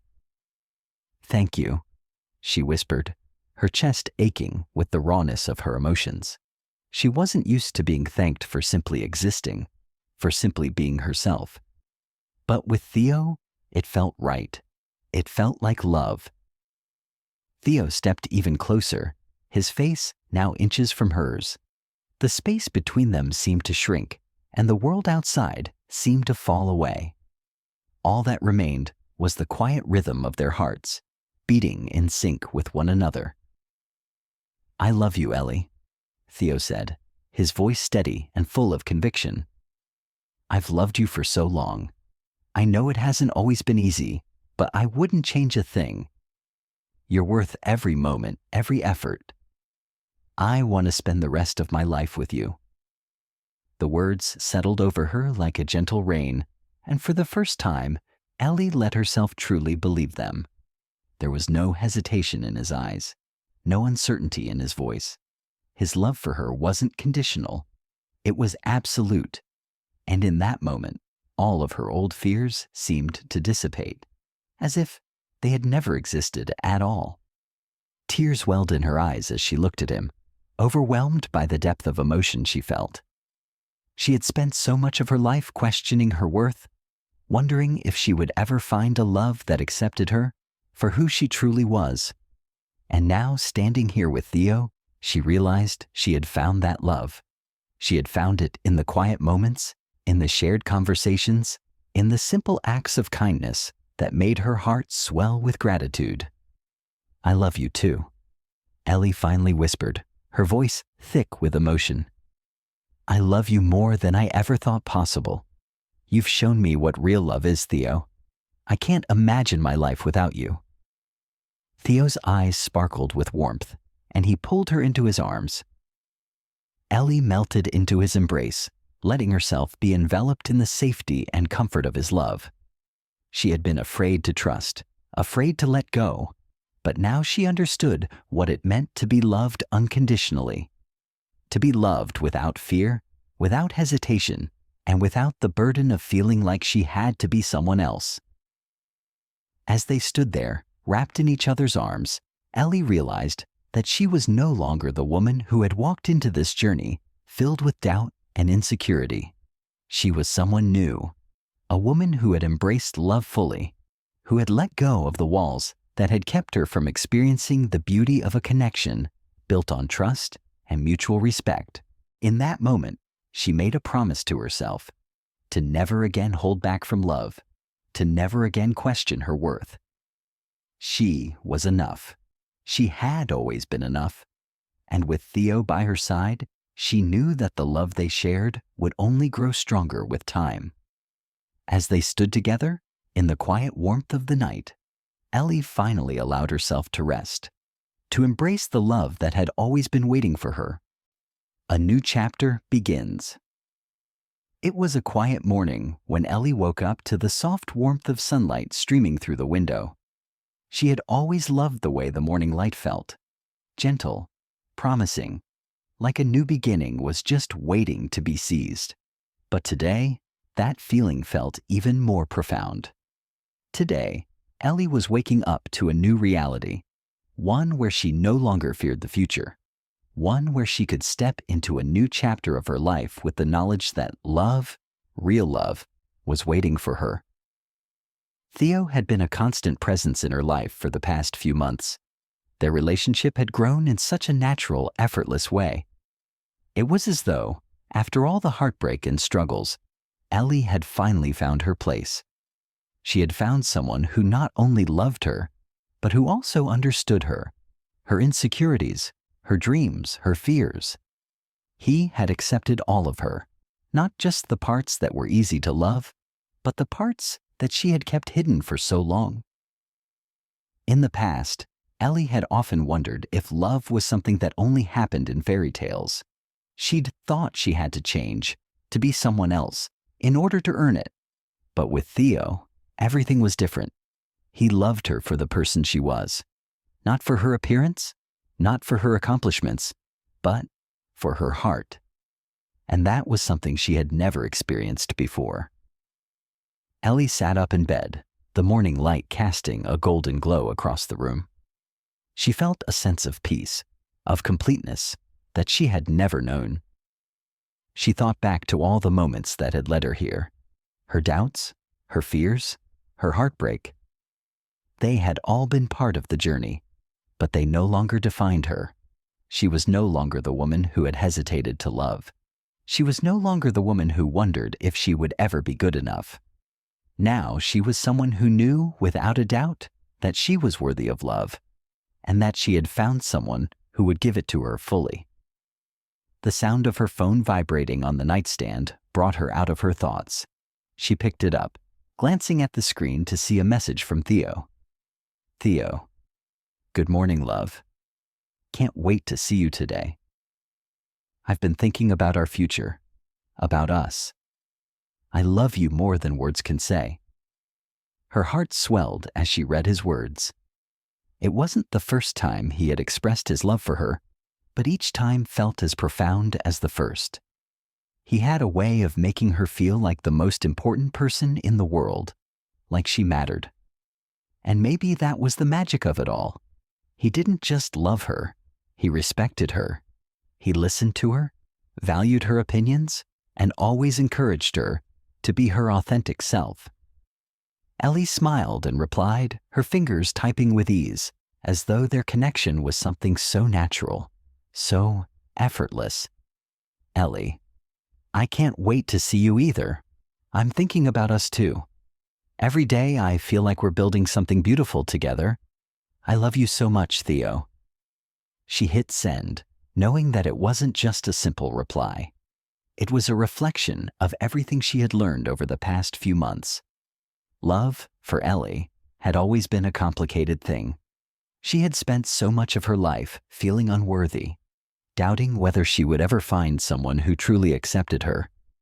But now, she had Theo, and with him, she didn't need to pretend. She could just be herself. As Ellie got out of bed and started her day, she couldn't help but think about the future. There was a time when the thought of a future with someone had felt like a distant dream, something far beyond her reach. But now, as she looked around her apartment, it didn't feel like a dream anymore. It felt real. And it was real because of the love she shared with Theo. That afternoon, when they met at the cafe where they often went to talk and enjoy each other's company, the conversation quickly turned to their future. They sat in their usual corner booth, the soft hum of conversation around them, creating a peaceful atmosphere. Theo looked at her with those warm, steady eyes, his gaze never wavering. Ellie felt her heart skip a beat, a flutter of excitement rushing through her chest. He had that effect on her. He always had. "I've been thinking," Theo began, his voice low and earnest, "about where we're going, about what comes next for us." Ellie's heart raced, but she didn't feel anxious. She felt hopeful, excited, ready to embrace whatever he had to say. She had learned to trust him completely, and that trust made her feel like she could face anything, together. "What do you mean?" Ellie asked, her voice soft but filled with curiosity. "I mean..." Theo paused, as though searching for the right words. "I want us to start planning our future, Ellie. I want us to take this to the next level. I want to build a life with you." Ellie's breath caught in her throat. She had been waiting for this moment, but now that it was here, it still felt surreal. She had spent so long doubting herself, wondering if she would ever find someone who truly loved her. And now, here was Theo, asking her to build a life with him. "What does that look like?" she asked, her voice trembling slightly, but not out of fear, out of excitement. She was ready for this. She was ready for them. "I want us to move in together," Theo said, his voice steady but filled with warmth. "I want us to build a home, a place where we can grow together, where we can support each other through everything. I don't want to wait anymore. I don't want to waste another second."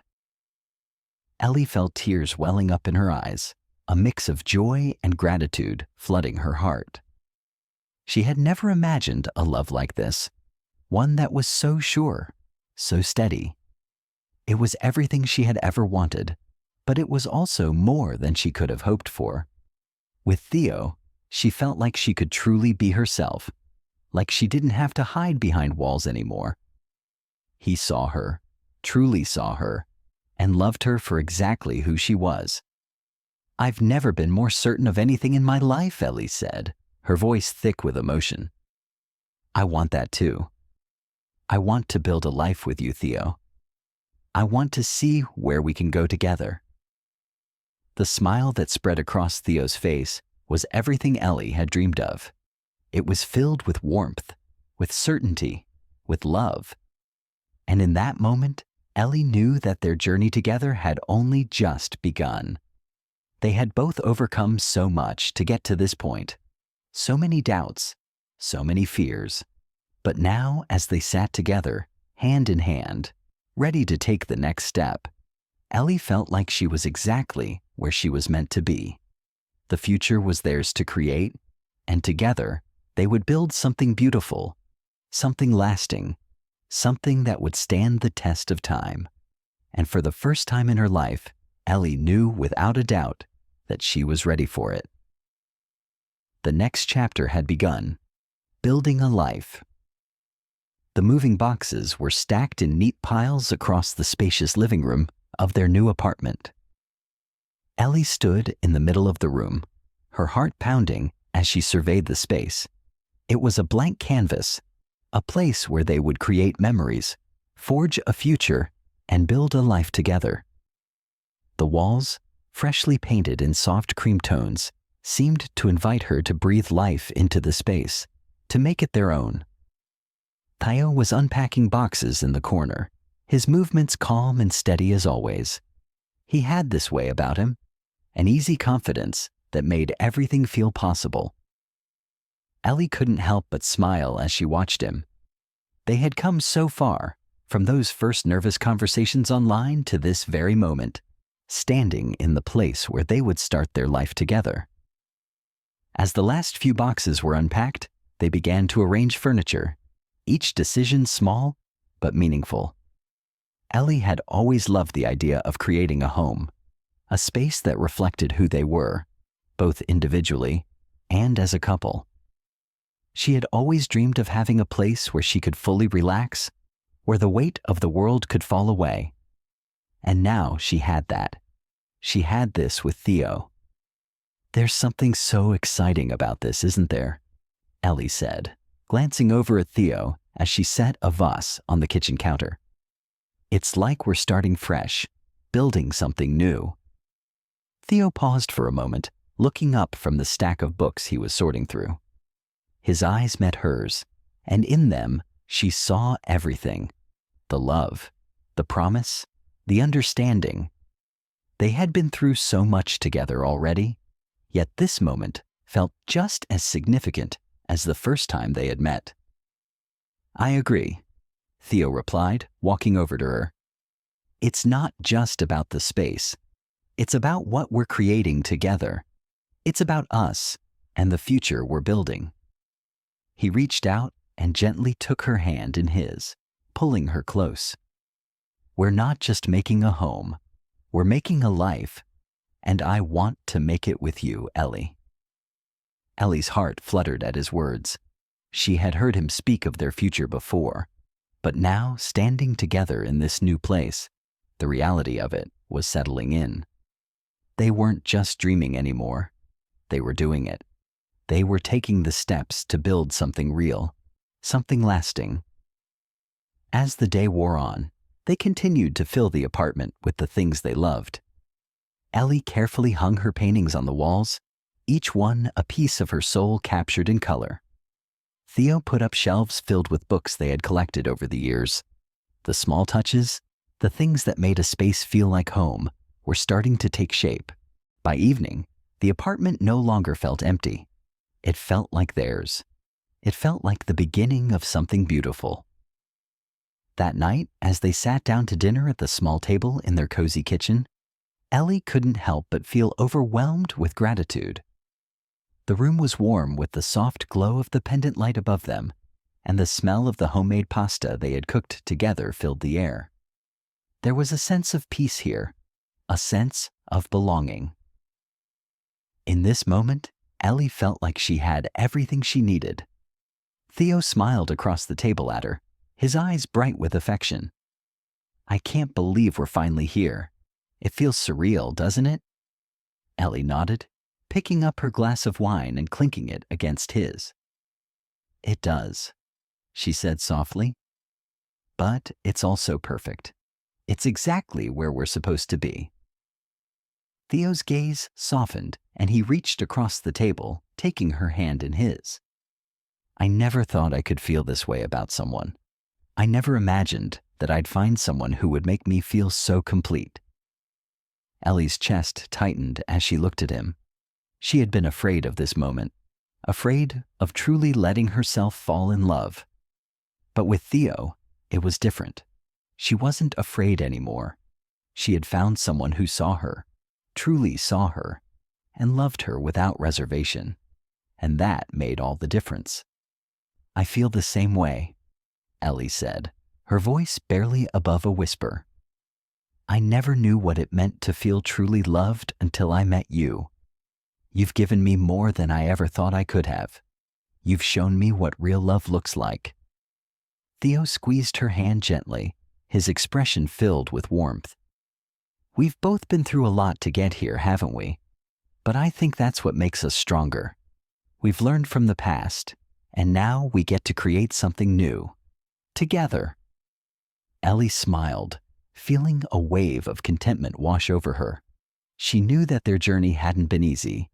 They had both struggled with their own insecurities, their own fears, but they had worked through it side by side.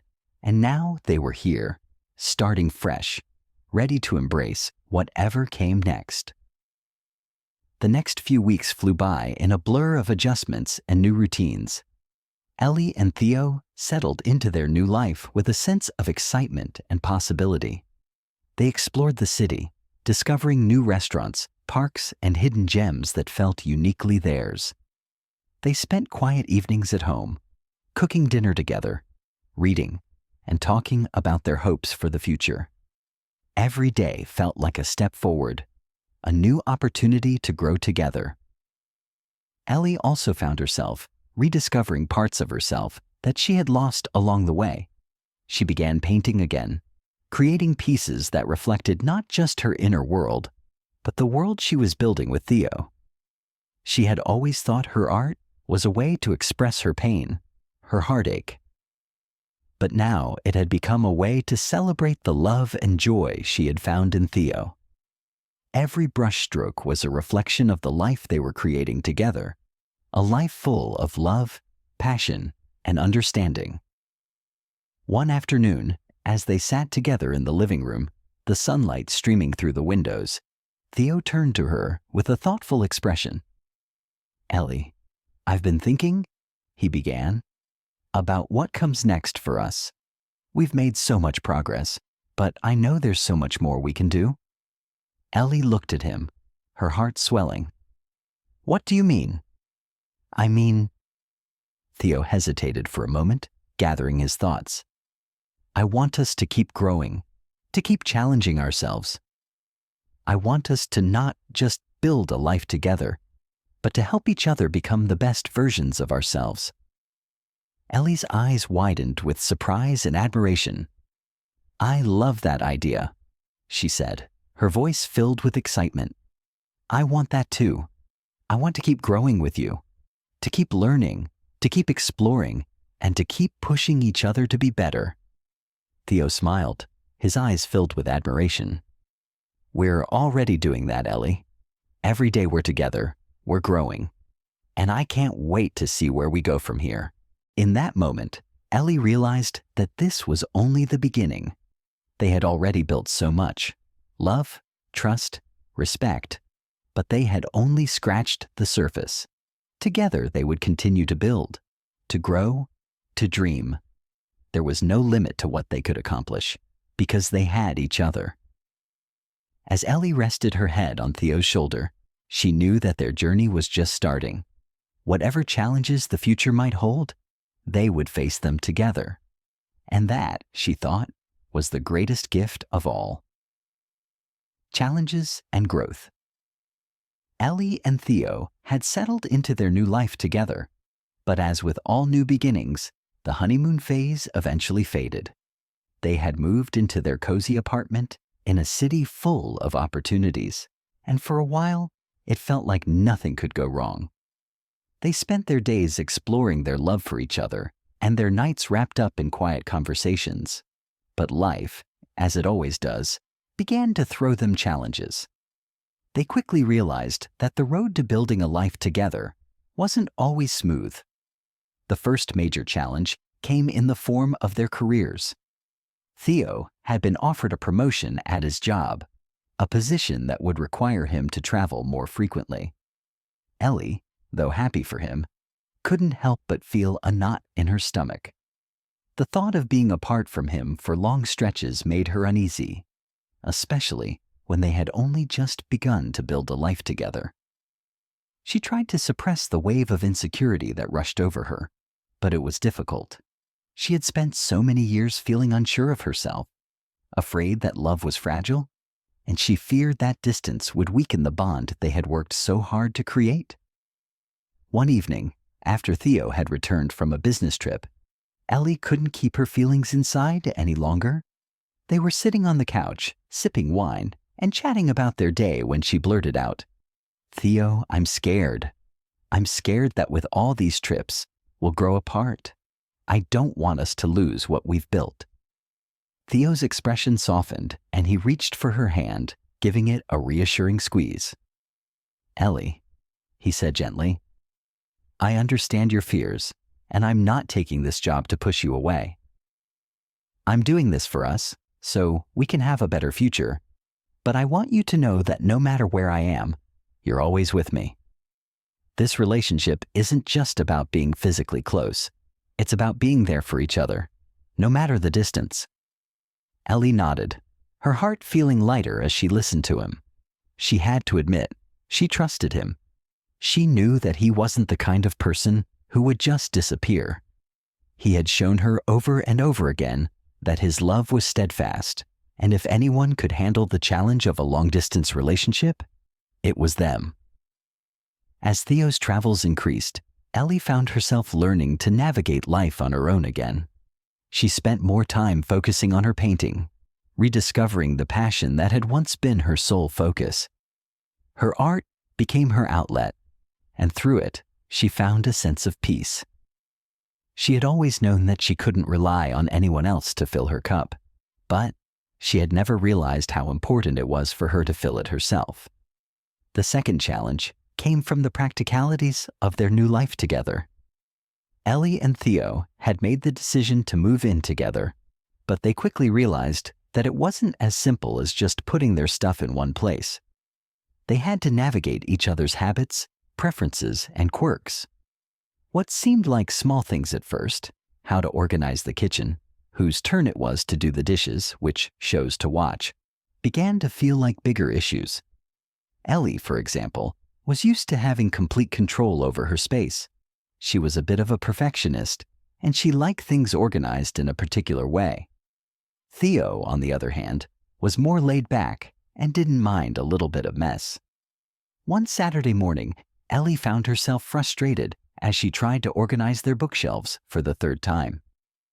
"Theo," she said with a sigh, "why is it so hard for us to agree on something as simple as where the books should go?" Theo, sitting on the couch with a cup of coffee in his hand, looked over at her with a grin. "Because, Ellie, we're two people with different ways of doing things. But that's what makes us work, right? You teach me to be a little more organized, and I teach you to let go of the need to control everything." Ellie rolled her eyes playfully, but couldn't help but smile.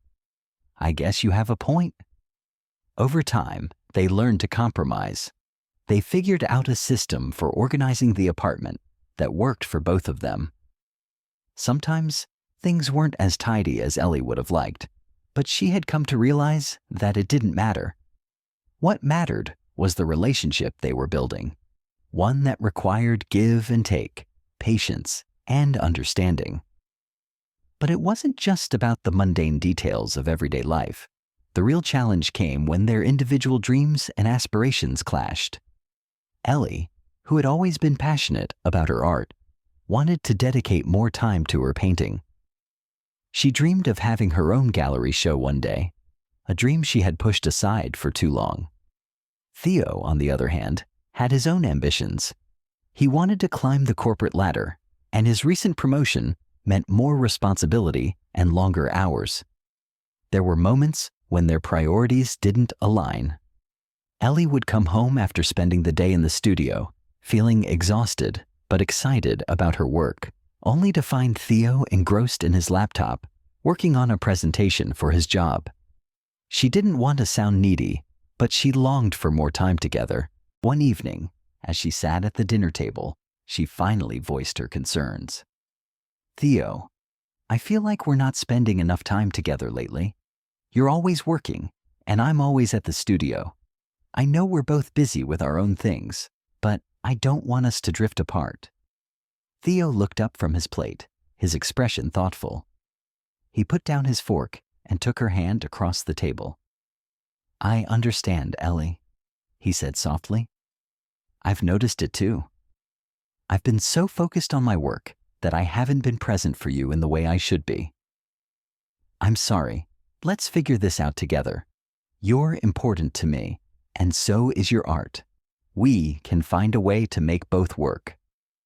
The vulnerability in his voice made Ellie's heart swell.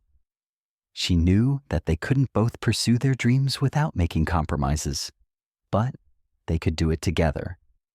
They had proven time and time again that they were a team. And as long as they communicated, as long as they kept their hearts open, they could face any challenge that came their way. In the weeks that followed, they made a conscious effort to balance their work and personal lives. Ellie started to schedule her painting sessions around Theo's work schedule, and they made time to have dinner together, even if it was just a simple meal at home. They also began taking weekend trips to explore nearby towns, getting away from the pressures of everyday life and reconnecting with each other. Their relationship wasn't perfect, but it was real. And as they faced each challenge together, they grew stronger. They learned that love wasn't just about the good times. It was about how they supported each other through the tough times, how they encouraged each other's growth, and how they never gave up on what they had built. They were a team, and as long as they kept fighting for each other, there was nothing they couldn't overcome.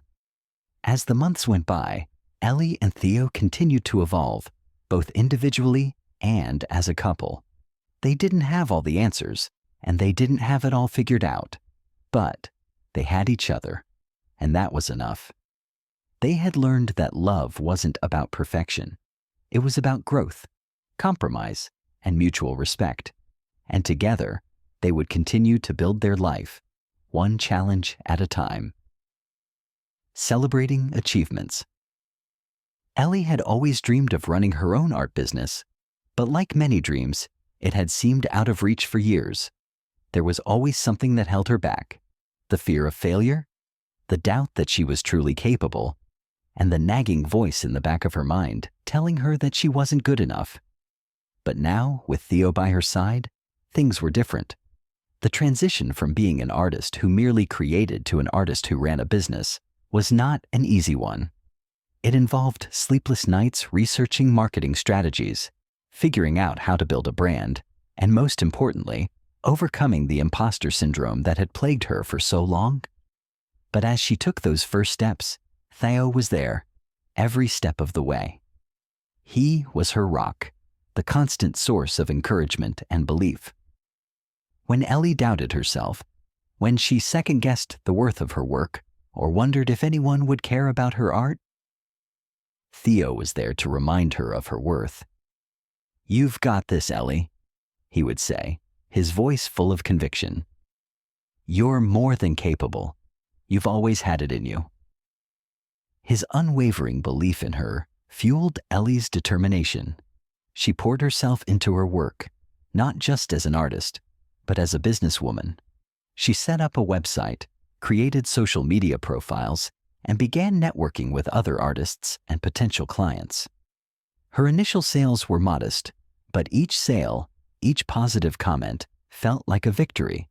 She began to see the fruits of her labor, and for the first time in her life, she felt like she was truly stepping into her potential.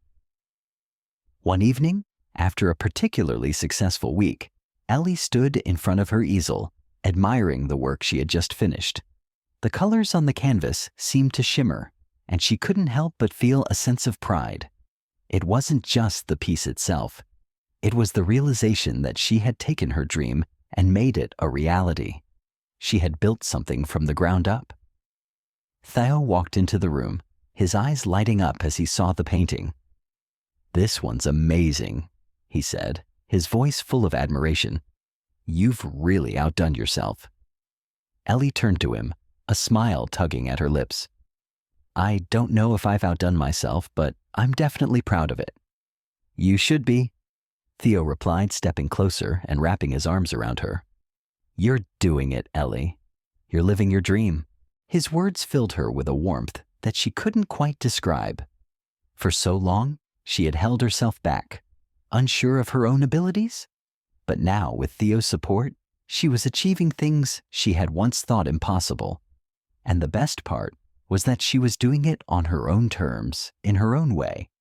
No longer was she trying to meet someone else's expectations. She was building a life that reflected her true self. As her art business began to gain momentum, Ellie also found herself growing in other areas of her life. She had always been someone who questioned her worth, who felt like she had to prove herself to others. But now, She was learning to trust herself, to believe in her abilities without needing validation from anyone else. It wasn't easy. Old habits and insecurities didn't disappear overnight, but she was making progress, one step at a time. Theo continued to be her biggest cheerleader. He celebrated every achievement, no matter how small, and never failed to remind her of how far she had come. And as Ellie's confidence grew, so did their relationship. They spent more time together, not just as partners in a romantic sense, but as business collaborators. Theo helped her navigate the practical side of her business, offering advice on finances and marketing strategies. Ellie had always been the creative force, but now, with Theo's support, she was learning to manage the business side as well. There were moments when things weren't perfect. Some days, Ellie felt overwhelmed by the weight of her responsibilities. Running a business was harder than she had anticipated, and there were times when the pressure threatened to get the best of her. But whenever she felt like giving up, Theo was there to remind her of why she started in the first place. "You've already come so far," he would say. "This is just the next step. Don't lose sight of the bigger picture." With his encouragement, Ellie learned to keep going, even when it felt like the road was too tough to navigate. She began to view challenges not as obstacles, but as opportunities for growth. Each problem was a chance to learn, to adapt, and to improve. As Ellie's business continued to grow, she began to receive recognition for her work. She was invited to showcase her pieces at local art galleries and participated in online exhibitions. Each new opportunity felt like a milestone, and she couldn't help but marvel at how far she had come. It was a journey she had started alone, but now, with Theo by her side, it felt like a shared success. One evening, after a particularly successful gallery show, Ellie and Theo sat in a quiet cafe, celebrating the event. Ellie felt a sense of pride wash over her as she sipped her drink. "I can't believe how far I've come," she said, looking at Theo. "This feels like a dream." "It's not a dream, Ellie," Theo said, his eyes filled with admiration. "This is your reality. You worked for this. You earned it." Ellie smiled, feeling her heart swell. For so long, she had questioned her worth, wondering if she could ever truly make her dreams come true. But now, she knew that she was capable of anything. And with Theo by her side, the possibilities seemed endless. As the months passed, Ellie's business continued to thrive. She built a loyal following of clients who appreciated her unique style, and her art was being displayed in more and more galleries. She had become a success, but she had also learned something far more valuable: the importance of believing in herself. The road had been long and difficult, but it had been worth every step. With Theo's love and support, Ellie had been able to transform her dreams into reality. And as they looked toward the future, Ellie knew that this was just the beginning. Together, they could face whatever challenges came their way. And whatever the future held, Ellie was ready to embrace it, confident, strong, and, for the first time in her life, completely at peace with who she was. A love that lasts. Ellie sat by the window, watching the world go by as the sun set over the city. The warm glow of the fading light bathed everything in a soft, golden hue, reminding her of how far she had come. Just a year ago, she had been lost, unsure of herself, questioning her worth, and uncertain if she would ever find a place where she truly belonged. Yet now, as she sat in the cozy apartment she and Theo had created together, she felt an overwhelming sense of peace, a peace she had never known before. Her hand rested gently on her belly, the faintest of smiles tugging at her lips as she thought about the little life growing inside her. Theo's child, their child, a symbol of their love, their commitment, and the future they were building together. They had been through so much, doubts, fears, insecurities, but they had emerged stronger, more connected than ever before. And this moment, this quiet evening at home, felt like a celebration of all the victories they had won, both big and small. Theo walked in, a smile lighting up his face as he noticed Ellie by the window. He had always loved the way the light looked on her, how it seemed to make her shine. He set down his coat and walked over to her, wrapping his arms around her from behind. "You look beautiful," he whispered in her ear. Ellie laughed softly, leaning back into his embrace. "You always say that," she replied, a playful tone in her voice. "But I'll take it." He kissed the top of her head, holding her close. "It's true, though. You've always been beautiful. But now you're radiating something different, something even more powerful. You're strong, Ellie. You fought for everything you have, and I couldn't be prouder of you." She turned in his arms, meeting his gaze. His eyes were filled with admiration, but there was also something else, something deeper. There was love there, yes, but also a deep understanding. He had seen her at her lowest points, and now he was witnessing her bloom into someone she had always hoped to be, but never believed she could. And he had been by her side through it all. "I don't know what I would have done without you," Ellie said quietly. "You've believed in me, even when I didn't believe in myself." Theo smiled, his hand gently cupping her cheek. "And I always will. You never have to doubt that. You've always been enough, Ellie. More than enough." They stood there for a moment, wrapped in each other's arms, the world outside fading away. The warmth between them was a silent promise, one that didn't need to be spoken aloud. It was the kind of love that was built on understanding, trust, and the knowledge that no matter what came next, they would face it together. The last year had been transformative for both of them. They had come through the storm, weathered the doubts, and built something lasting. And now, as they looked at each other, they knew this was only the beginning.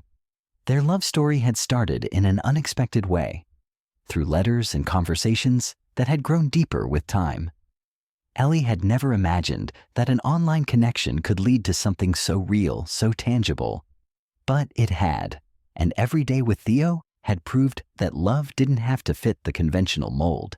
It didn't have to be based on first impressions, physical attraction, or fleeting emotions. It could be built on something far more meaningful: connection, respect, and unwavering support. Theo had always been there for Ellie. In the early days, when she was unsure of herself, he was her steady anchor. He never rushed her, never pushed her to be anything she wasn't ready to be. He allowed her to grow at her own pace, and in doing so, she blossomed. Her art, her business, her confidence, all of it had flourished because Theo had given her the space to be herself, to fail and succeed on her own terms. Ellie had come a long way. There were still days when self-doubt crept in, but they were fewer and farther between. She had learned to accept herself, to embrace the parts of her that once felt like weaknesses. She had learned that imperfections were not something to hide, but something to celebrate. Her art, her business, and most importantly, her love with Theo were reflections of this newfound strength. And now, standing side by side, they were taking the next step together. They had made a home out of their apartment, a space that was as much a reflection of their personalities as it was a symbol of their shared journey. The walls were filled with Ellie's artwork, paintings that once represented her struggles, but now told the story of her growth. They had a small gallery area where friends and family could come to see her latest creations, and a cozy nook by the window where she liked to sit and paint, with Theo always nearby. But beyond the physical space, they had created something even more important: a life built on mutual respect, love, and the unwavering belief that they could face anything together. They had grown as individuals, but they had also grown together, strengthening their bond with each challenge they overcame. And now, as they celebrated their love, Ellie felt a sense of gratitude wash over her. She had once believed that love was something fragile, something that could easily slip through her fingers. But with Theo, she had learned that love wasn't just a feeling. It was a commitment. It was about showing up for each other, day in and day out, even when life wasn't perfect. It was about growing, evolving, and supporting each other through the highs and lows. "What do you think the future holds for us?" Ellie asked, her voice soft. Theo smiled, his eyes filled with hope. "I think the best is yet to come. We've already built something beautiful together. And I know we'll continue to build, to grow, and to create even more amazing memories." Ellie nodded, a sense of peace settling in her chest. For the first time in her life, she wasn't afraid of the future. She wasn't afraid of what might come next. She knew that with Theo by her side, anything was possible. Together, they had already overcome so much, and now they were ready for whatever came next. As the night wore on, they celebrated in their own way, by simply being present with each other. They didn't need grand gestures or elaborate plans. They had everything they needed right here in this moment. The love they shared was more than enough. And as the city lights flickered outside, Ellie knew that this love, this life they were building, was one that would last. It wasn't perfect, but it was real. And for the first time in her life, Ellie knew that was all she ever needed. Chapter 10. A Love Story for the Ages Anniversary Celebration. The sun was beginning to dip below the horizon, casting the sky in a palette of vibrant oranges and pinks. Ellie stood at the edge of the balcony, the cool evening breeze ruffling her hair, her eyes lost in the view before her. It was their first anniversary, and they had decided to celebrate by escaping to a quiet coastal town, far from the noise of the city. It had been Theo's idea, a way to mark the occasion in a way that felt intimate and meaningful. And Ellie couldn't agree more. She had come so far in the past year. It felt like a lifetime had passed since that moment she had first met Theo, since their late-night chats and the slow-building connection that had turned into something undeniable. Now, standing in front of the ocean, it seemed almost surreal that they were here, together, after everything. The man she had once thought might just be another fleeting connection had turned out to be her soulmate. Theo approached her, his steps light but sure as he joined her on the balcony. He wrapped his arms around her waist from behind, resting his chin gently on her shoulder. She could feel the warmth of his body, the steady beat of his heart. There was something profoundly peaceful about his presence, something that made her feel grounded, safe, and loved in ways she had never imagined possible. "Happy anniversary," he whispered, his voice filled with a quiet intensity. Ellie smiled, turning her face to kiss him on the cheek. "Happy anniversary, Theo," she replied softly. "I still can't believe it's been a whole year." He chuckled, the sound rich and warm. "I know. Time has flown by, but in the best way possible." He kissed her gently on the forehead. "It feels like we've known each other much longer, doesn't it?" Ellie nodded, the memory of their first meeting, those long, late-night conversations filled with vulnerability and honesty, still vivid in her mind. It hadn't been an instant attraction or love at first sight, but it had been something more lasting, something real.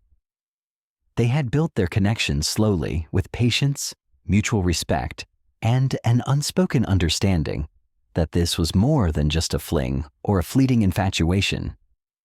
"Do you remember the first time we met?" Ellie asked, her voice tinged with nostalgia. Theo smiled as he thought back. "How could I forget? You were nervous, unsure, but so beautiful. I could tell right away that you were someone special. You had this light about you that I wanted to get to know." Ellie laughed softly. "I was a mess. I didn't think I could ever be enough for someone like you." Theo's expression softened, his eyes searching hers. "Ellie, I want you to know that you've always been enough. You've always been more than enough." Even in those moments when you doubted yourself, I saw you for who you truly are, strong, beautiful, and worthy of everything good." Her heart swelled at his words. There had been a time when she hadn't believed in herself, a time when she had doubted her worth, but Theo had been there every step of the way, showing her what it meant to truly love and be loved in return. His belief in her had never wavered, and with each passing day, she had learned to believe in herself more. "I'm so glad I found you," she said, her voice full of emotion. "So many times, I thought love was something I wasn't meant to have. I didn't think anyone could love me for who I am, but you showed me a different kind of love, a love that doesn't come with conditions or doubts." Theo gently cupped her face, his thumbs tracing the line of her jaw. "I'll always love you, Ellie, for exactly who you are. The good, the bad, the messy, and the beautiful. You've brought out the best in me, and I'm grateful for that every single day." She closed her eyes for a moment, savoring the depth of his words. It was hard to believe that this was the same woman who had once been consumed by insecurity, who had believed that love was a fleeting, fragile thing. Now, with Theo by her side, she knew that love could be steadfast, resilient, and transformative. As they stood there, wrapped in each other's arms, the world around them seemed to fade away. It was just the two of them, together, celebrating the love they had fought so hard to build. And for the first time, Ellie allowed herself to fully embrace the truth. Love wasn't something she had to search for. It was something she had already found, and it was more beautiful and fulfilling than she had ever dreamed possible. After a while, Theo pulled away slightly, his eyes sparkling with excitement. "I've got a surprise for you," he said, a playful grin tugging at the corners of his lips. Ellie raised an eyebrow, intrigued. "A surprise? What kind of surprise?" Theo's grin widened. "Well, you'll have to wait and see, but trust me, it's worth it." He took her hand and led her into the living room of the cozy villa they had rented for the weekend. The soft glow of candles illuminated the room, casting flickering shadows on the walls. A table was set for two, with a small but elegant meal waiting for them. The view from the dining area overlooked the ocean, and the gentle sound of the waves crashing against the shore added to the peaceful ambiance of the evening. Ellie gasped in surprise as she took in the scene. "Theo, this is amazing." Theo smiled, pulling out a chair for her to sit in. "I thought we could have a special dinner to mark the occasion. Just the two of us. No distractions, no interruptions, just us, celebrating the life we've built together." Ellie sat down, her heart full. She had never felt more seen, more loved, or more grateful in her entire life. As she looked at Theo, she realized just how far they had come. They had been through so much together, pain, growth, healing, but they had come out stronger on the other side. As they shared the meal, Ellie felt the warmth of the moment, the deep connection between them, and the love that flowed effortlessly. This was what she had always wanted but never believed she could have. True partnership, a love that stood the test of time, and the promise of a future filled with happiness and shared dreams. After dinner, they took a walk along the beach, their fingers intertwined as they strolled under the stars.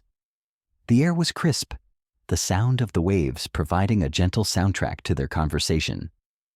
It was in these quiet moments that Ellie realized how much she had grown, not just as an individual, but as a partner, as someone who was worthy of the kind of love Theo had given her. "I've never felt so content," she said, breaking the silence. "This moment, this life, it's everything I've ever wanted." Theo squeezed her hand, a smile spreading across his face. "We're just getting started, Ellie. There's so much more ahead of us. But for tonight, let's just savor this moment."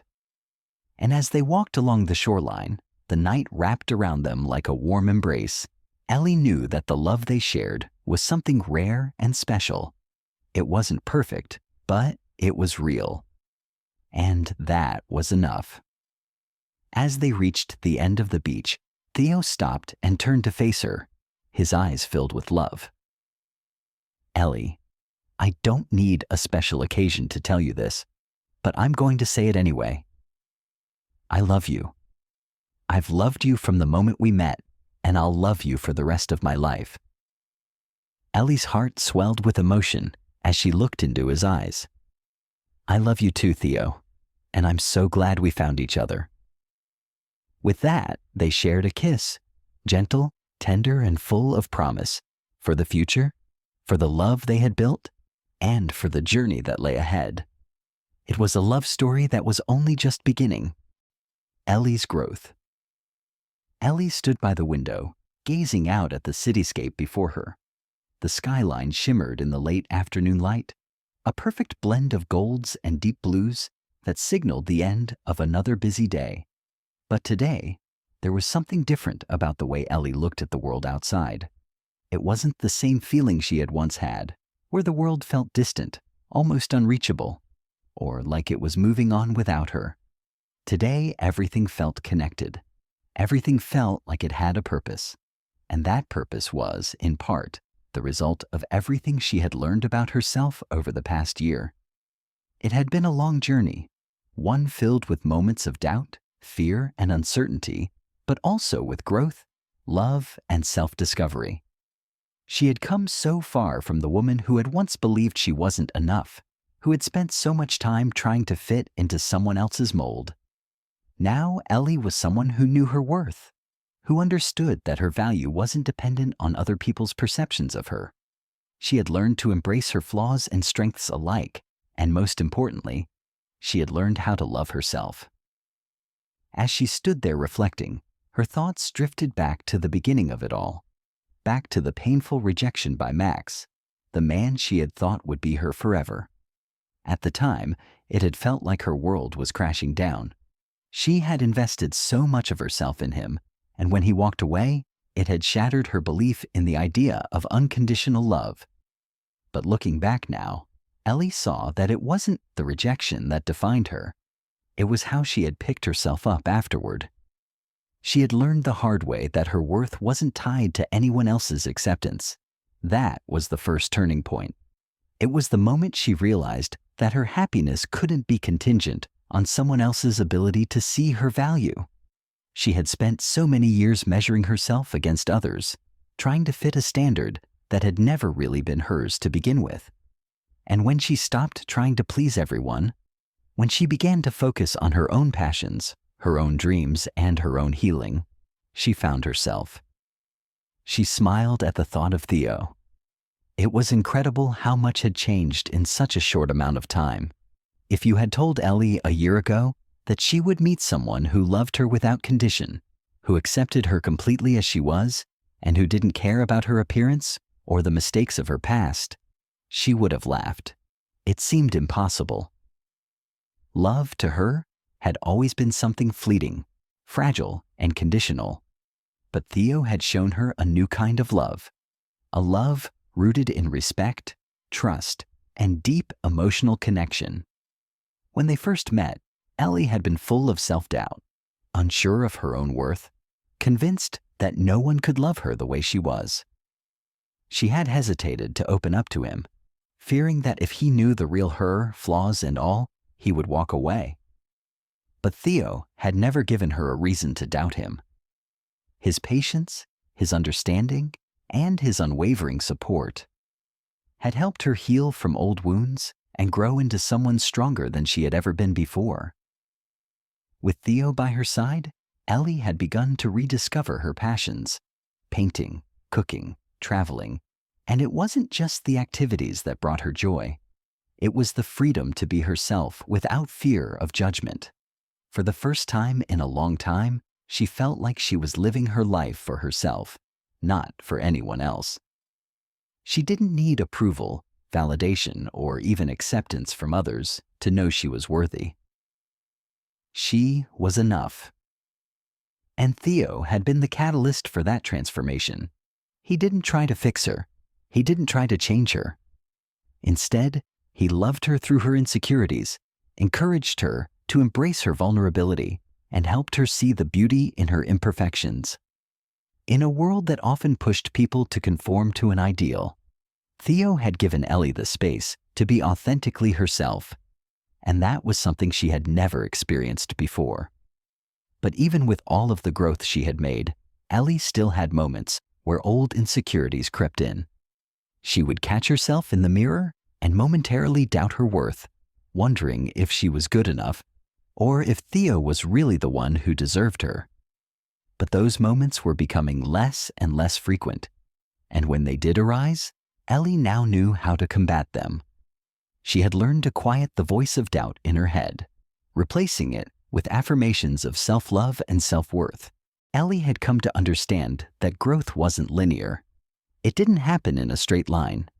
There were ups and downs, moments of strength and vulnerability, but through it all, she was becoming the woman she had always wanted to be, the woman who no longer relied on external validation to feel complete, the woman who could stand tall, shoulders back, and walk through life with confidence because she knew her value came from within. As Ellie sat down on the couch, she thought about the life she and Theo had built together. They had moved into a new city, a place that was fresh and full of possibilities. They had started new traditions, created new memories, and learned how to support each other through the inevitable challenges life had thrown their way. It hadn't always been easy.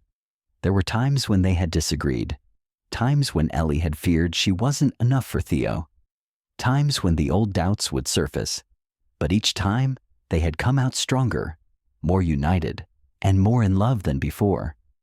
Ellie's growth wasn't just about personal transformation. It was about how she had learned to navigate relationships with a newfound sense of trust and openness. She had learned to communicate more effectively, to share her fears without feeling ashamed, and to listen to her own heart when it came to matters of love. And that, she realized, was a gift that she could give not only to Theo, but also to herself.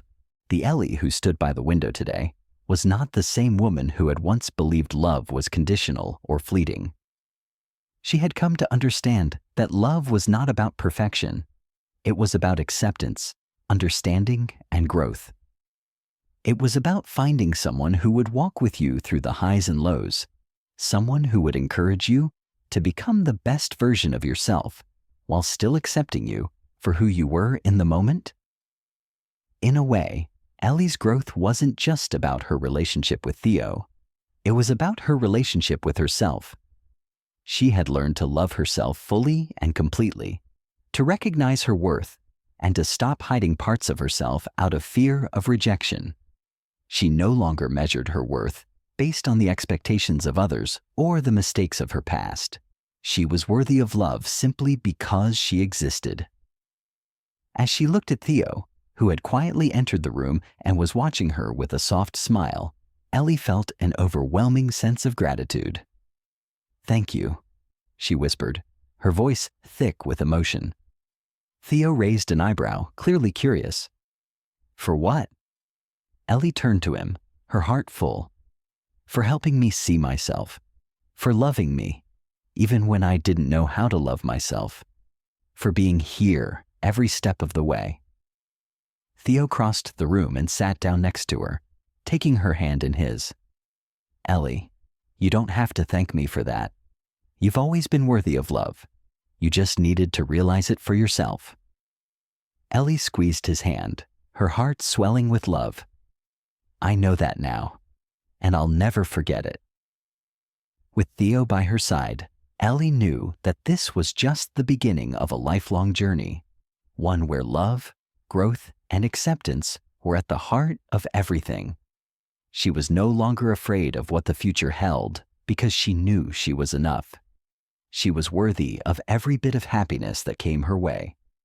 And with Theo, she would continue to grow, to love, and to live the life she had always dreamed of. The power of real love. As Ellie sat on the balcony, a soft breeze ruffling her hair, She couldn't help but reflect on how far she had come. It felt surreal, almost like she was in a dream. The warmth of the sun against her skin, the quiet hum of the city in the background, and the gentle sound of Theo's voice beside her. It all felt like the culmination of a journey she had once thought impossible. And yet, here she was, living a life she never imagined, with a love she never thought she would deserve. Theo had been by her side through it all, the doubts, the fears, the moments of hesitation. He had patiently stood beside her, offering unwavering support and love when she needed it most. But more than that, he had taught her the most profound lesson of all. Real love has nothing to do with appearances. It has everything to do with seeing someone for who they truly are, their heart, their soul, their essence. Ellie had spent so many years believing that love was conditional, that in order to be loved, she had to be perfect, that she had to conform to some external standard of beauty or success. She had looked for love in the wrong places, seeking validation from people who didn't see her worth, who only loved the surface and never bothered to look deeper. But Theo had been different. From the very first moment they connected, he had looked beyond her exterior, beyond her insecurities, and into the depths of who she was. He had seen her, truly seen her, in a way no one else ever had.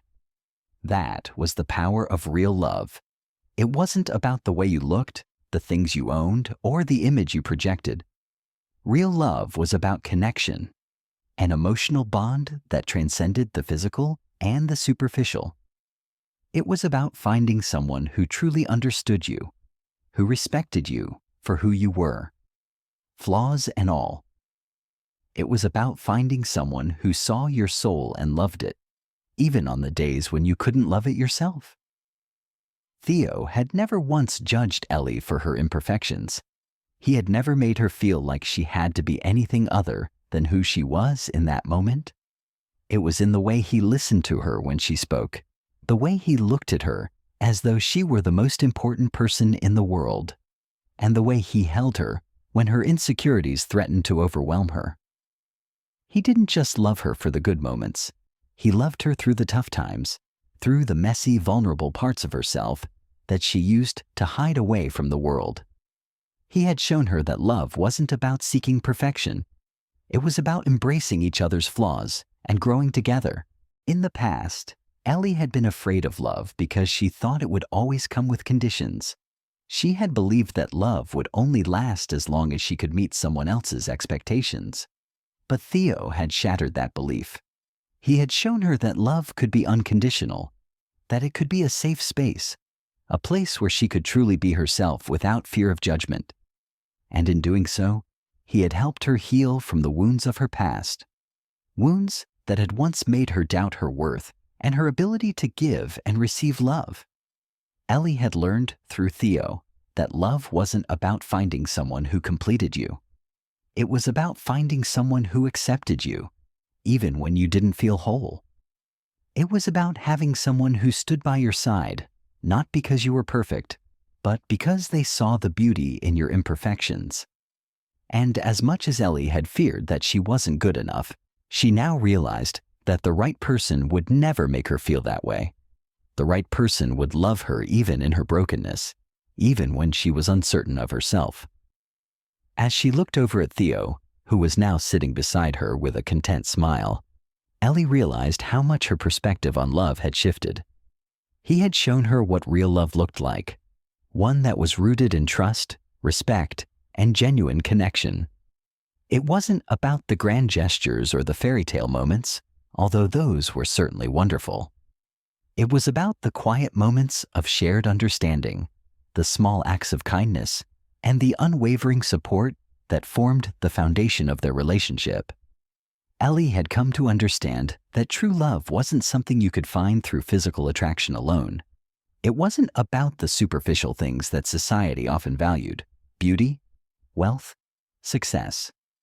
Those things could fade, and in many cases, they didn't matter in the long run. Real love was about the connection between two souls who accepted and supported each other in their entirety, with all their flaws, their dreams, and their fears. With Theo, Ellie felt seen in a way she never had before. She didn't have to try to be someone else. She didn't have to pretend to be perfect or to fit a certain mold. She could be raw, vulnerable, and honest with him, and he would love her just the same. And in return, she loved him with a depth that surpassed anything she had ever experienced. The love they shared wasn't based on appearances, but on something deeper, something that couldn't be measured by physical traits or external achievements. In the early days of their relationship, Ellie had been hesitant to believe that this kind of love was even possible. She had been afraid that it was too good to be true, that it couldn't last. But as the months passed and their bond deepened, she had come to realize that this was the kind of love that endured, the kind that didn't fade when the novelty wore off, or when challenges arose. This was a love that was built to last, a love that would only grow stronger with time. Ellie had finally found a love that was real, a love that was based on mutual respect, understanding, and acceptance. It wasn't perfect, and it didn't always come easy, but it was genuine. It was the kind of love that reminded her that she was worthy of happiness, of fulfillment, and of someone who saw her for who she truly was, and that realization was both empowering and humbling. As she leaned her head on Theo's shoulder, feeling the warmth of his embrace, Ellie felt a sense of peace wash over her. She had spent so much of her life searching for love in all the wrong places, but now she knew that true love wasn't something you could chase. It was something you had to allow to find you. And when it did, it wasn't about being perfect. It was about finding someone who loved you completely as you were, and who you could love just as fully in return. "Do you ever think about how we got here?" Ellie asked softly, her voice tinged with awe. Theo smiled, his hand gently stroking hers. "Every day, I think about how lucky I am to have found someone like you." Ellie squeezed his hand, feeling the warmth of his words settle deep within her heart. "I'm the lucky one," she whispered back. They sat in silence for a moment, simply enjoying each other's company, feeling the bond between them grow stronger with each passing day. It was in these moments, quiet, simple, and real, that Ellie realized how powerful love truly was. It wasn't about the fireworks or the dramatic moments. It was about the quiet, everyday acts of love and kindness that built a lasting, unshakable foundation. Their love story wasn't perfect, but it was real. And that, Ellie knew, was the most beautiful love story of all. Looking toward the future. As the years stretched ahead of them, Ellie and Theo stood at the threshold of a future brimming with possibility. Their love story, though still in its early stages, already felt timeless, etched in memories that were as solid as the foundation they had built together. It wasn't about grand gestures or perfect moments. It was about two people who had come together, not because they were flawless, but because they had learned to embrace their imperfections and grow together. In the soft glow of the evening light, they stood side by side, hands clasped, gazing out at the world that awaited them. They had faced obstacles, moments of doubt, uncertainty, and fear, but those moments had only made their bond stronger. They had weathered the storms and learned to dance in the rain. They had fought for each other, supported each other, and trusted each other in ways that most people only dreamed of. And now, as they looked toward the future, they knew that their love was the one thing in their lives that would remain constant, no matter what came next. Ellie had changed. She had grown in ways she never thought possible. She no longer saw herself through the lens of insecurity, always questioning her worth or doubting her abilities. She had learned to believe in herself, and in doing so, she had come to understand the true meaning of self-love. That had been the first step. But the second step had been allowing herself to love someone else fully and without reservation. For so long, she had been afraid to open herself up to someone else, terrified of rejection, of not being enough. But with Theo, that fear had melted away. He had shown her with every kind word and every patient gesture that love wasn't about meeting someone else's standards. It was about accepting each other, flaws and all, and standing together in the face of life's challenges. Theo, too, had grown. His love for Ellie had opened him up in ways he hadn't anticipated. He had always believed that love was a powerful force, but he had never realized just how transformative it could be until he met her. The way she had opened her heart to him, despite the walls she had built around herself, had taught him the importance of vulnerability. He had seen her at her most vulnerable, and rather than turning away, he had fallen in love with her even more deeply. In return, she had given him the greatest gift of all, the opportunity to love her fully without judgment or hesitation. They had built something beautiful together, a relationship grounded in trust, respect, and mutual admiration. But beyond that, they had built a life that was their own, one that was not defined by anyone else's expectations or the opinions of the world around them. They had crafted a home for themselves, not just physically, but emotionally. It was a space where they could both be themselves, without pretense or fear of judgment. They had created a place where they could laugh together, cry together, and grow together. Now, as they stood on the precipice of their future, they knew that their journey wasn't over. It was only just beginning. There were still challenges to face, obstacles to overcome, and dreams to pursue. But they no longer saw those challenges as something to fear. They saw them as opportunities to grow, both individually and as a couple. They knew that whatever came their way, they would face it together, stronger, wiser, and more in love than ever before. Ellie looked at Theo, her heart swelling with love. "Can you believe how far we've come?" she asked, her voice soft but full of wonder. Theo smiled, his eyes full of affection. "I can't believe it. But then again, I can. You're exactly where you're supposed to be. We both are." Ellie nodded, feeling a sense of peace wash over her. She had spent so much of her life feeling lost, as though she were searching for something she couldn't quite grasp. But now she understood. She had been searching for herself, for the courage to accept who she truly was, and for the love that would help her see her own worth.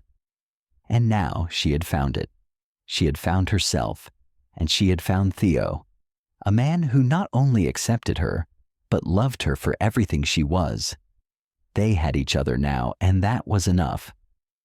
Looking toward the future, Ellie felt a surge of excitement.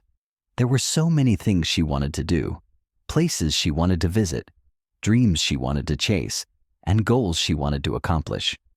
And she knew that with Theo by her side, anything was possible.